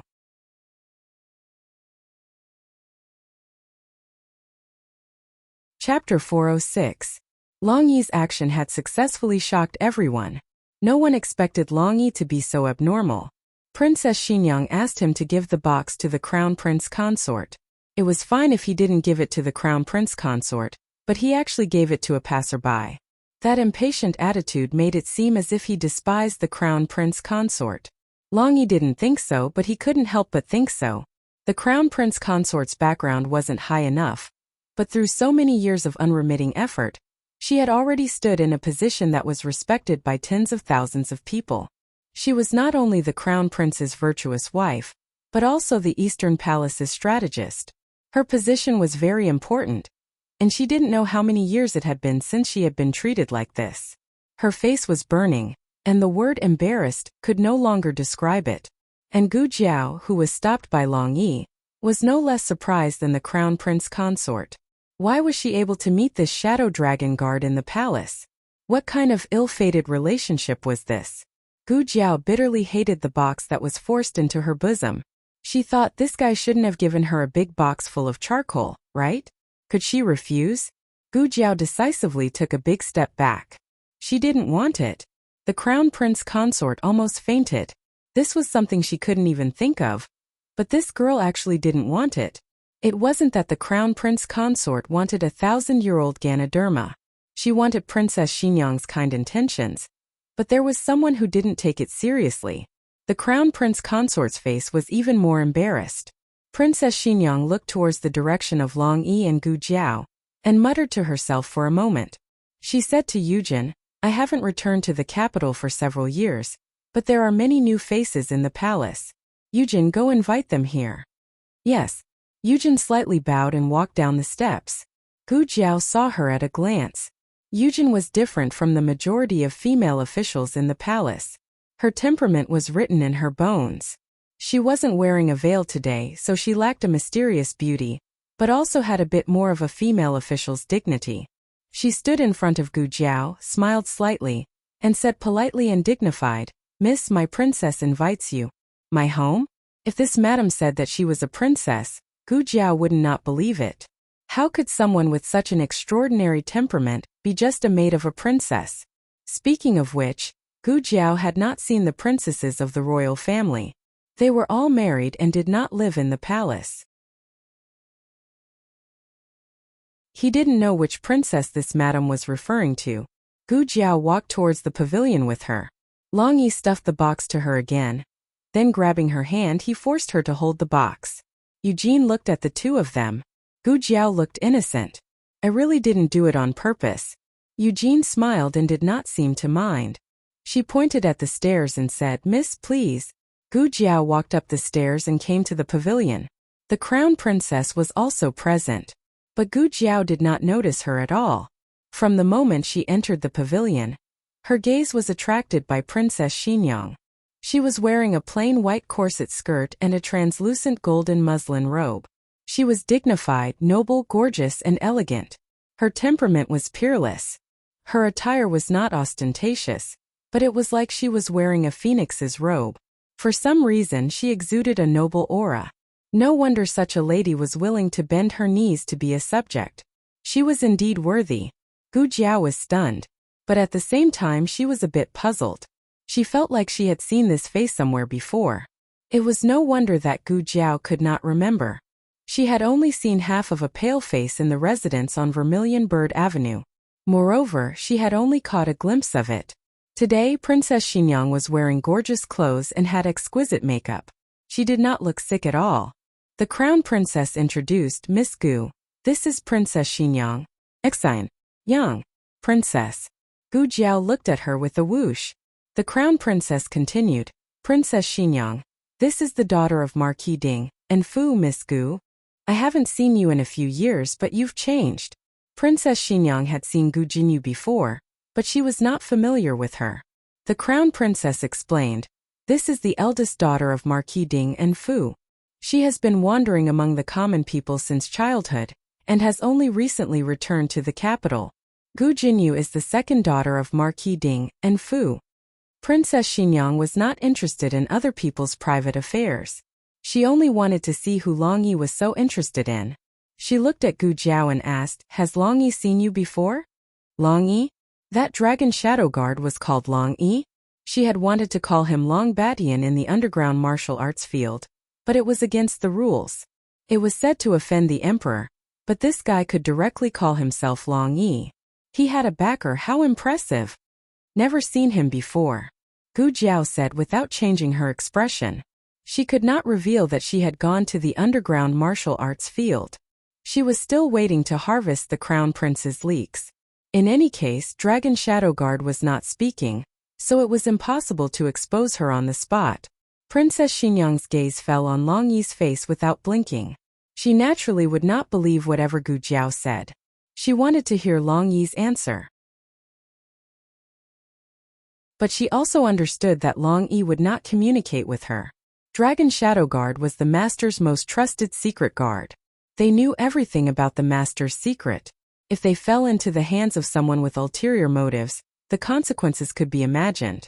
The late emperor, in order to take precautions, trained Dragon Shadow Guard to be an ice-cold tool that could not open their mouth to communicate. However, Princess Xinyang also did not think that Long Yi had met the daughter of Marquis Ding and Fu. Long Yi had always been by her side. The only time he had gone out was to escort Eugene to the underground martial arts field to buy medicine. A dignified daughter of an aristocratic family would not run to that kind of place. So Long Yi simply did not want to give it to the crown princess, but he also had no choice but to give it away.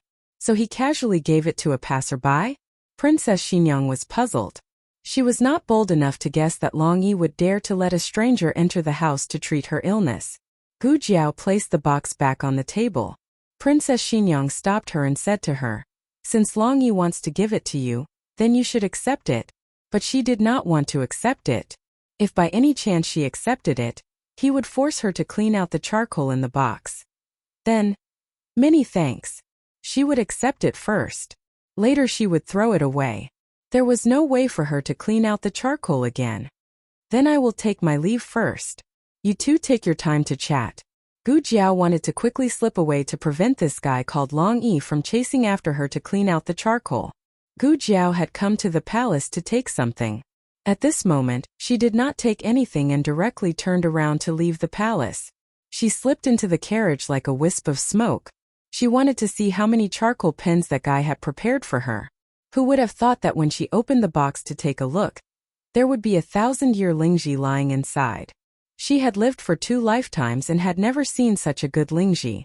Gu Jiao was stupefied. After returning to the medical hall, Gu Jiao handed the 1,000-year Lingji to shopkeeper Wang. "Sell this." Although the 1,000-year Lingji was a good thing, unfortunately no one in the family needed to eat it. It was better to sell it for a good price. From time to time, Gu Jiao would bring some strange medicine for shopkeeper Wang to sell. Shopkeeper Wang did not find it strange. "What is it this time?" He opened the box to take a look. He was so shocked that he almost knocked the box over. "This such a big Lingji? Where did it come from? This must be 1,000-year Lingji." To be honest, Lingji did not grow for more than 1,000 years. Even 10-year Lingji was rare. The 1,000-year Lingji on the market was generally over 100 years old. It was extremely rare. Gu Jiao said, "Someone gave it to you. Remember to sell it for a good price." "AI, how could it not be sold for a good price? Look at how old this Lingji is." Once the news of the 1,000-year Lingji spread, the Miracle Hand Hall would be famous in the capital again. Gu Jiao did not need to worry about the business matters. She planned to change her clothes and go to the underground martial arts arena. She was supposed to go yesterday afternoon, but something came up so she changed it to today. Just as she turned around and walked towards her small courtyard, she suddenly heard an anxious male voice from behind her. "Dr. Gu! Dr. Gu!" Gu Jiao stopped and turned around. It was the patient who had his stitches removed yesterday, the scholar surnamed Su. "Is there something wrong with the wound?" Gu Jiao looked at him and asked. The scholar ran quickly and was out of breath.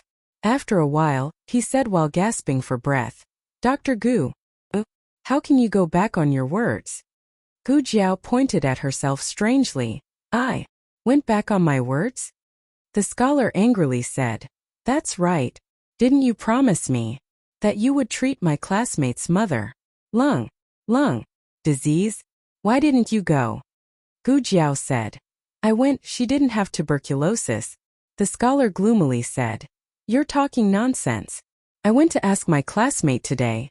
No doctor came to his house." Gu Jiao spread her hands, "But I really went."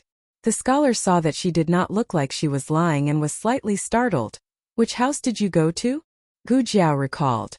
"According to what you said, I walked straight ahead and went to the first house behind the orange tree." "When did I say orange tree?" Clearly said Peach. The scholar's expression also froze. "I said orange tree." He slapped his own head. He gave the wrong direction. I'm sorry. Miss Gu, I'll pay you the consultation fee again. Please come with me again. Auntie Sun is really very sick." Gu Jiao looked at the sky. There was still time, so she went with him to Vermilion Bird Street. She found the family and checked their condition. It was indeed tuberculosis. Tuberculosis was not an incurable disease in her hands, but it required a long period of treatment. It required a large amount of medicine, and the cost of the medicine was not cheap. The scholar said that he would take care of it himself and only asked Gu Jiao to cure the woman. Gu Jiao took out 4 types of medicine for tuberculosis from the small medicine box and put them in small porcelain bottles that she carried with her. She wrote down the usage and dosage. "I'll come for a follow-up visit in 7 days." Aunt Sun shed tears of gratitude. "Thank you, Mississippi. Don't thank me, thanks Scholar Sue." When Gu Jiao said this, she clearly felt a curious little figure at the door. However, when Gu Jiao walked out, the little figure disappeared again. Gu Jiao raised her eyebrows. Classmate? It was for his classmate's sister, right? After leaving the Sun family, Gu Jiao took off her mask and put it in a special cloth bag. As she walked, she thought, since I went to the wrong place yesterday, who was the lady I treated? On the other side, Princess Xinyang and Eugen's group also returned to Vermilion Bird Avenue. Princess Xinyang had her own princess mansion in the capital, but everyone knew that she would not live in that sad place again.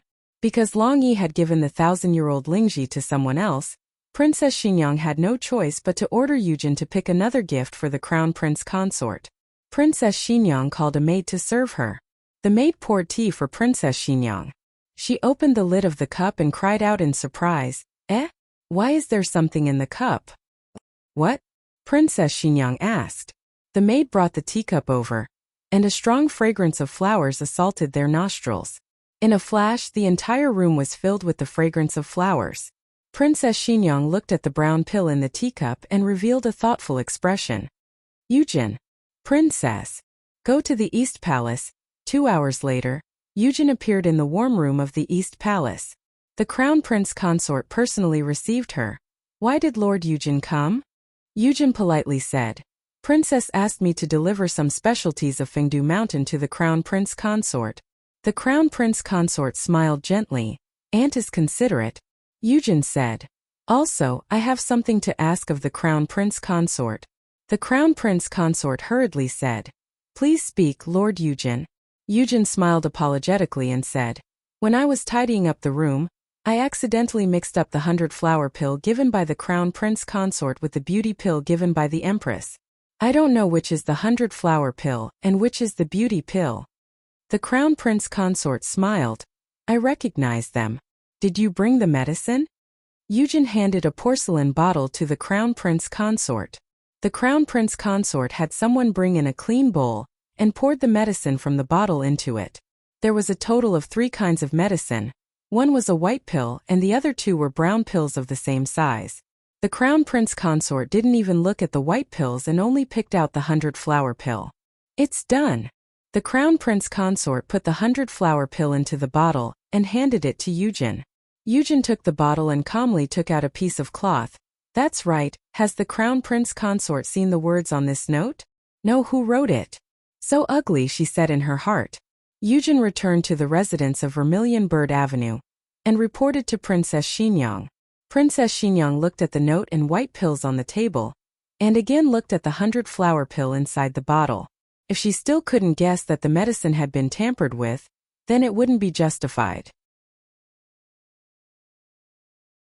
And from Long Yi's reaction in the Imperial Garden, the person who had tampered with the medicine was the daughter of Marquis Ding, and Long Yi didn't disobey her order. He merely gave the gift to the person who truly deserved it. Merely, there were a lot of suspicious points in this matter. It was impossible for Long Yi to not notice the other party, but Long Yi not only didn't stop her from entering the room, but also allowed her to change her medicine. This was one of the reasons. Secondly, why did the other party secretly change her medicine? Did they harm her? But those white pills clearly had a medicinal effect. Did they help her? They were neither relatives nor friends, so why did they help her?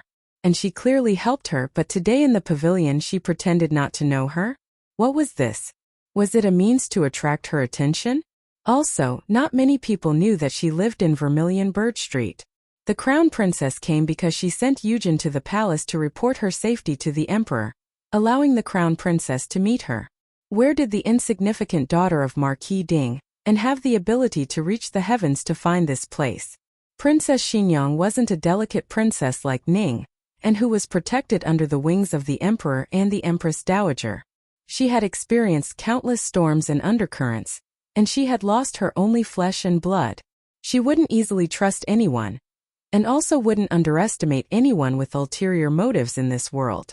She looked at the bright moon outside the window, and her fingertips lightly tapped on the table. With each tap, the night seemed to become quieter.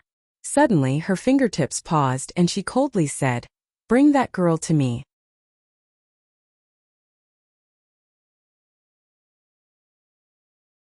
Chapter 407. After Gu Jiao came out of Vermilion Bird Avenue, she changed her clothes in the carriage and went to the underground martial arts arena. The crown prince was already waiting at the arena. This guy's enthusiasm was really higher than the mountains and deeper than the sea. It was a pity that Ning Wang was busy today and couldn't come. Oh, she wanted to let them compete. Gu Jiao adjusted the mask on her face and said goodbye to Old He and Zhu Yun. She turned and went to the crown prince's room. She found out that this room was originally given to a martial artist ranked 19th on the expert ranking. The crown prince spent a lot of money to buy the right to use this room. As for whether or not he bought that martial artist, Old He wasn't sure. After all, this was a private matter between the martial artist and the guest. The martial arts arena wouldn't interfere. Ranked 19th. Gu Jiao looked at the expert ranking hanging on the pillar. She wasn't even ranked last yet. But she wasn't in a hurry. Gu Jiao came to the chives. No, the crown prince's room, and gently knocked on the door. The door was pulled open from the inside. This time the crown prince didn't pull a screen in the room like last time. He sat behind the screen on a chair with an official's hat and wore a mask that covered half of his face. This mask was the same as his person. It was made of the highest quality jade and was even more exquisite than Ning Wang's mask.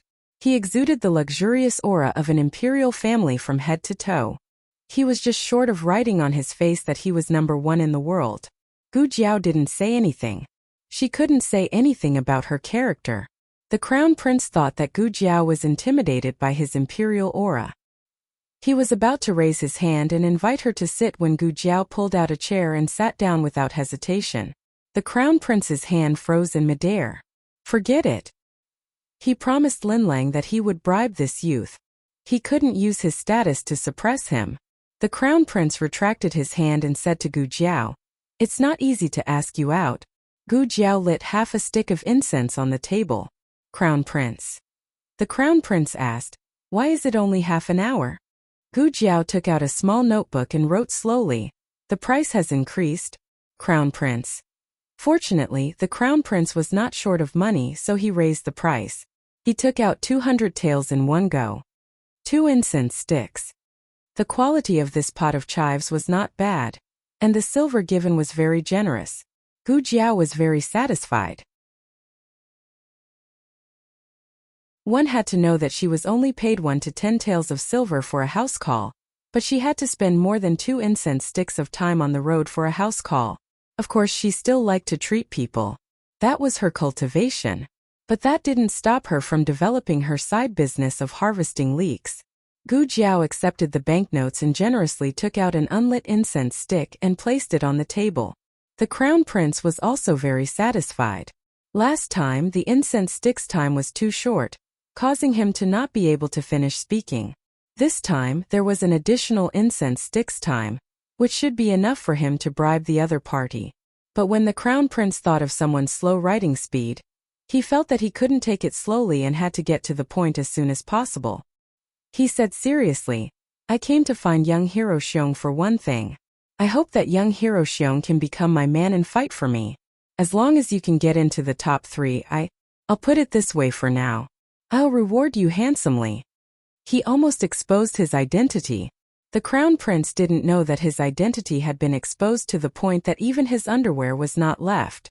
Gu Jiao glanced at him carelessly and wrote in the notebook, "You also want to go to the Yen kingdom?" The crown prince was stunned. "How do you know?" After a pause he frowned. "Wait, what do you mean by also? Do you want other people to go as well?" "Yes, your eldest brother, King Ning." Fortunately, Gu Jiao was a person with professional ethics. She didn't disclose the client's privacy, but wrote in the notebook, "I can't tell you." The Crown Prince choked. But this sentence was equivalent to not writing it. What did it mean that she couldn't tell him? That meant there was, but it was inconvenient to say it. The Crown Prince frowned. What was going on? Were there a lot of people who wanted to go to the Yen Kingdom these days? To be able to find Xiong Badian, it meant that the other party was interested in Xiong Baishan's potential, like him and Linlang, whose eyes were so sharp. The Crown Prince listened to Wen Linlang and came to find Xiong Badian. Now that he knew that Xiong Badian was in high demand, he felt a sense of competition. However, he was the Crown Prince. He didn't believe that anyone in the world could compete with him, except for his father and uncle. But his father and uncle wouldn't come to such a place. The Crown Prince said arrogantly, "I will pay you double how much the other party paid you." Gu Jiao didn't reject him immediately. She was thinking about the possibilities. She wouldn't sell herself to anyone, but she could sell the opportunity to go to the Yen Kingdom. The premise was that she could squeeze into the top 3 of the master list before then. The first and second place were said to have retired from the martial arts world and hadn't appeared for a few years. King Ning and the Crown Prince couldn't do anything about them, so they had to target the third place. The third place was not from the Zhao Kingdom. It was difficult for the Crown Prince and King Ning to cooperate with him. Therefore, the two of them wanted to find someone to kill him openly. They were indeed brothers. Their methods of going to the Yen Kingdom were the same. "Why do you want to go to the Yen Kingdom?" Gu Jiao asked. She had to figure out his motive. If he wanted to betray the country, wouldn't she be an accomplice? The Crown Prince said angrily, "Why are you asking this? You just have to agree to my conditions. I won't treat you badly. Furthermore, I can promise you even more things that are better than money." He was the Crown Prince. Not to mention money, it wouldn't be difficult to give him an official title. The premise was that he could really get into the top 3. The Crown Prince didn't really trust his strength. After all, he had a master who was ranked 19th. Wasn't he much more powerful than this guy? But Linlang said that he couldn't put all his eggs in one basket. There was nothing wrong with betting on a few more masters. Gu Jiao wrote slowly, "If you don't say it, I won't consider it." The Crown Prince gasped. Did this guy know who he was threatening? The Crown Prince of the country. The Crown Prince suppressed his anger and said calmly, "I want to see the chess sage of the 6 kingdoms, Mr. Meng." "Oh, Mr. Meng. Never heard of him." Gu Jiao could tell that the Crown Prince wasn't lying. He was just looking for someone. There was no political danger. The Crown Prince said coldly, "I've said what I need to say. Will you agree now?" Gu Jiao nodded seriously. "I agree. I'll consider it." The Crown Prince, who had been tricked again, was speechless. The Crown Prince used his political methods to brainwash Gu Jiao. Gu Jiao listened with one ear and out the other. The Crown Prince's mouth was dry. Gu Jiao closed the small notebook. "Time's up." The Crown Prince was speechless. Gu Jiao came out of the underground martial arts arena. She got into the carriage and changed her clothes. She asked Xiao Sanzi to drive the carriage to the Hanlin Academy. There was still some time before the break. Gu Jiao went to a nearby pancake shop. She found the shop's dried vegetable pancakes to be very delicious. The crust was crispy and the filling was juicy. The price was not cheap. One pancake could sell for 20 copper coins. Xiao Sanzi stopped the carriage beside the shop. Gu Jiao got out of the carriage and asked for 10 pancakes in one go. 10 pancakes? We can't finish them in one pot. Miss, you have to wait. Do you want to come in and sit for a while? No need. I'll wait outside. The weather was hot. She wanted to get some fresh air outside. She was the only customer. The couple focused on making her pancakes. They didn't make her wait too long. Miss, the pancakes are ready, the shop owner said to Gu Jiao with a smile. Gu Jiao walked over. She turned around and said, Xiao Sanzi, help me get the food box. Okay. There was a clean food box in the carriage. Xiao Sanzi lifted the curtain and took it down. Gu Jiao handed him a piping hot dried vegetable pancake wrapped in bamboo leaves. Here. Xiao Sanzi was surprised. I have one too? Gu Jiao said. Eat it while it's hot. Xiao Sanzi smiled and took the pancake. Thank you, Miss Gu. After the pancakes were packed, Gu Jiao paid for them. Xiao Sanzi took a bite of the piping hot pancake. He gasped as he took the food box with his other hand and said, "Let me." He carried the food box into the carriage. Miss Gu, you should eat one while it's hot. It's crispy now. It'll be soft when you get home. Okay, Gu Jiao replied. Then, Xiao Sanzi put the food box away and jumped off the carriage. But Gu Jiao was nowhere to be seen. He circled around the carriage and even looked under the carriage. Where is she? Boss, did you see my miss? Lady Boss said. Didn't she get on the carriage with you just now? No. Xiao Sanzi lifted the curtain and confirmed that the carriage was empty. This was strange. She was clearly talking to him just now. How could she disappear in the blink of an eye? He was dumbstruck and stood in place. Did I see a ghost? Gu Jiao also didn't expect that she would be kidnapped in the middle of the street while she was buying pancakes. Moreover, no one saw her. She was still held in the waist with his arm. This familiar posture, this familiar formula. The fear of being controlled by a pen once again welled up in her heart. Gu Jiao's little face was cold. She decided to let go of the burden of being an idol and shouted loudly on the street. But just when she opened her mouth, a strong wind blew into her face and her cheeks changed shape. Gu Jiao was taken to Vermilion Bird Street by Long Yi. Long Yi didn't need to go through the back door.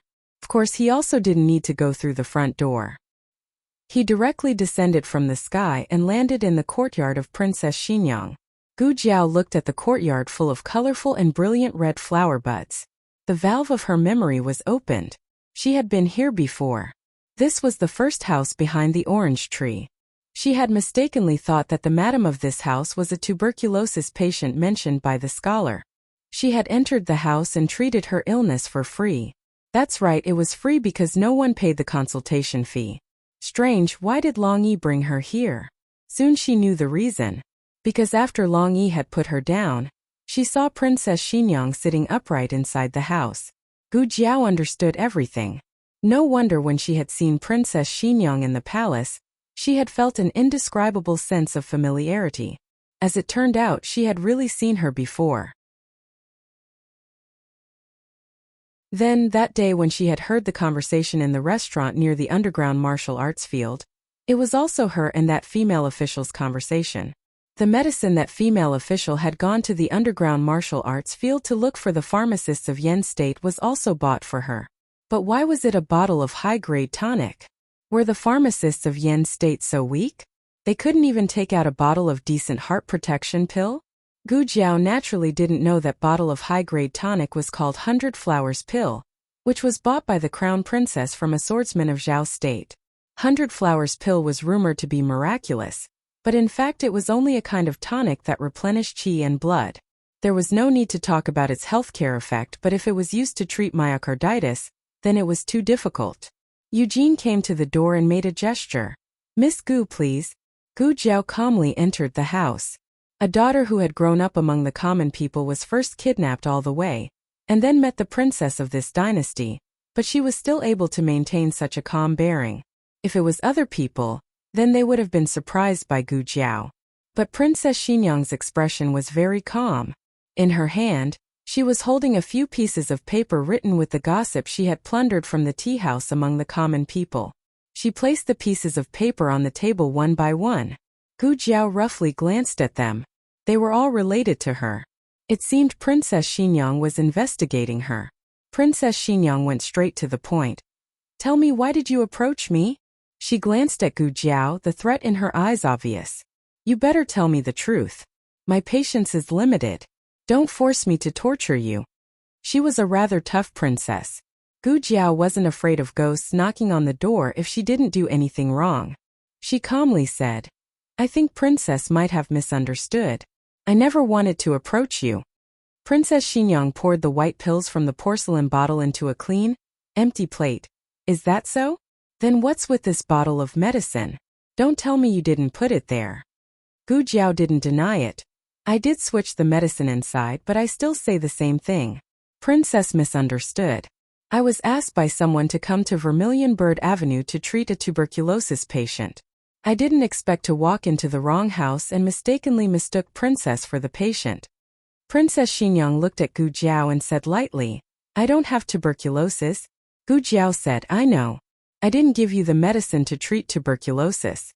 You have myocarditis, it's commonly known as heart disease. My brother also has heart disease, but yours isn't as serious as his. Take the medicine carefully and you'll recover in a few months. Princess Xinyang said, You're the first person to say that my illness can be cured. Gu Jiao raised her eyebrows. You're also the first person to misunderstand that I have ulterior motives after being treated by me. Princess Xinyang snorted. You have a sharp tongue. Don't think I'll let you go just like that. I'll have someone investigate whether or not you're telling the truth. Go ahead. She wasn't lying. Auntie Sun's tuberculosis wasn't a secret in Vermilion Bird Avenue. Gu Jiao didn't even say who the family was, but Princess Xinyang's subordinates already found out. They followed the vine to the melon and found out that Su Shusheng's family was involved. Su Shusheng and Auntie Sun's daughter had feelings for each other.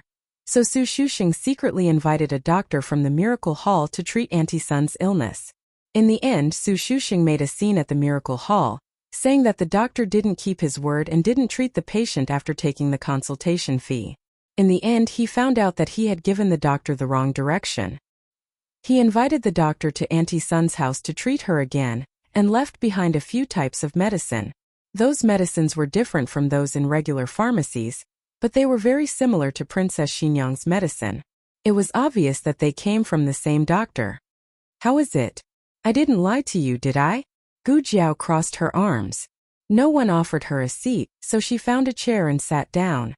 She didn't treat herself as an outsider. Eugene wanted to laugh. Princess Xinyang's expression was still ice-cold. Even if the matter of changing the medicine was accidental, you and Long Yi clearly met. But you lied to me in the Imperial Palace. Was she so smart? She even guessed this? Gu Jiao said without changing her expression. Evidence, Princess can't slander me again. And slander me a second time. Princess Xinyang coldly said. If you didn't meet Long Yi and didn't use any tricks on Long Yi, why would Long Yi let you in? Gu Jiao seriously thought for a bit. Because I'm cute? Princess Xinyang. Eugene chuckled. Princess Xinyang's expression became even colder. Don't think that because you are the daughter of Marquis Ding and Mansion, and also deeply favored by His Majesty and Empress Dowager, I don't dare to touch you. Eugene, bring my whip. Eugene opened her mouth as if trying to dissuade. Princess. Bring it. Princess Xinyang expressionlessly said. Eugene regretfully sighed and went to the study to bring over Princess Xinyang's golden whip. Princess Xinyang coldly said. This golden whip was bestowed by the previous emperor. Even the emperor can be beaten. Beating you is already a favor. Gu Jiao. Then I will fight back. But what no one expected was that before Princess Xinyang had a chance to use her whip, Long Yi flashed in and blocked Gu Jiao behind him. Princess Xinyang didn't expect that Long Yi would go to this step for Gu Jiao. She was slightly startled, and then her eyes darkened. Move aside. Long Yi didn't move. Actually, Princess Xinyang didn't really want to beat Gu Jiao. She wasn't so cruel. She only wanted to scare her and make her obedient. But Long Yi took it seriously. How familiar was this scene? Move aside. A certain little devil in chaos hid behind Long Yi. Long Yi, don't move aside, don't move aside. My mother wants to beat me. Long Yi, if you don't move aside, I will also beat you. Long Yi, quickly take me away. Wait until my mother calms down, then take me back. The scene buried in the depths of her memory pierced her mind like an awl, and the whip in Princess Xinyang's hand fell to the ground.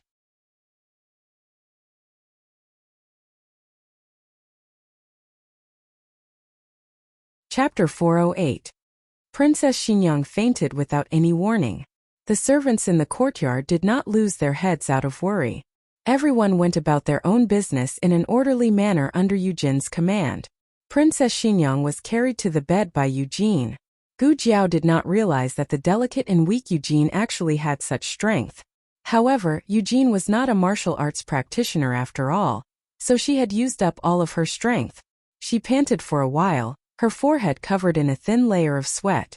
Lord Eugene, this servant will go get a doctor, said a servant girl. Eugene nodded, then seemed to think of something and shook her head.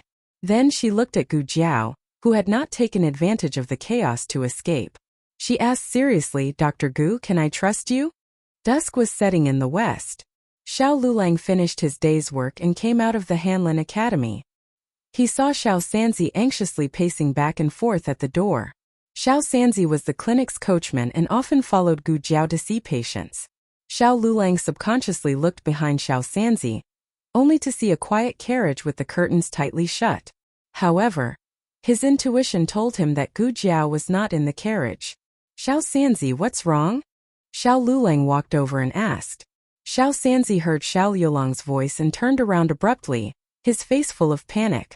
Brother Xiao, Miss Gu has disappeared. Xiao Lulang frowned. When did she disappear? Where did she disappear? Xiao Sanzi was extremely anxious. Just now, Xiao Lulang comforted him. Don't panic, tell me slowly. Xiao Sanzi did not know that this was not right. After all, he had seen the emperor with Miss Gu. He had to be calm, Xiao Sanzi calmed himself down and told him what had happened in front of the shop. Xiao Lulang frowned and said, Are you saying that she suddenly disappeared? Xiao Sanzi said, Isn't it sudden? I held the pancake in one hand and the lunchbox in the other. I told her to eat the pancake while it was still hot. Otherwise it would become soft and not crispy. She even said okay, but when I turned around to look at her she was gone.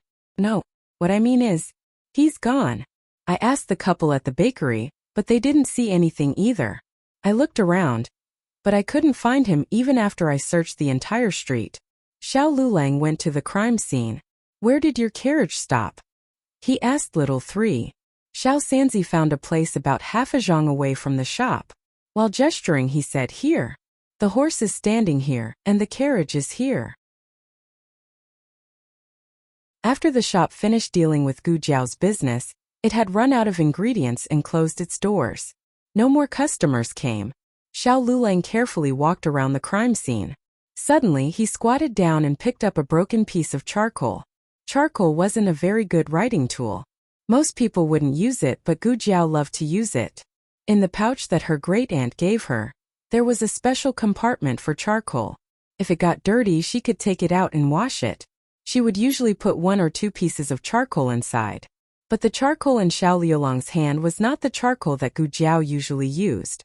Her charcoal had been treated so it was softer. This kind of charcoal was a certain someone's special charcoal. He had only seen it in one place. In the courtyard on Vermilion Bird Avenue, Princess Xinyang slowly woke up. Eugene had been watching over her. When she saw her open her eyes she smiled and said, Princess, you're awake. How do you feel? It wasn't the first time that Princess Xinyang had fainted, but it was the first time that she felt so relaxed after waking up. She didn't feel dizzy or sore all over. It was as if she had just slept casually. Eugene saw her complexion and knew that she had recovered better than before. She smiled and said, Princess fainted just now. It was Dr. Gu who treated Princess with acupuncture. As she spoke she stood up, took a step back and bowed. This subject acted without authorization. Please punish me, Princess. Princess Xinyang looked at her helplessly. You know I won't punish you. Eugene revealed a smile. Princess Xinyang asked, Where is that girl? Eugene looked back and said, In the courtyard. In the colorful courtyard under a large tree with luxuriant leaves, a certain someone was forced to write again. Her face was very dark. You're an expert, Zhao Country's shadow guard Long. The world's #1 expert in martial arts. Why do you want others to slap your face? Gu Jiao said bitterly, not forgetting to break a piece of charcoal. Then she felt that this expert was even happier. Oh, she was confused. When Princess Xinyang came out accompanied by Eugene, she saw one big and one small squatting on the ground with a piece of charcoal. Just now, Eugene had been guarding beside Princess Xinyang's bed, so she didn't know that they were like this. Eugene couldn't help but laugh. Princess, she said, Longyi hasn't played with anyone for a long time. The last time was when little Marquis was young. Princess Xinyang indifferently interrupted her. Eugene, he is dead. Don't mention him again. Eugene lowered her eyes. Oh, yes. Gu Jiao was in despair. Until her stomach growled, she ended today's business. Eugene asked Gu Jiao to stay for dinner, but Gu Jiao refused. She had suddenly disappeared for so long. Little Sanzi must be very anxious. Maybe Xiao Lulang also knew that she was missing. She had to go back quickly.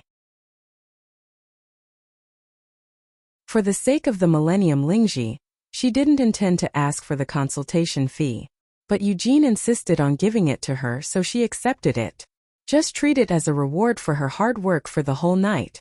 Gu Jiao put that 100 taels banknote into her purse. Compared to Marquis Xianping, who only gave her a copper coin, Princess Xinyang was simply too generous. When Gu Jiao came, she was captured by Long Yi.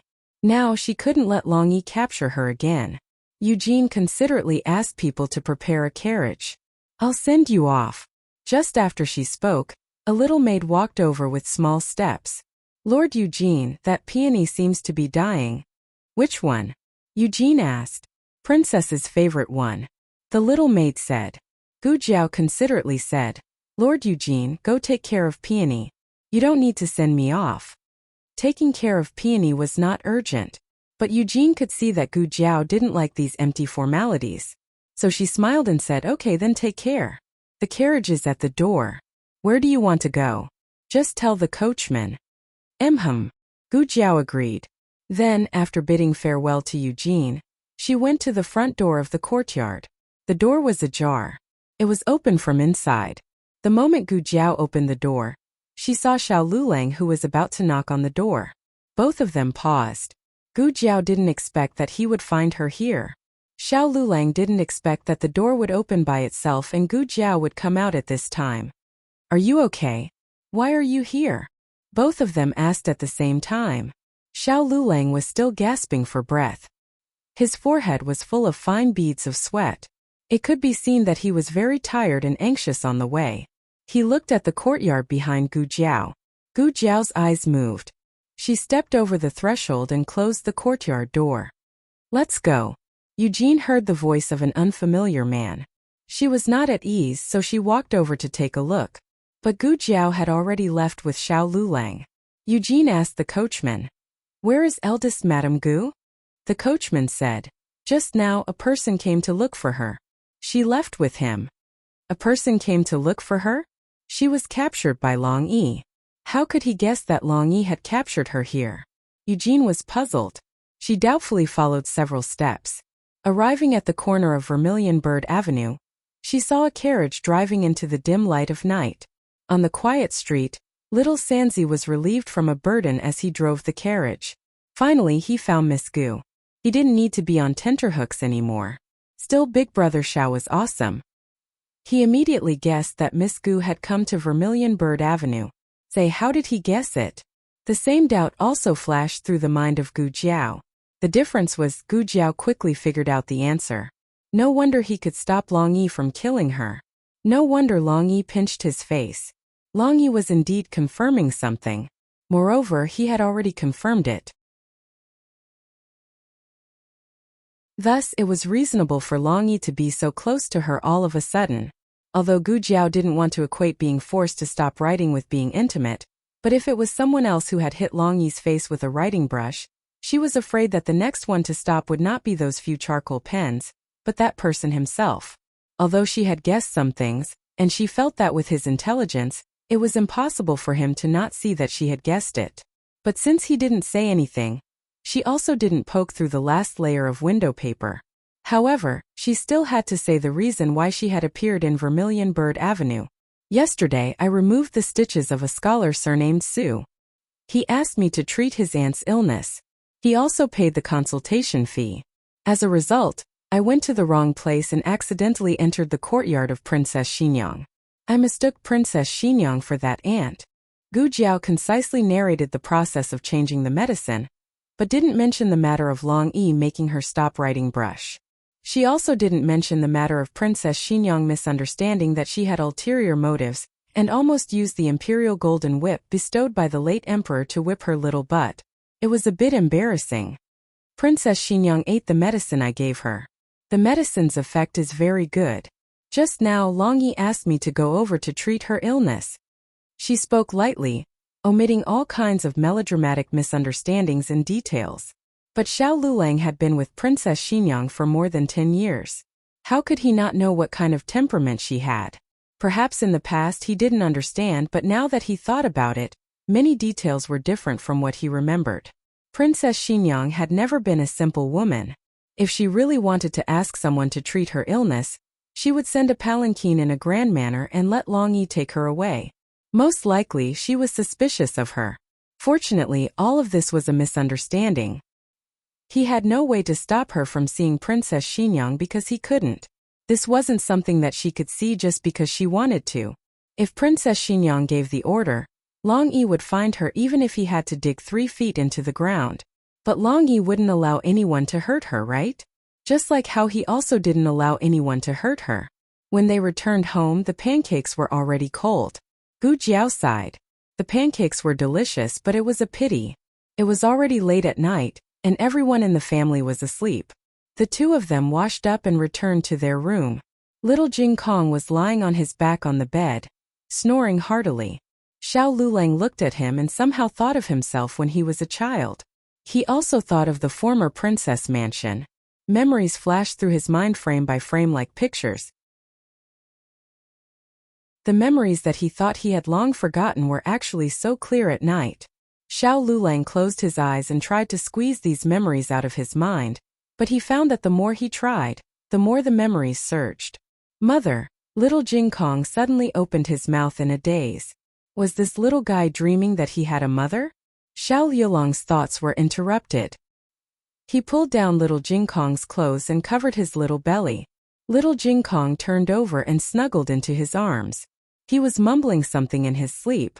Xiao Lulang raised his slender, jade-like finger and poked his little head to the side. Little Jing Kong rolled over and rolled back after a while. Xiao Lulang poked him again. He rolled again. In the end, he stopped snuggling into Xiao Liulang's arms. His little foot came out of nowhere and directly kicked Xiao Liulang's face. Xiao Lulang. After being tormented by little Jing Kong, Xiao Lulang didn't have time to think about anything else. The strange memories in his mind also disappeared. He had a good sleep in the latter half of the night. The next day before dawn, he went to Hanlin Academy. He arrived earlier than Kong Mu. Kong Mu looked at him strangely. Xiao Xiuzhua. Didn't go back last night, right? He went back, Xiao Lulang said. After the roll call, Xiao Lulang went to his office. Kong Mu couldn't help but mutter, "It's so early." He quarreled with his wife and was chased out by her. The results of the 6 ministries examination were out. A large number of officials had entered the list of those who needed to take the makeup examination. Hanlin Academy took on the responsibility of giving lectures to the officials taking the makeup examination. Among the officials taking the makeup examination, a large number of them didn't take the imperial examination. They were officials from their families who obtained their positions through meritorious deeds of the previous generation. One could imagine how good their examination skills were. It wasn't that none of the officials were well-read.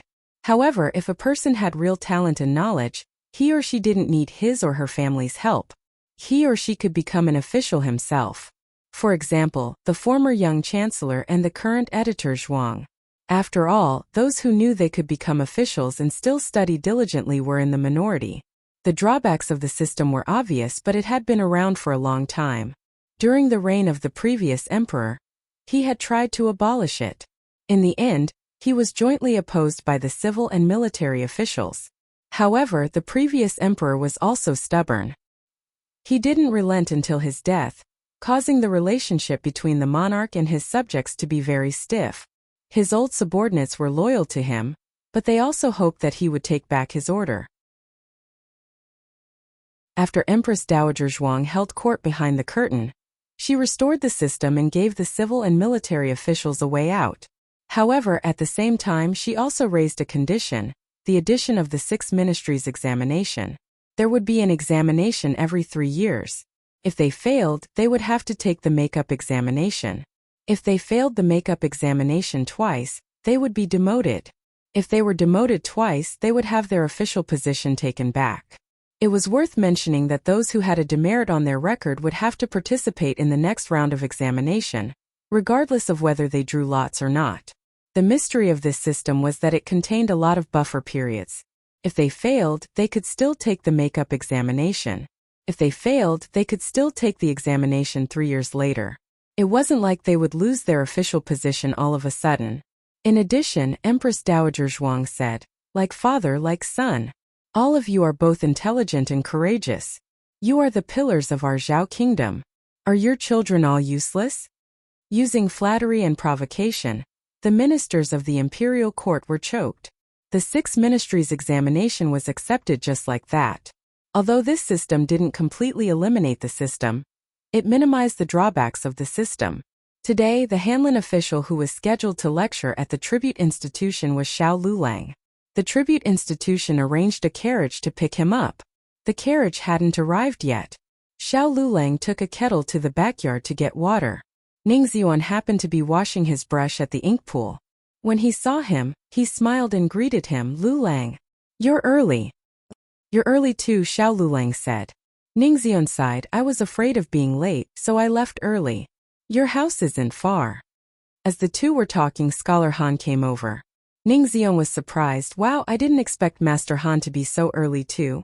The two of them bowed to Scholar Han. Scholar Han nodded and looked at Xiao Lulang. Are you going to lecture at the tribute institution today? Yes, Xiao Lulang said. No need, Scholar Han said. Come with me to the Wenhua Pavilion in a moment. Xiao Yolong's fingertips moved. The Wenhua Pavilion was the library built by Princess Xinyang. Scholar Han gave Xiao Lulang this opportunity because he thought highly of Xiao Lulang. Seeing that Xiao Lulang didn't say anything, he took it as a yes. Unexpectedly, as soon as he took a step, Xiao Lulang said, Master Han, I want to lecture at the tribute institution. What did he mean by, you want to lecture at the tribute institution? Was this how he bargained with his superior? Scholar Han looked back and said seriously, do you know what kind of place the Wenhua Pavilion is? What kind of opportunity is this? I want to lecture at the tribute institution, Xiao Lulang said word by word. Scholar Han frowned. Xiao Lulang looked at Ning Xuan and said, let Editor Ning go to the Wenhua Pavilion. I still want to go to the tribute institution.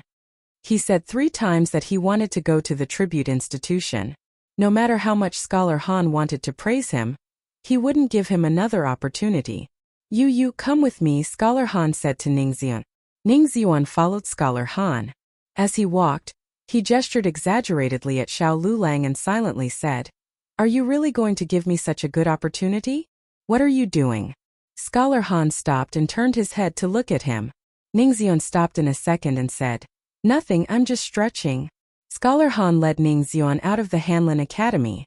Xiao Lulang waited for another hour before the people from the tribute institution arrived.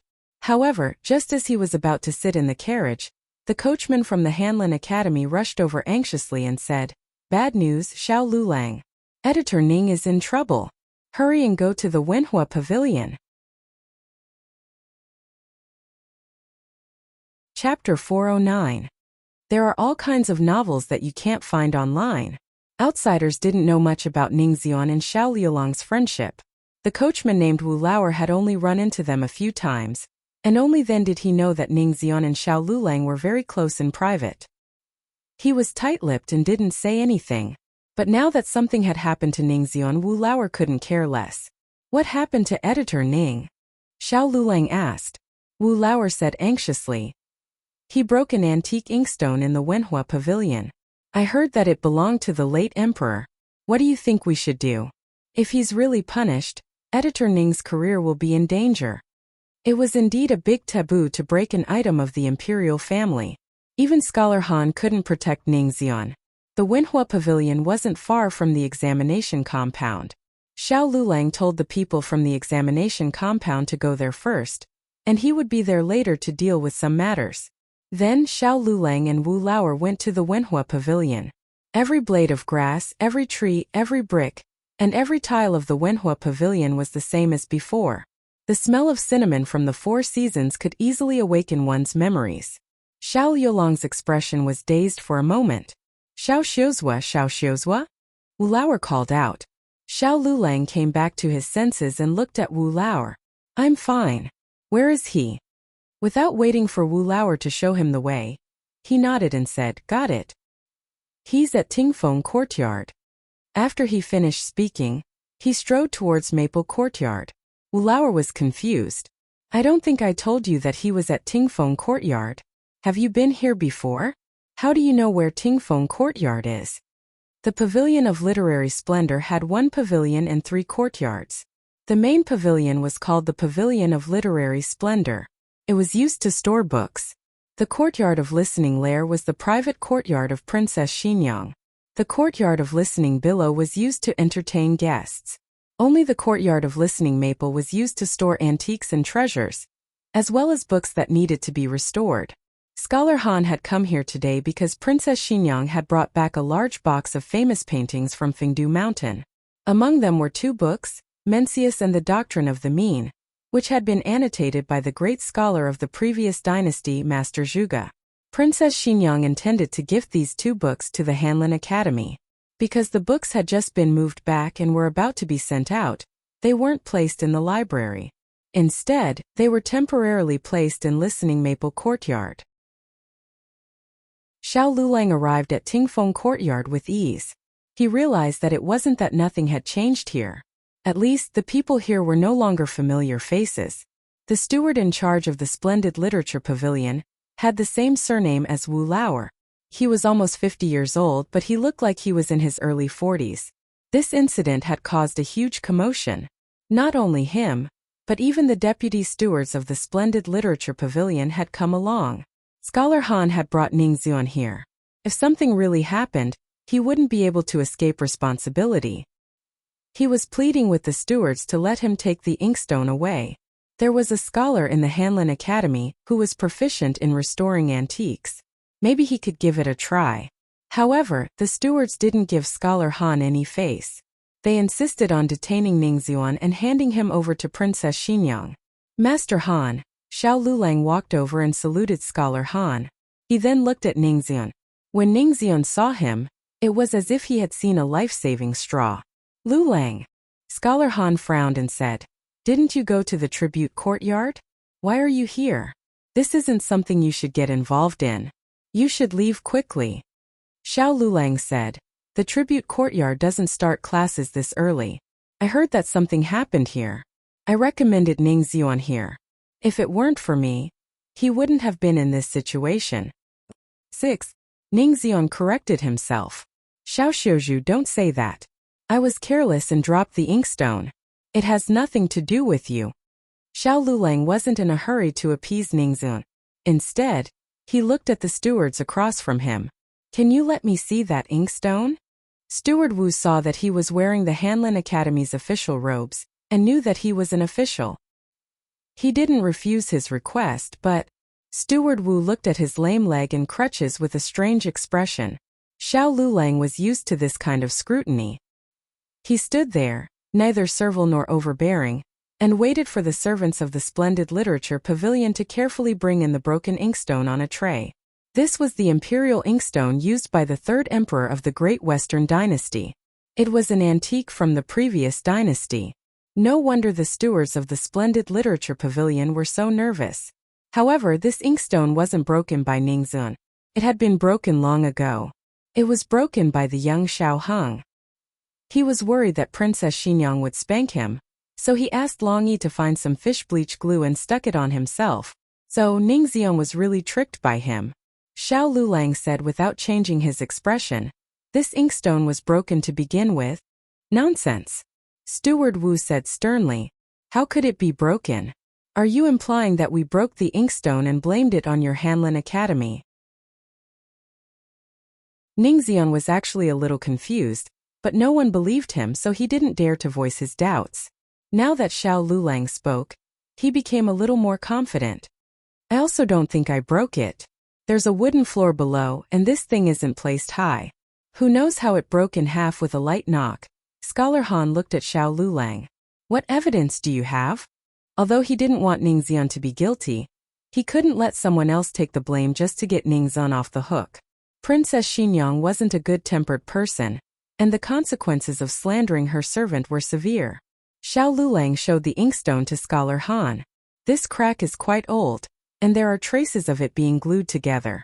If the stewards don't believe me, you can invite Dr. Nia from our Hanlin Academy, and the Chancellor of the Directorate of Imperial Studies. They will know once they take a look.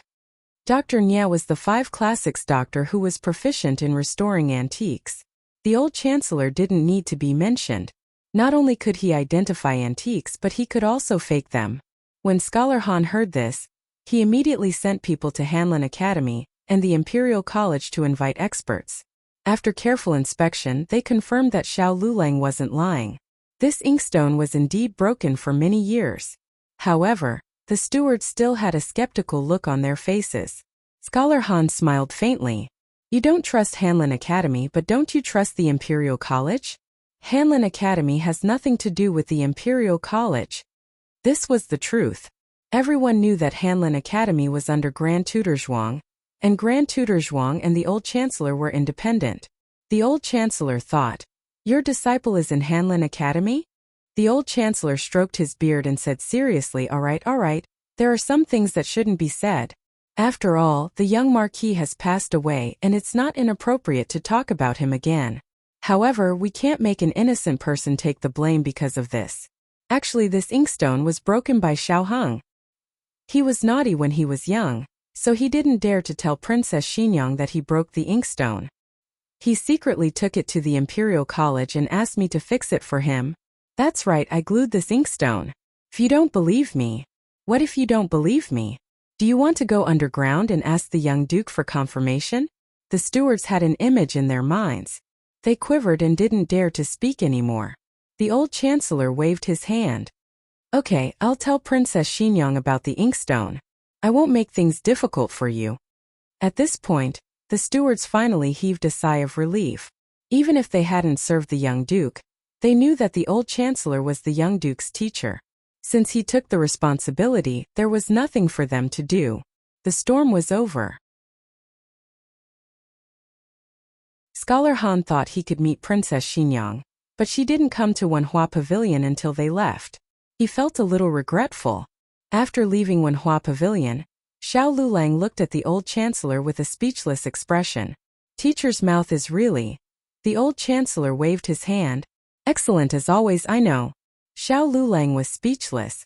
As long as you're happy. On the other side, Gu Jiao entered the palace. She was now a regular at Renshou Palace. She didn't even need to check her token and could directly enter the palace. She was going to deliver candied fruit to her grandaunt. Recently, her grandaunt had improved a new type of candied fruit. It was sweeter but had less sugar. So her grandaunt could eat one more fruit every day. When she was on the way to Renshou Palace, she suddenly heard someone calling her. Miss Gu. It was Consort Rui Wang's voice. Gu Jiao hadn't seen Consort Rui Wang for a while. It was mainly because she encountered a wave of assassination on her way back from visiting old concubine Jing in the nunnery. Rui Wang was so scared that Rui Wang couldn't go out for 2 months. I knew it was you. Consort Rui Wang walked over and affectionately held Gu Jiao's arm. You seem to have grown taller. Unlike me, I can only put on weight.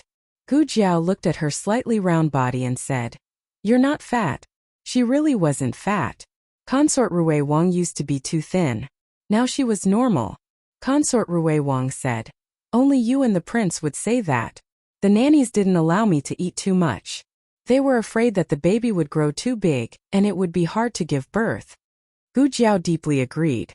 In ancient times where medical treatment wasn't advanced enough, giving birth was a natural process. Not eating too much was the best choice as long as the child's nutrition was ensured. However, looking at Consort Rui Wang's complexion, it was clear that the nannies had taken good care of her. Consort Rui Wang sighed. I haven't been out for so long that I didn't even know that old concubine Jing had passed away. The prince probably hid it from me because he was afraid that I would be sad and affect the baby. Old concubine Jing's death had been kept a secret, so Gu Jiao wasn't sure if Rui Wang had heard anything. How have you been recently? Consort Rui Wang asked. I'm fine. Gu Jiao said. Consort Rui Wang sighed. Why didn't you come to the estate to find me? You don't know how bored I've been for the past 2 months. Gu Jiao looked at her bulging belly and said, Are you still bored with him? Consort Rui Wang and Consort Yao were both due in the beginning of the 10th month. She was now 7 months pregnant. Her belly looked a bit bigger than Consort Yao's. When the child in her belly was mentioned, Consort Rui Wang revealed a hint of motherly gentleness. I don't know if it's a son or a daughter. I want to give birth to a son for the prince. If it's a son, then it'll be Imperial Father's first Imperial grandson. Imperial Father will definitely be very happy. Other people wouldn't dare to say this, but Consort Rui Wang was a straightforward person. Adding on the fact that she trusted Gu Jiao a lot, she didn't have any scruples when she said this. Just as Gu Jiao was about to use the stethoscope to listen to the heartbeat in her belly, a woman's cry of surprise came from behind the rockery not far away. What ugh! As soon as Consort Rui Wang opened her mouth, Gu Jiao vigilantly covered her mouth. Chapter 4:10. There was clearly a trace of an expert's presence in the place where the woman's cry came from. After Gu Jiao covered Consort Rui Wang's mouth, she signaled her with her eyes. Consort Rui Wang opened her eyes wide and nodded. The place they were at was a small path between Renshou Palace and Cunning Palace. The surrounding scenery was very good, and there was a lot of cover which was good for hiding. It was also for this reason that the other party chose this place. For the time being, Gu Jiao didn't know what the other party wanted to do. She only knew that if she pulled Consort Rui Wang away now, no matter where they went, they would be seen by the people behind the rockery. Gu Jiao simply pulled Consort Rui Wang behind a large tree behind them. Consort Rui Wang picked up Gu Jiao's hand and used her fingertips to write on her palm. Aren't we going to see what happened?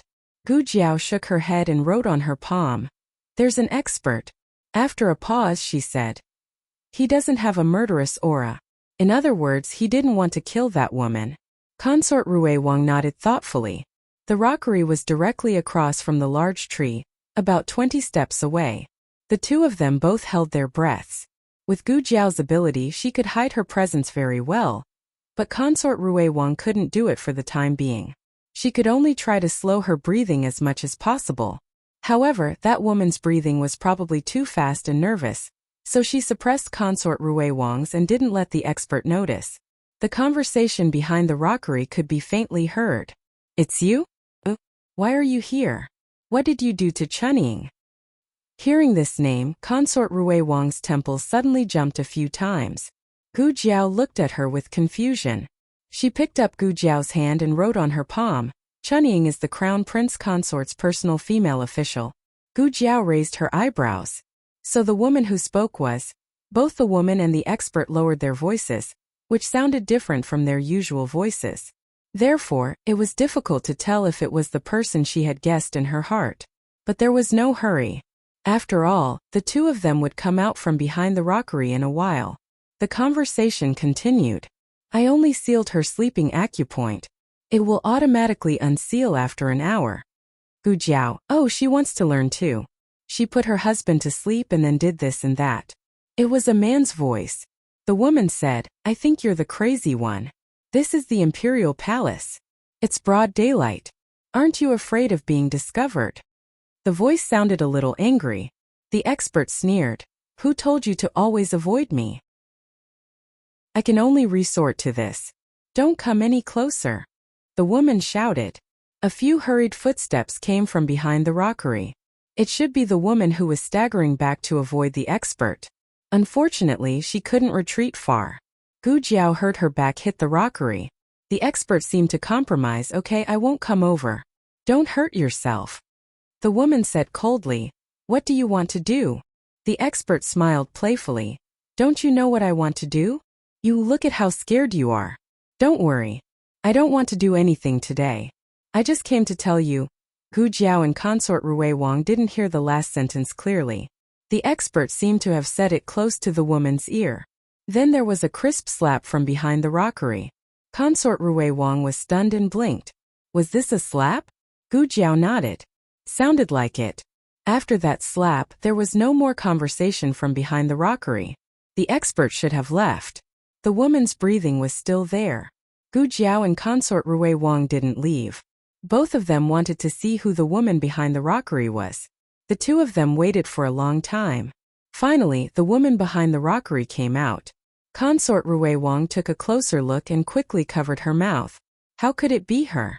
Gu Jiao had already guessed it, so she didn't have much of a reaction. At this time, the servant girl who was left behind in the imperial garden by Consort Rui Wang hadn't seen Consort Rui Wang for a long time. She couldn't help but come here. Princess! Princess, you're here! Consort Rui Wang couldn't hide anymore. She braced herself and walked out from behind the tree. Gu Jiao also walked out. Princess! The servant girl bowed to Consort Rui Wang. She hadn't seen Gu Jiao before, so she didn't greet Gu Jiao. But when she saw the woman walking out from behind the rockery, she quickly bowed. Crown Prince Consort. Consort Rui Wang's mouth twitched. This was so awkward. Consort Rui Wang naturally wouldn't admit that she had eavesdropped on the Crown Prince Consort. She cleared her throat and said to Wen Linlang with a fake smile, "Did the Crown Prince Consort also go to pay respects to Imperial Mother? I just came out of Imperial Mother's palace and met Dr. Gu on the way. I was about to invite Dr. Gu to sit in the Imperial Garden and check my pulse to see if I'm pregnant with a boy or a girl." These words stabbed right into the Crown Prince Consort's heart. The Crown Prince Consort and the Crown Prince had been married for almost 2 years. The Crown Prince only doted on her. Unfortunately, she wasn't pregnant at all. Empress Xiao was almost worried to death. The Crown Prince Consort looked deeply at Consort Rui Wang and Gu Jiao. She didn't know if she was provoked by Consort Rui Wang's words, but she didn't ask anything else and just said mildly, "I was just about to go pay respects to Imperial Mother. Since Consort Rui Wang has already gone, I won't call you along." As she spoke, she suddenly looked at Gu Jiao. Dr. Gu looks more like someone from the Imperial Palace than Consort Rui Wang. Consort Rui Wang was the Imperial family's daughter-in-law. Unfortunately, Rui Wang had already reached the age of 20 and was living alone. Consort Rui Wang naturally couldn't live in the palace anymore. However, Gu Jiao could come and go as she pleased. She could live whenever she wanted. Gu Jiao said unconcernedly, "I can't help it. Someone dotes on me." The Crown Prince Consort. Gu Jiao didn't exchange pleasantries with Consort Rui Wang for too long. The two headed in the direction of the Imperial Garden together. Consort Rui Wang turned her head to look at the servant following behind her in the distance and said in a small voice, "Say, who do you think that man is?" Gu Jiao looked strangely at her. "Shouldn't I be the one asking you this? Which one of us is the Imperial family's daughter-in-law?" Did she really think that she knew more about the population of the Imperial Palace than her just because she had made a few trips to the Imperial Palace? Consort Rui Wang thought for a moment and said, "The Imperial princes still living in the palace are only Zhaoimu's 4th prince and Consort Shu's 5th prince. Little Six and Little Qi are still young. Definitely isn't them." Gu Jiao asked, "Why must it be the Imperial princes? Could it be His Majesty?" Consort Rui Wang was terrified. "Gu Jiao, what are you thinking? It couldn't be His Majesty. His Majesty didn't know martial arts. Also, the relationship between the Crown Prince Consort and that man seemed to be a bit unclear. The two parted ways in the Imperial Garden. Consort Rui Wang returned to the Rui Wang Fu. Gu Jiao went to Renshou Palace and gave the candied fruit that her granduncle had personally made to her grandaunt. She also solemnly announced that she could eat one more fruit every day. On the other side, Xiao Lulang had finished lecturing the officials for the entire day. Today he was mainly talking about the law. As an official directly under the 6 ministries, it was a sad thing that he couldn't even memorize all of the laws of Zhao country. It was sad for the officials and also sad for the imperial court. The carriage of the tribute compound sent Xiao Lulang back to Hanlin Academy. When they passed by the pancake shop, Xiao Lulang thought of the plum and vegetable pancake that had softened and lost its texture last night. He also thought of the disappointed expression on Gu Jiao's face. He had a thought and had the carriage stop here. Xiao Lulang said, "Go back to the tribute compound. Hanlin Academy is up ahead." "Yes." The driver drove the carriage away. The stall selling pancakes was at the entrance. Xiao Lulang walked over and said to the proprietress who was busy alone in front of the stall, "I want 10 plum and vegetable pancakes." The proprietress said, "There's only one left." Then, "I want 1 plum and vegetable pancake." Xiao Liulang's words sounded almost at the same time as another voice. It was a female customer who had suddenly appeared by Xiao Liulang's side. The proprietress looked at Xiao Lulang and then at the female customer. She asked, "It's the last one. Which one of you is buying?" "I'll buy," Xiao Lulang said firmly. He didn't look at the female customer, but the female customer looked at him curiously. It didn't matter if she didn't look, but when she looked, the money bag in her hand fell to the ground. Xiao Lulang finally looked at her. It was this look that made Xiao Liulang's hand that was holding the copper coins to the proprietress stiffen. "You are..." Eugene grabbed Xiao Liulang's arm. "I'm not. You've got the wrong person." Xiao Lulang looked away and put the copper coins on the table. He took the pancakes and left. Eugene's expression changed. "Wait a minute.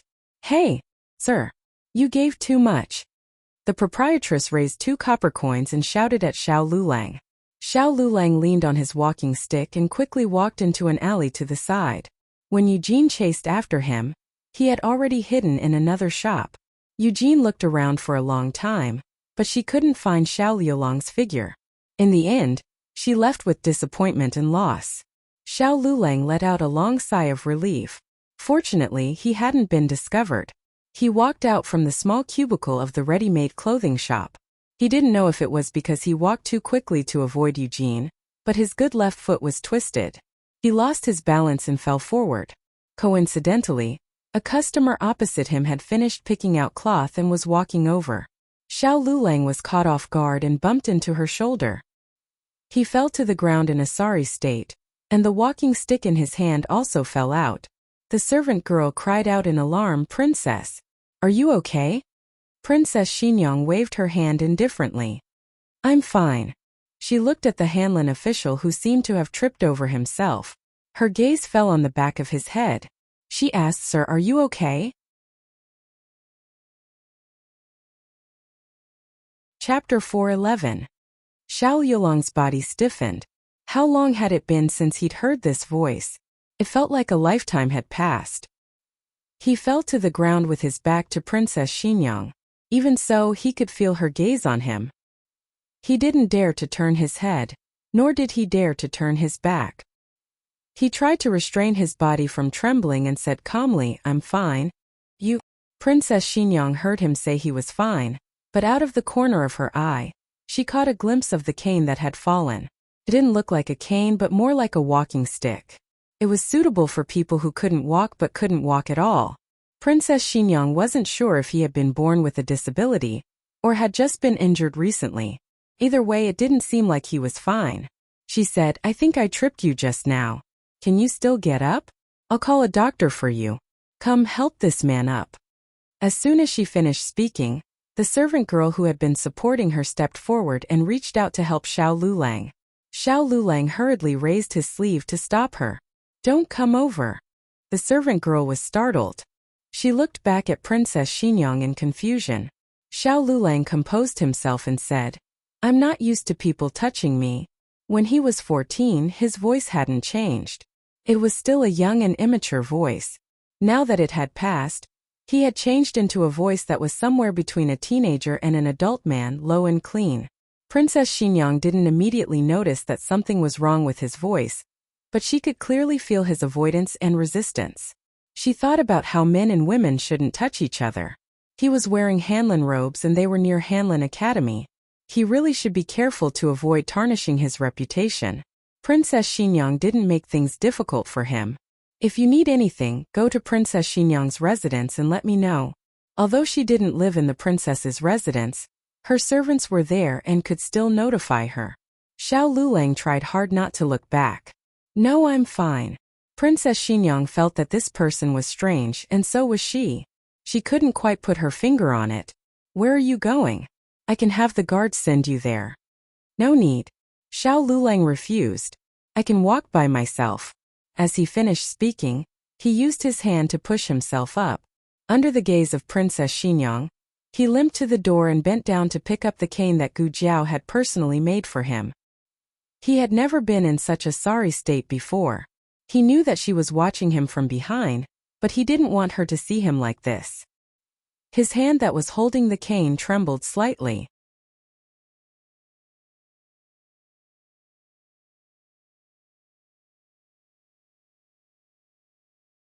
None of the family members were home. Gu Jiao had gone to see a doctor and had not returned.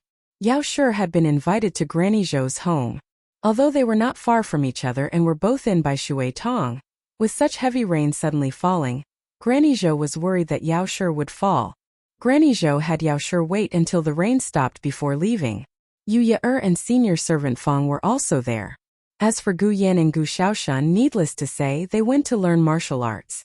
Little Jing Kong couldn't step on the water alone, so he ran to the backyard and let little 8, little 9, and the 7 chicks out to step on the water.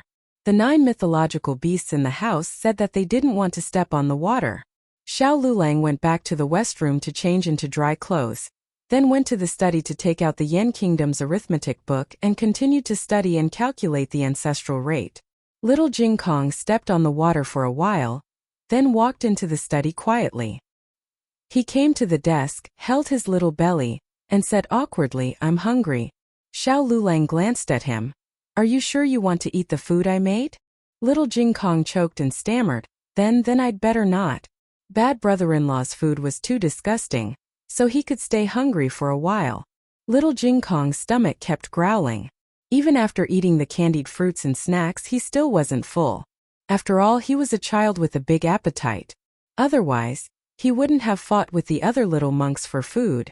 Xiao Lulang went to the kitchen and cooked a bowl of vegetable and egg noodles for him. Looking at the black noodles on the table, little Jing Kong refused in his heart. Xiao Lulang handed him a pair of chopsticks. Eat. Little Jing Kong sat on the small horizontal chair in front of him. He didn't take the chopsticks immediately, but looked at Xiao Lulang seriously. I just want to ask you, can you eat this bowl of noodles by yourself? Xiao Lulang said calmly. I'm not the one whose stomach is growling now. Little Jing Kong lowered his head. Bad brother-in-law's words were so reasonable that he couldn't refute him. In the end, hunger prevailed. Alas!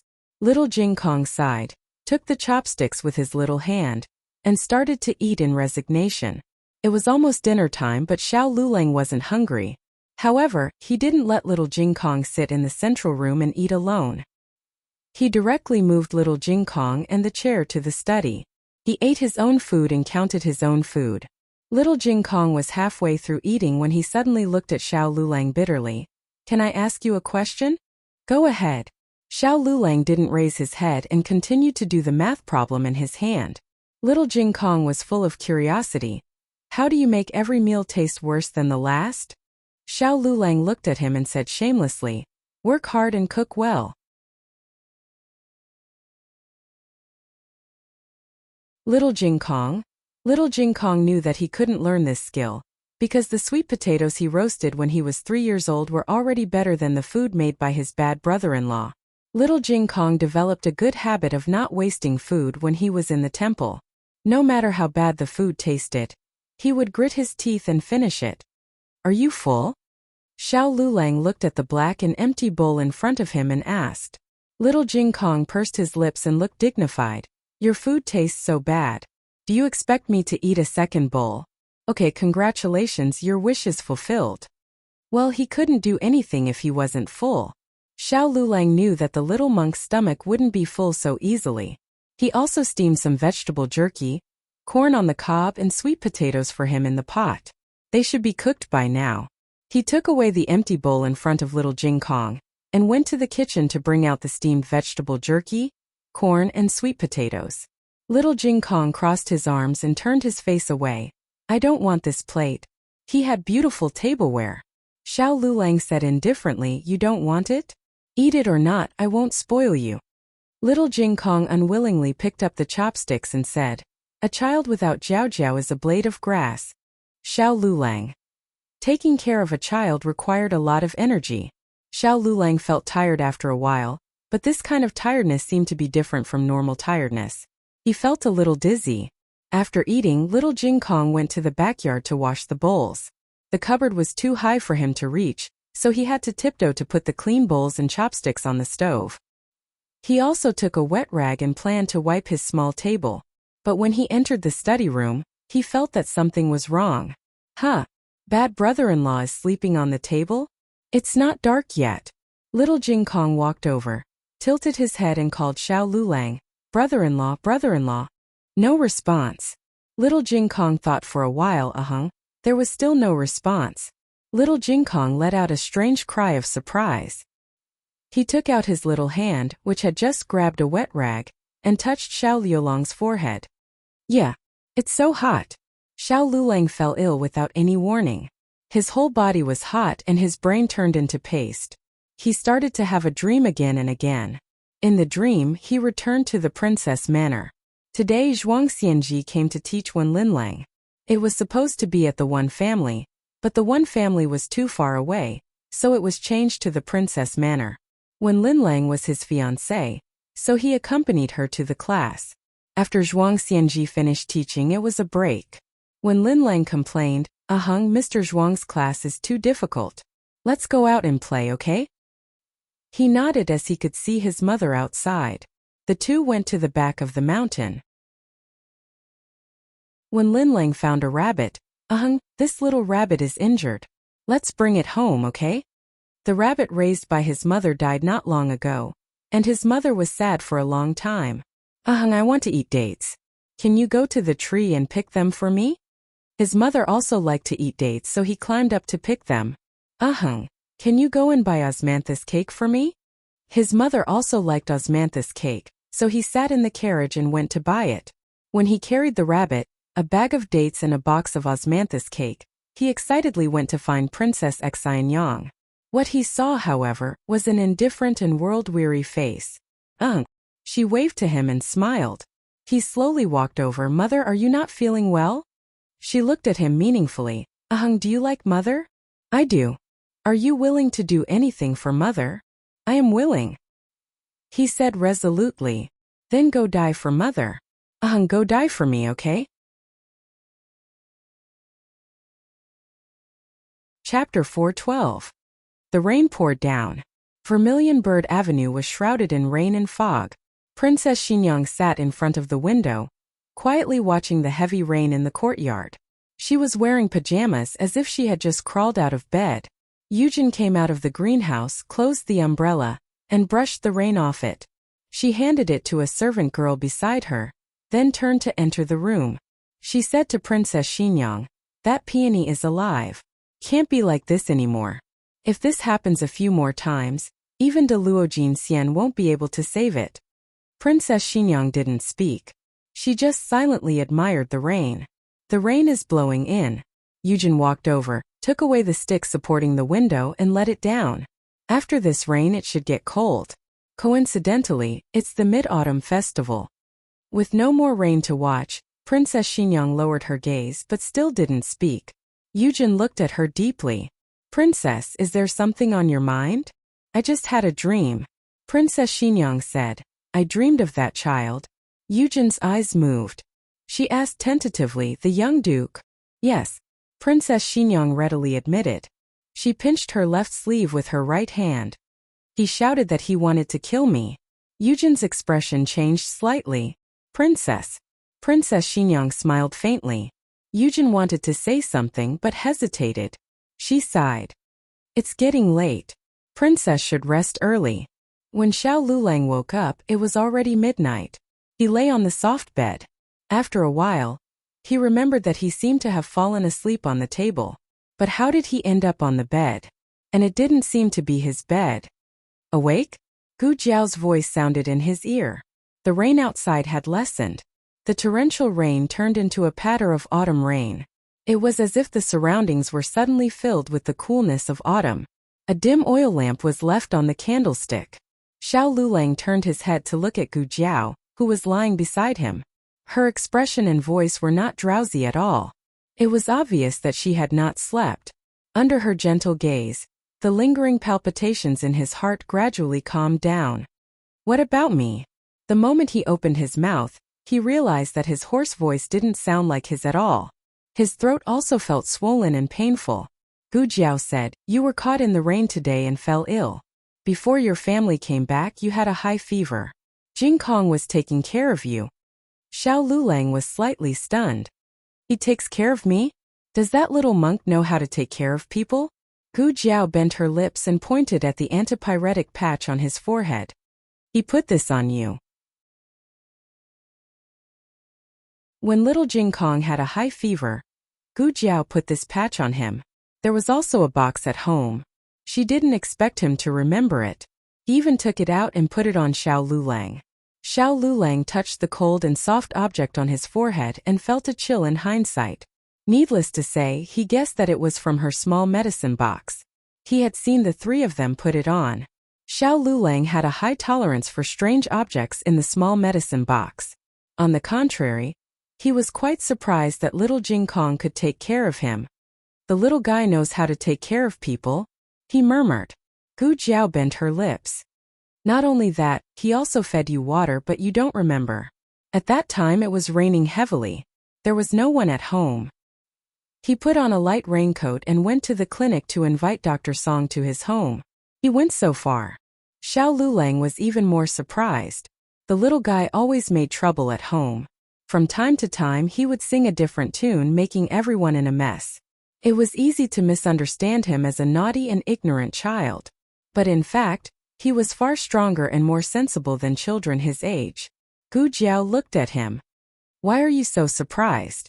Xiao Lulang said truthfully, I just didn't expect him to care about me so much. Gu Jiao said, compared to me, he is more worried about you. He said that you don't know how to take care of yourself. You don't even bring an umbrella in the rain. You are worse than a child like him. Xiao Lulang explained, when I went out, I didn't expect it to rain. He went out too early. The sky was still dark, so he couldn't see the sky at all. When little Jing Kong went out, the sky was already rising. He had recently learned in the Imperial College, don't go out in the morning, but travel thousands of miles in the evening. He brought an umbrella and a raincoat with him. He was really a worry-free child. Gu Jiao smiled and said, Jing Kong also said, I know my brother-in-law went out early, but why didn't he buy an umbrella on the way? Why did he have to come back in the rain? So stupid. The corner of Xiao Liulang's mouth twitched. Well, she imitated his disdainful tone perfectly. Gu Jiao continued. He also asked me if I didn't give you any pocket money, so you couldn't even afford an umbrella? Xiao Lulang was speechless. How could a 4-year-old little monk come up with so many things in his mind? Gu Jiao lifted the quilt and got out of bed. She handed him a pill and poured a cup of hot water. Since you are awake, drink the pill. Xiao Lulang sat up, took the medicine and drank it. He also finished the water. Then he finally realized that something was wrong. Why am I lying on your bed? Gu Jiao blinked and said seriously, I didn't carry you here. Xiao Lulang was speechless. Go to sleep. Gu Jiao put down the teacup and decisively lay down on the bed and pretended to be dead. Xiao Lulang also lay down, but he didn't sleep. Instead, he looked at her without blinking. Gu Jiao could feel his gaze even with her eyes closed. She opened her eyes and said, Yes, I forgot to turn off the light. As she spoke, she went to turn off the oil lamp and lay down again. The room was suddenly plunged into darkness and an eerie silence. Xiao Lulang could hear her uneven breathing. He still looked at her in the dark and said, If one day you find out that I am not who you think I am, will you be disappointed? Why should I be disappointed? Gu Jiao turned her head to look at him.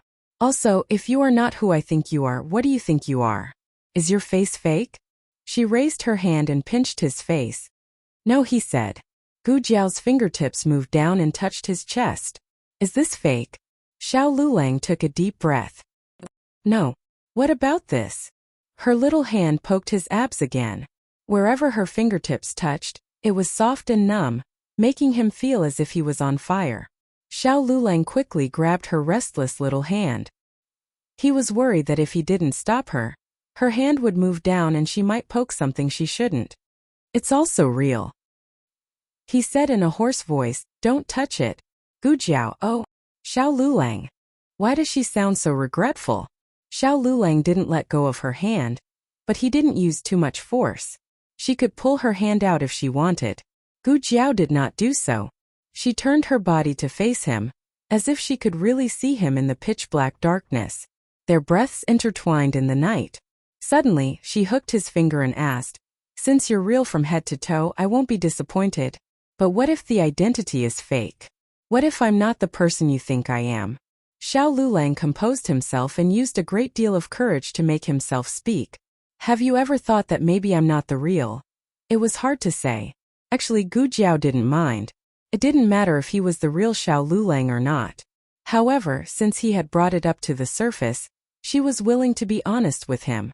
Gu Jiao looked at him. Not the real what? Xiao Lulang tightened her hand. Not the real, achoo. There was a sudden sneeze behind him. Xiao Liulang's body shook. He turned around and looked at the other side of him. The night was too dark so he couldn't see anything. However, he reached out his hand and touched it. Sure enough, he touched a yawning squishy ball. Why is he here? Xiao Lulang was so scared that he broke out in a cold sweat. Fortunately, he didn't do anything to Gu Jiao. Otherwise, oh, Gu Jiao said. He was worried about you so he followed me. He probably wanted to pee, so he drank a bowl of snow pear soup before going to bed. As Gu Jiao spoke, she found a match on the bedside table and lit the oil lamp. Sure enough, little Jing Kong covered his little butt in a daze. He was dreaming. He dreamt that he was looking for a toilet. He finally found it. Let me do it, Xiao Lulang said. He lifted little Jing Kong up and didn't even have time to take off his pants before little Jing Kong peed. It was a dark history. Xiao Lulang was pissed all over. He was speechless. The next morning, Xiao Lulang was fine except for a little sore throat and a hoarse voice. Little Jing Kong woke up comfortably on the Jiao Jiao bed. He felt refreshed. He stretched his body and walked out of the east room. At first glance, he saw Xiao Lulang sitting in the central room, organizing books. Last night, the books had been soaked by the rain that drifted in. This morning the sky had cleared up, so he planned to take the books out to dry. He also saw little Jing Kong coming out of the east room. He raised his eyebrows and said, "You peed your pants last night." Little Jing Kong stared at him. Nonsense. How could I pee the bed? I stopped peeing when I was 1. He was telling the truth. He was the only baby in the temple who didn't pee his pants. Xiao Lulang laughed. You can go and see if you don't believe me. You haven't washed your wet pants yet. Little Jing Kong ran to the backyard to take a look. It was the pants he wore before he went to bed. It was really wet. And he was wearing another pair of pants at this time. Little Jing Kong's body shook. He covered his mouth in disbelief. This. Xiao Lulang walked over and smiled. How is it? I didn't lie to you, right? Little Jing Kong waved his little fists and jumped anxiously. I didn't pee my pants. It must be you. You peed your pants. You peed on me and you're blaming me. You can see if you don't believe me. Your pants are here too. It's wet. Xiao Lulang, you peed on me. Little Jing Kong firmly refused to believe that he peed his pants. Bad brother-in-law, you peed your pants and blamed me after you peed. Shame on you. Humph. Little Jing Kong snorted and walked away. Chapter 413. There are all the novels with connotations that can't be found on the internet here. A while ago, Princess Ning went back to her parents' home to accompany her seriously ill mother. She didn't return to the prince's mansion until her mother got better. Because of this, Gu Jiao's visit to the prince's mansion to feel her pulse was delayed. Gu Jiao didn't know that Princess Ning had come back. Princess Rui Wang was the first to know. She hurriedly ordered the carriage to go to the prince's mansion. Sister-in-law. Princess Ning's carriage happened to stop at the gate of the mansion.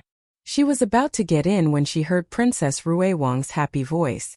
Princess Ning took back her foot that had stepped on the stool and turned to look at Princess Rui Wang, who got out of another carriage. She couldn't help laughing and said, "Slow down. How can you walk so fast with such a big belly?" Princess Rui Wang almost ran. She came to Princess Ning and said with a smile, "Aunt, are you feeling better?"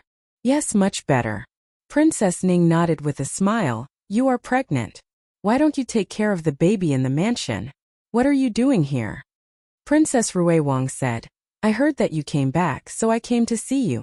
I have nothing to do in the mansion these 2 months, so I learned some cooking skills. This is the dried apricot I made myself. Please don't dislike it." As soon as she finished speaking, Maid Su behind her handed over the clay jar with the dried apricot. The maid beside Princess Ning reached out to take it. Princess Ning thanked her. "You are so considerate. I am going to the palace to greet my mother and consort Zhuang. Do you want to come with me? Princess Ruiwang smiled. That's what I want to do. Princess Ning glanced at her bulging belly. She hesitated for a moment and said, But your body. Princess Ruiwang waved her hand and said, It's okay. I can take the carriage. A trace of envy flashed through Princess Ning's eyes. She took her hand. Well, come on. The two got into Princess Ning's carriage. They soon arrived at the imperial palace. Princess Ning took care of Ruiwang carefully. She was even more careful than Ruiwang. Consort Ruiwang wanted to say that she didn't need to be so nervous. It was as if she was not pregnant. But when she thought that Consort Ning had 3 miscarriages, she closed her mouth again. She played along and pretended to be more cautious than usual. She also slowed down her pace. Is it hard to be pregnant? Princess Ning chatted with her on the way to Cunning Palace. Consort Ruiwang's eyes flashed. It's been hard, I can't sleep in the middle of the night, and my calf cramps. Nanny always asked her this, but she had never done it. If it wasn't tiring, it was probably because he had to go to the toilet all the time. Now she was feeling a little like that again. What's wrong? Princess Ning asked, looking at Princess Ruiwang, whose face was wrinkled. Ruiwang said embarrassedly, I want to pee. Princess Ning, there's a washroom over there. I'll go with you. Consort Ruiwang, no need. I'll go by myself. I'm worried about you going alone. Princess Ning insisted on sending Consort Ruiwang to the washroom. Consort Ruiwang had no choice. When the two arrived outside the washroom, they never expected to see the Crown Prince Consort coming out from inside. The 3 of them paused for a moment. The Crown Prince Consort's status was higher than the other consorts, but she still politely called Princess Ning's sister-in-law. Consort Ruiwang rolled her eyes. She didn't like Wen Linlang and didn't even bother to be polite. Especially after she caught Wen Linlang entangling with another man last time. She disliked Wen Linlang even more. Everyone knew that Prince Ning and the Crown Prince didn't get along, so Princess Ning clearly kept a certain distance from the Crown Prince Consort. But on the surface they were still decent. She nodded slightly to greet the Crown Prince Consort. The Crown Prince Consort said, I still have something to do, so I'll leave first. Goodbye, eldest sister-in-law. Goodbye, third sister-in-law. Princess Ning, goodbye. When Linlang responded to her with rolling eyes. After the Crown Prince Consort left, Princess Ning said to Consort Ruiwang, Okay, you can go. Okay. Consort Ruiwang went to the washroom. This was the disadvantage of being pregnant. It was too easy to go to the toilet. Consort Ruiwang came out of the washroom, washed her hands and moisturized them with hand oil. Then she went to Empress Zhao's Cunning Palace with Princess Ning. They weren't Empress Zhao's legitimate daughters-in-law, so they came out of the Cunning Palace after showing enough courtesy. After that, the two went to noble consort Zhuang's everlasting palace. This time the two stayed longer. Noble consort Zhuang was looking forward to the baby in Consort Ruiwang's belly. After all, it was a member of her family. Ruiwang and her husband were favored, and Prince Ning was like a tiger with wings. You have to give birth to a son. Noble consort Zhuang took Consort Ruiwang's hand and said.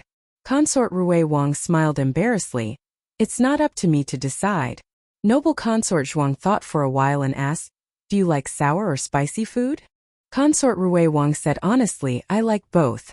Sometimes I want to eat spicy food, sometimes sour food, and sometimes sweet food. Princess Ning looked a little absent-minded.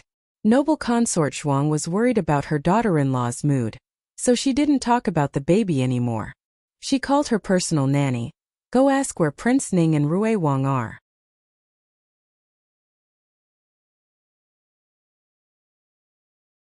He couldn't even find fault with the Crown Prince's sworn enemy. The mood of a pregnant woman sometimes came inexplicably. Consort Ruiwang, who was still quarreling with Ruiwang a second ago, became sad the next second. Say, if this child can't be saved, will you still be as good to me as Big Brother is to his sister-in-law? Ruiwang glared at her and said, What nonsense are you talking about? How can the child not be saved? Don't jinx it. My son is fine. Consort Ruiwang sighed. Aren't I just making assumptions?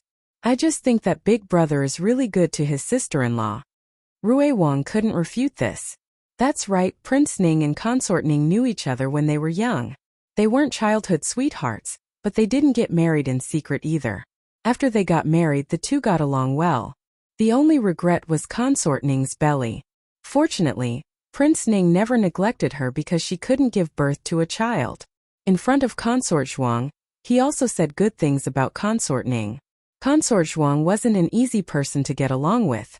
The fact that the mother-in-law and daughter-in-law could get along so well couldn't be attributed to Prince Ning. This was a man who would never wrong his wife. Consort Rui Wang pinched the corner of Rui Wang's clothes and said coquettishly, "Promise me that you'll treat me like Big Brother is to his sister-in-law. You'll be so good to me for the rest of your life."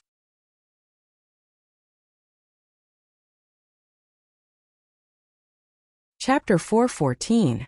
Rui Wang pinched her face. "Silly, what's so difficult about this?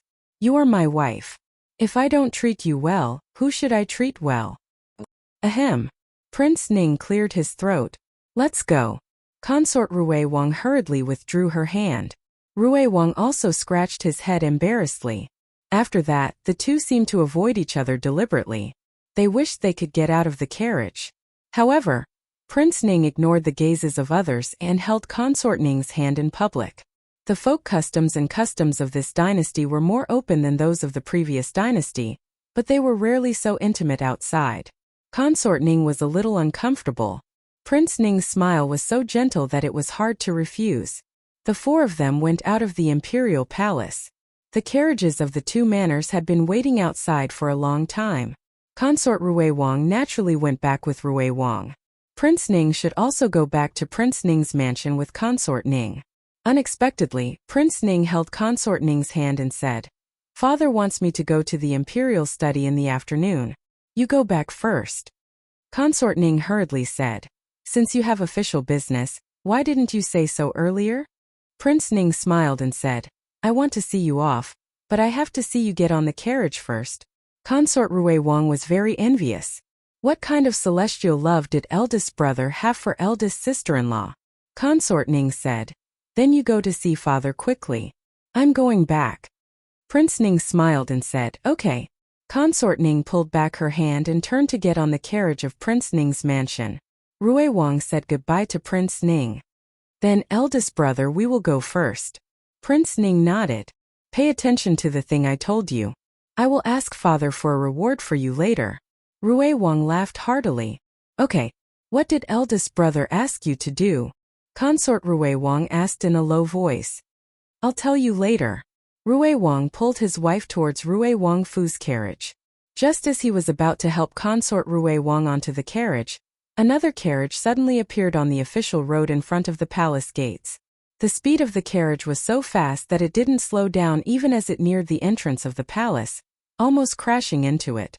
Fortunately, the carriage stopped when it was only a carriage's distance away. At this moment, Ning Wang was already standing in front of the carriage. He held a sword in his hand, as if he would kill the horse if the other party didn't stop the carriage in time. The curtain of the carriage was pulled open, and a handsome man with wheat-colored skin jumped out. His facial features were resolute, and his eyes were deep. When he smiled, his eyes were especially bright. He held a folding fan in his hand, looking carefree and unrestrained. He didn't tie up his hair today, only a finger braid at the back of his head. A few strands of black hair hung down from the right side of his face, perfectly blocking one side of his face. "Oh, what a coincidence! Isn't this Your Highness Ning Wang and Your Highness Rui Wang?" He held the folding fan in his hand and cupped his hands in greeting. Rui Wang frowned. "The sixth prince. That's right. This person was the hostage of the state of Chen, as well as the sixth prince of the state of Chen's imperial family, Yuan Tang. Yuan Tang's attire today was a bit strange. His long hair hung down, giving off a feeling that he was hugging a pipa and covering half of his face.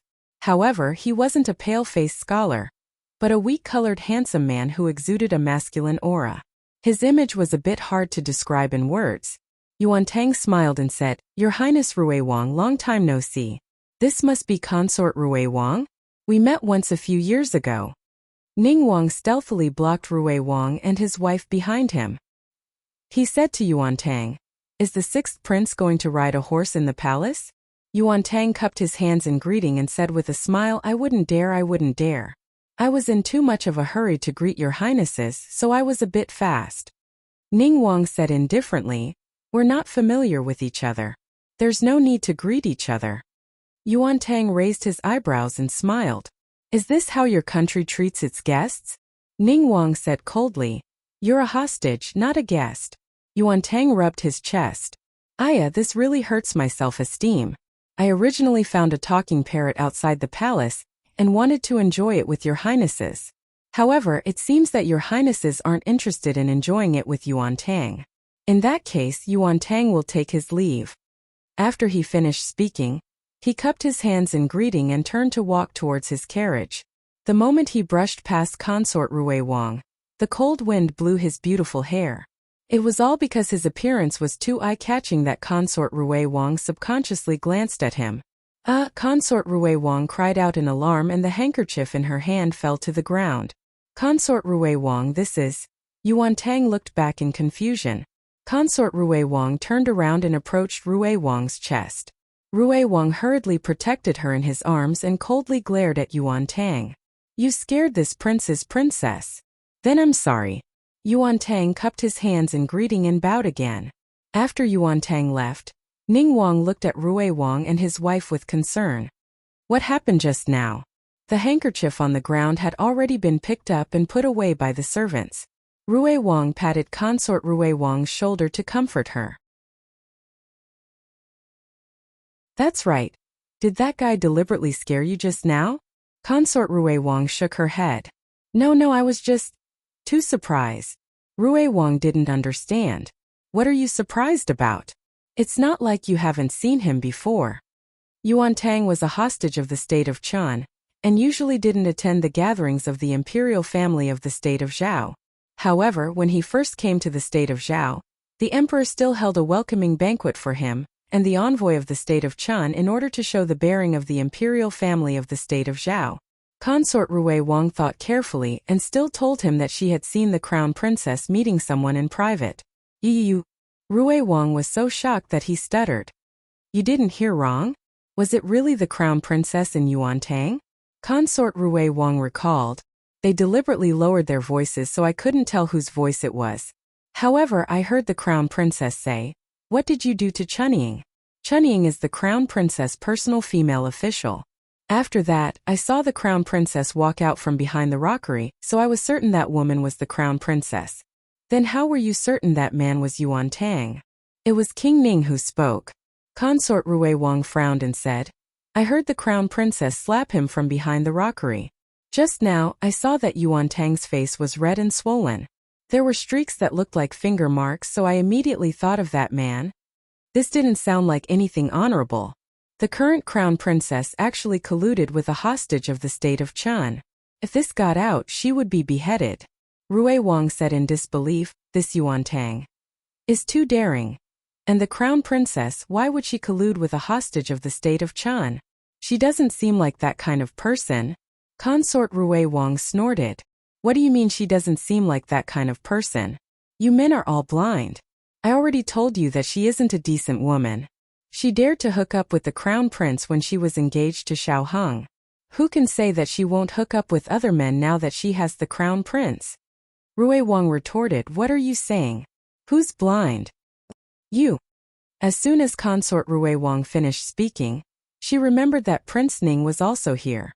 She smiled embarrassedly. "Eldest brother isn't blind. Eldest brother is the person with the brightest eyes in the entire palace.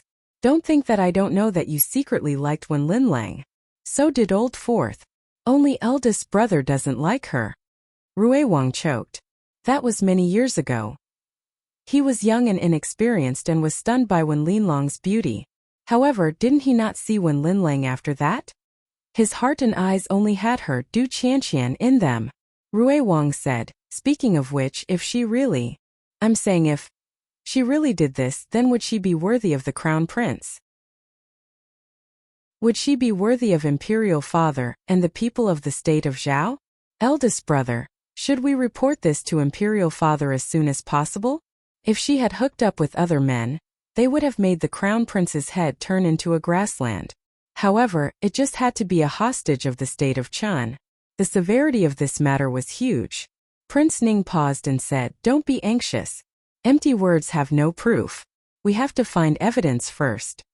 As he spoke, he looked sternly at consort Rui Wang. "Third sister-in-law, can you take responsibility for your words? Are you sure you didn't hear wrong?" Consort Rui Wang carefully recalled and nodded with certainty. "I'm sure." Prince Ning continued, "Then you didn't act rashly and alert the enemy, right? I mean, you didn't run to the crown princess to confirm, right?" Consort Rui Wang shook her head. "Of course I didn't. However, she still saw me when she came out from behind the rockery. I said that I had just arrived there. I don't know if she believed me." Prince Ning nodded. "Then at that time, other than you, was there anyone else who heard the commotion behind the rockery?" Consort Rui Wang almost blurted out Miss Gu. However, she shook her head. "No. Originally, I wouldn't have been discovered. However, my personal maid and Miss Gu came over. The crown princess also saw them." Prince Ning stared at her. "Are you sure they didn't hear you?" Consort Rui Wang said, "They came and called out to me. That's why the crown princess was alerted." These words allowed Gu Jiao to get a free ride with the maid. Actually, her eldest brother was someone she could trust. However, she didn't want to involve Gu Jiao. Once her eldest brother went to ask Gu Jiao for confirmation, then the crown princess and Yuan Tang might notice Gu Jiao. Gu Jiao would be in danger. Prince Ning said with a grave expression, "I know. Don't make this matter public. I will investigate the truth of the matter.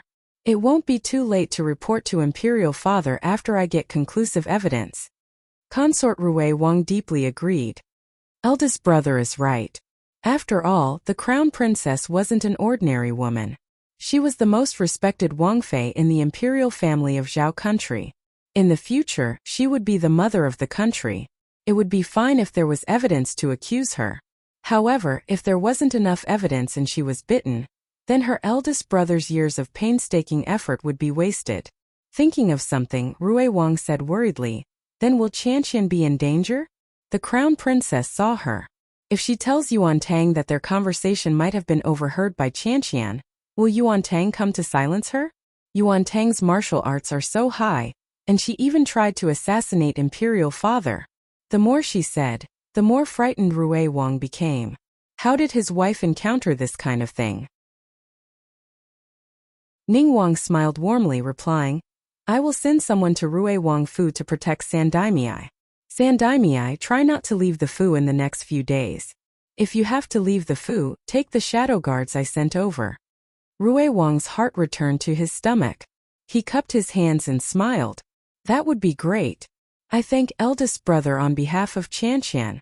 Prince Ning patted him on the shoulder and said, "We're a family." The medical center. Gu Jiao had just returned from outside. She treated a guest's injury and put his dislocated left arm back in place. The second boss walked over and knocked on her door. He smiled and said, "Little Gu, are you free later?" "Speak." Gu Jiao said concisely. The second boss walked in and said with a smile, "Do you still remember what day it is tomorrow?" "What day?" Gu Jiao asked. The second boss said with hurt, "You really forgot." Gu Jiao pulled out her memory in a second. "Isn't it a gathering of the Chamber of Commerce? A genius's brain would never disappoint." The second boss smiled. "That's right. It's a gathering of the Chamber of Commerce. It's at the Four Seas Manor in the eastern suburbs of the capital. I will send someone to pick you up at Jadewater Alley tomorrow morning." Gu Jiao said, "Oh, how many days will I be gone?" The second boss gestured with his fingers. 3 days. It won't be long." "Okay." Gu Jiao nodded. The second boss looked at her suspiciously. "Little Gu." Gu Jiao, "Yes." The second boss said, "Have you gained weight? Your clothes are too small." "Are they?" Gu Jiao looked down at her body. She didn't feel it. Gu Jiao took a ruler to measure her waist. She had been exercising a lot recently and had lost half an inch. However, her clothes were too small. They were indeed too small. It was not other parts of her body that were too small. It was the lapel that could not be closed. Gu Jiao had a headache. If she continued to grow like this, it would be difficult for her to dress as a man. The medical center was especially busy today. The second boss was soon called away by shopkeeper Wang. Little Zhongli came over. Sister Gu, there is someone outside the door. She said she is looking for you. Gu Jiao buried her head in sorting out the information of the previous patient. She said, is it a patient? Line up. Little Zhongli shook her head. It's not a patient. It's a madam. She said she knows you and that you promised to visit her to treat her madam. I promised to visit her madam to treat her madam? Did I? Gu Jiao searched her mind and made sure there was no such memory. She asked little Zhongli to reply to the madam. After a while, little Zhongli came again. This time she had a token in her hand. Sister Gu, the madam said you will know after you see her. Let me see. Gu Jiao reached out and took the token. The token had the emblem of the royal family of the Zhao kingdom and a big Ning character. It was someone from Prince Ning's mansion. Yes, she had promised Prince Ning that she would visit Princess Ning's house to treat her body. However, before she could go to Prince Ning's mansion, Princess Ning went back to visit her parents. Although her parents were also in the capital, it was strange to go to her parents' house to check her pulse. Gu Jiao said to little Zhongli, I have 3 more patients here. Ask the madam to wait for a while. If there are more patients, arrange them to be with Dr. Song and Dr. Lu. Got it, Sister Gu. Little Zhongli left obediently. Little Zhongli was small, but she was very considerate. After Gu Jiao finished checking the 3 patients, little Zhongli led the female official beside Princess Ning in. The female official greeted Gu Jiao politely. Dr. Gu? Gu Jiao asked, did Princess Ning come back? The female official smiled and said, that's right. Our Princess Ning came back last night. Today, she went to the palace to pay respects to the Empress and imperial concubine. When she came back in the afternoon, she suddenly felt a tightness in her chest. I heard from the prince that Dr. Gu's medical skills are excellent, so I specially asked Dr. Gu to go to the mansion to check the Princess Ning's pulse. You're tuning in to the Li Mei's Wuxia Whispers YouTube channel. We're so grateful for your support, and don't forget to subscribe to join us on this incredible journey through captivating stories. Your generosity through donations truly makes a world of difference, as it's the primary source of revenue that allows me to expand and enhance this channel for you.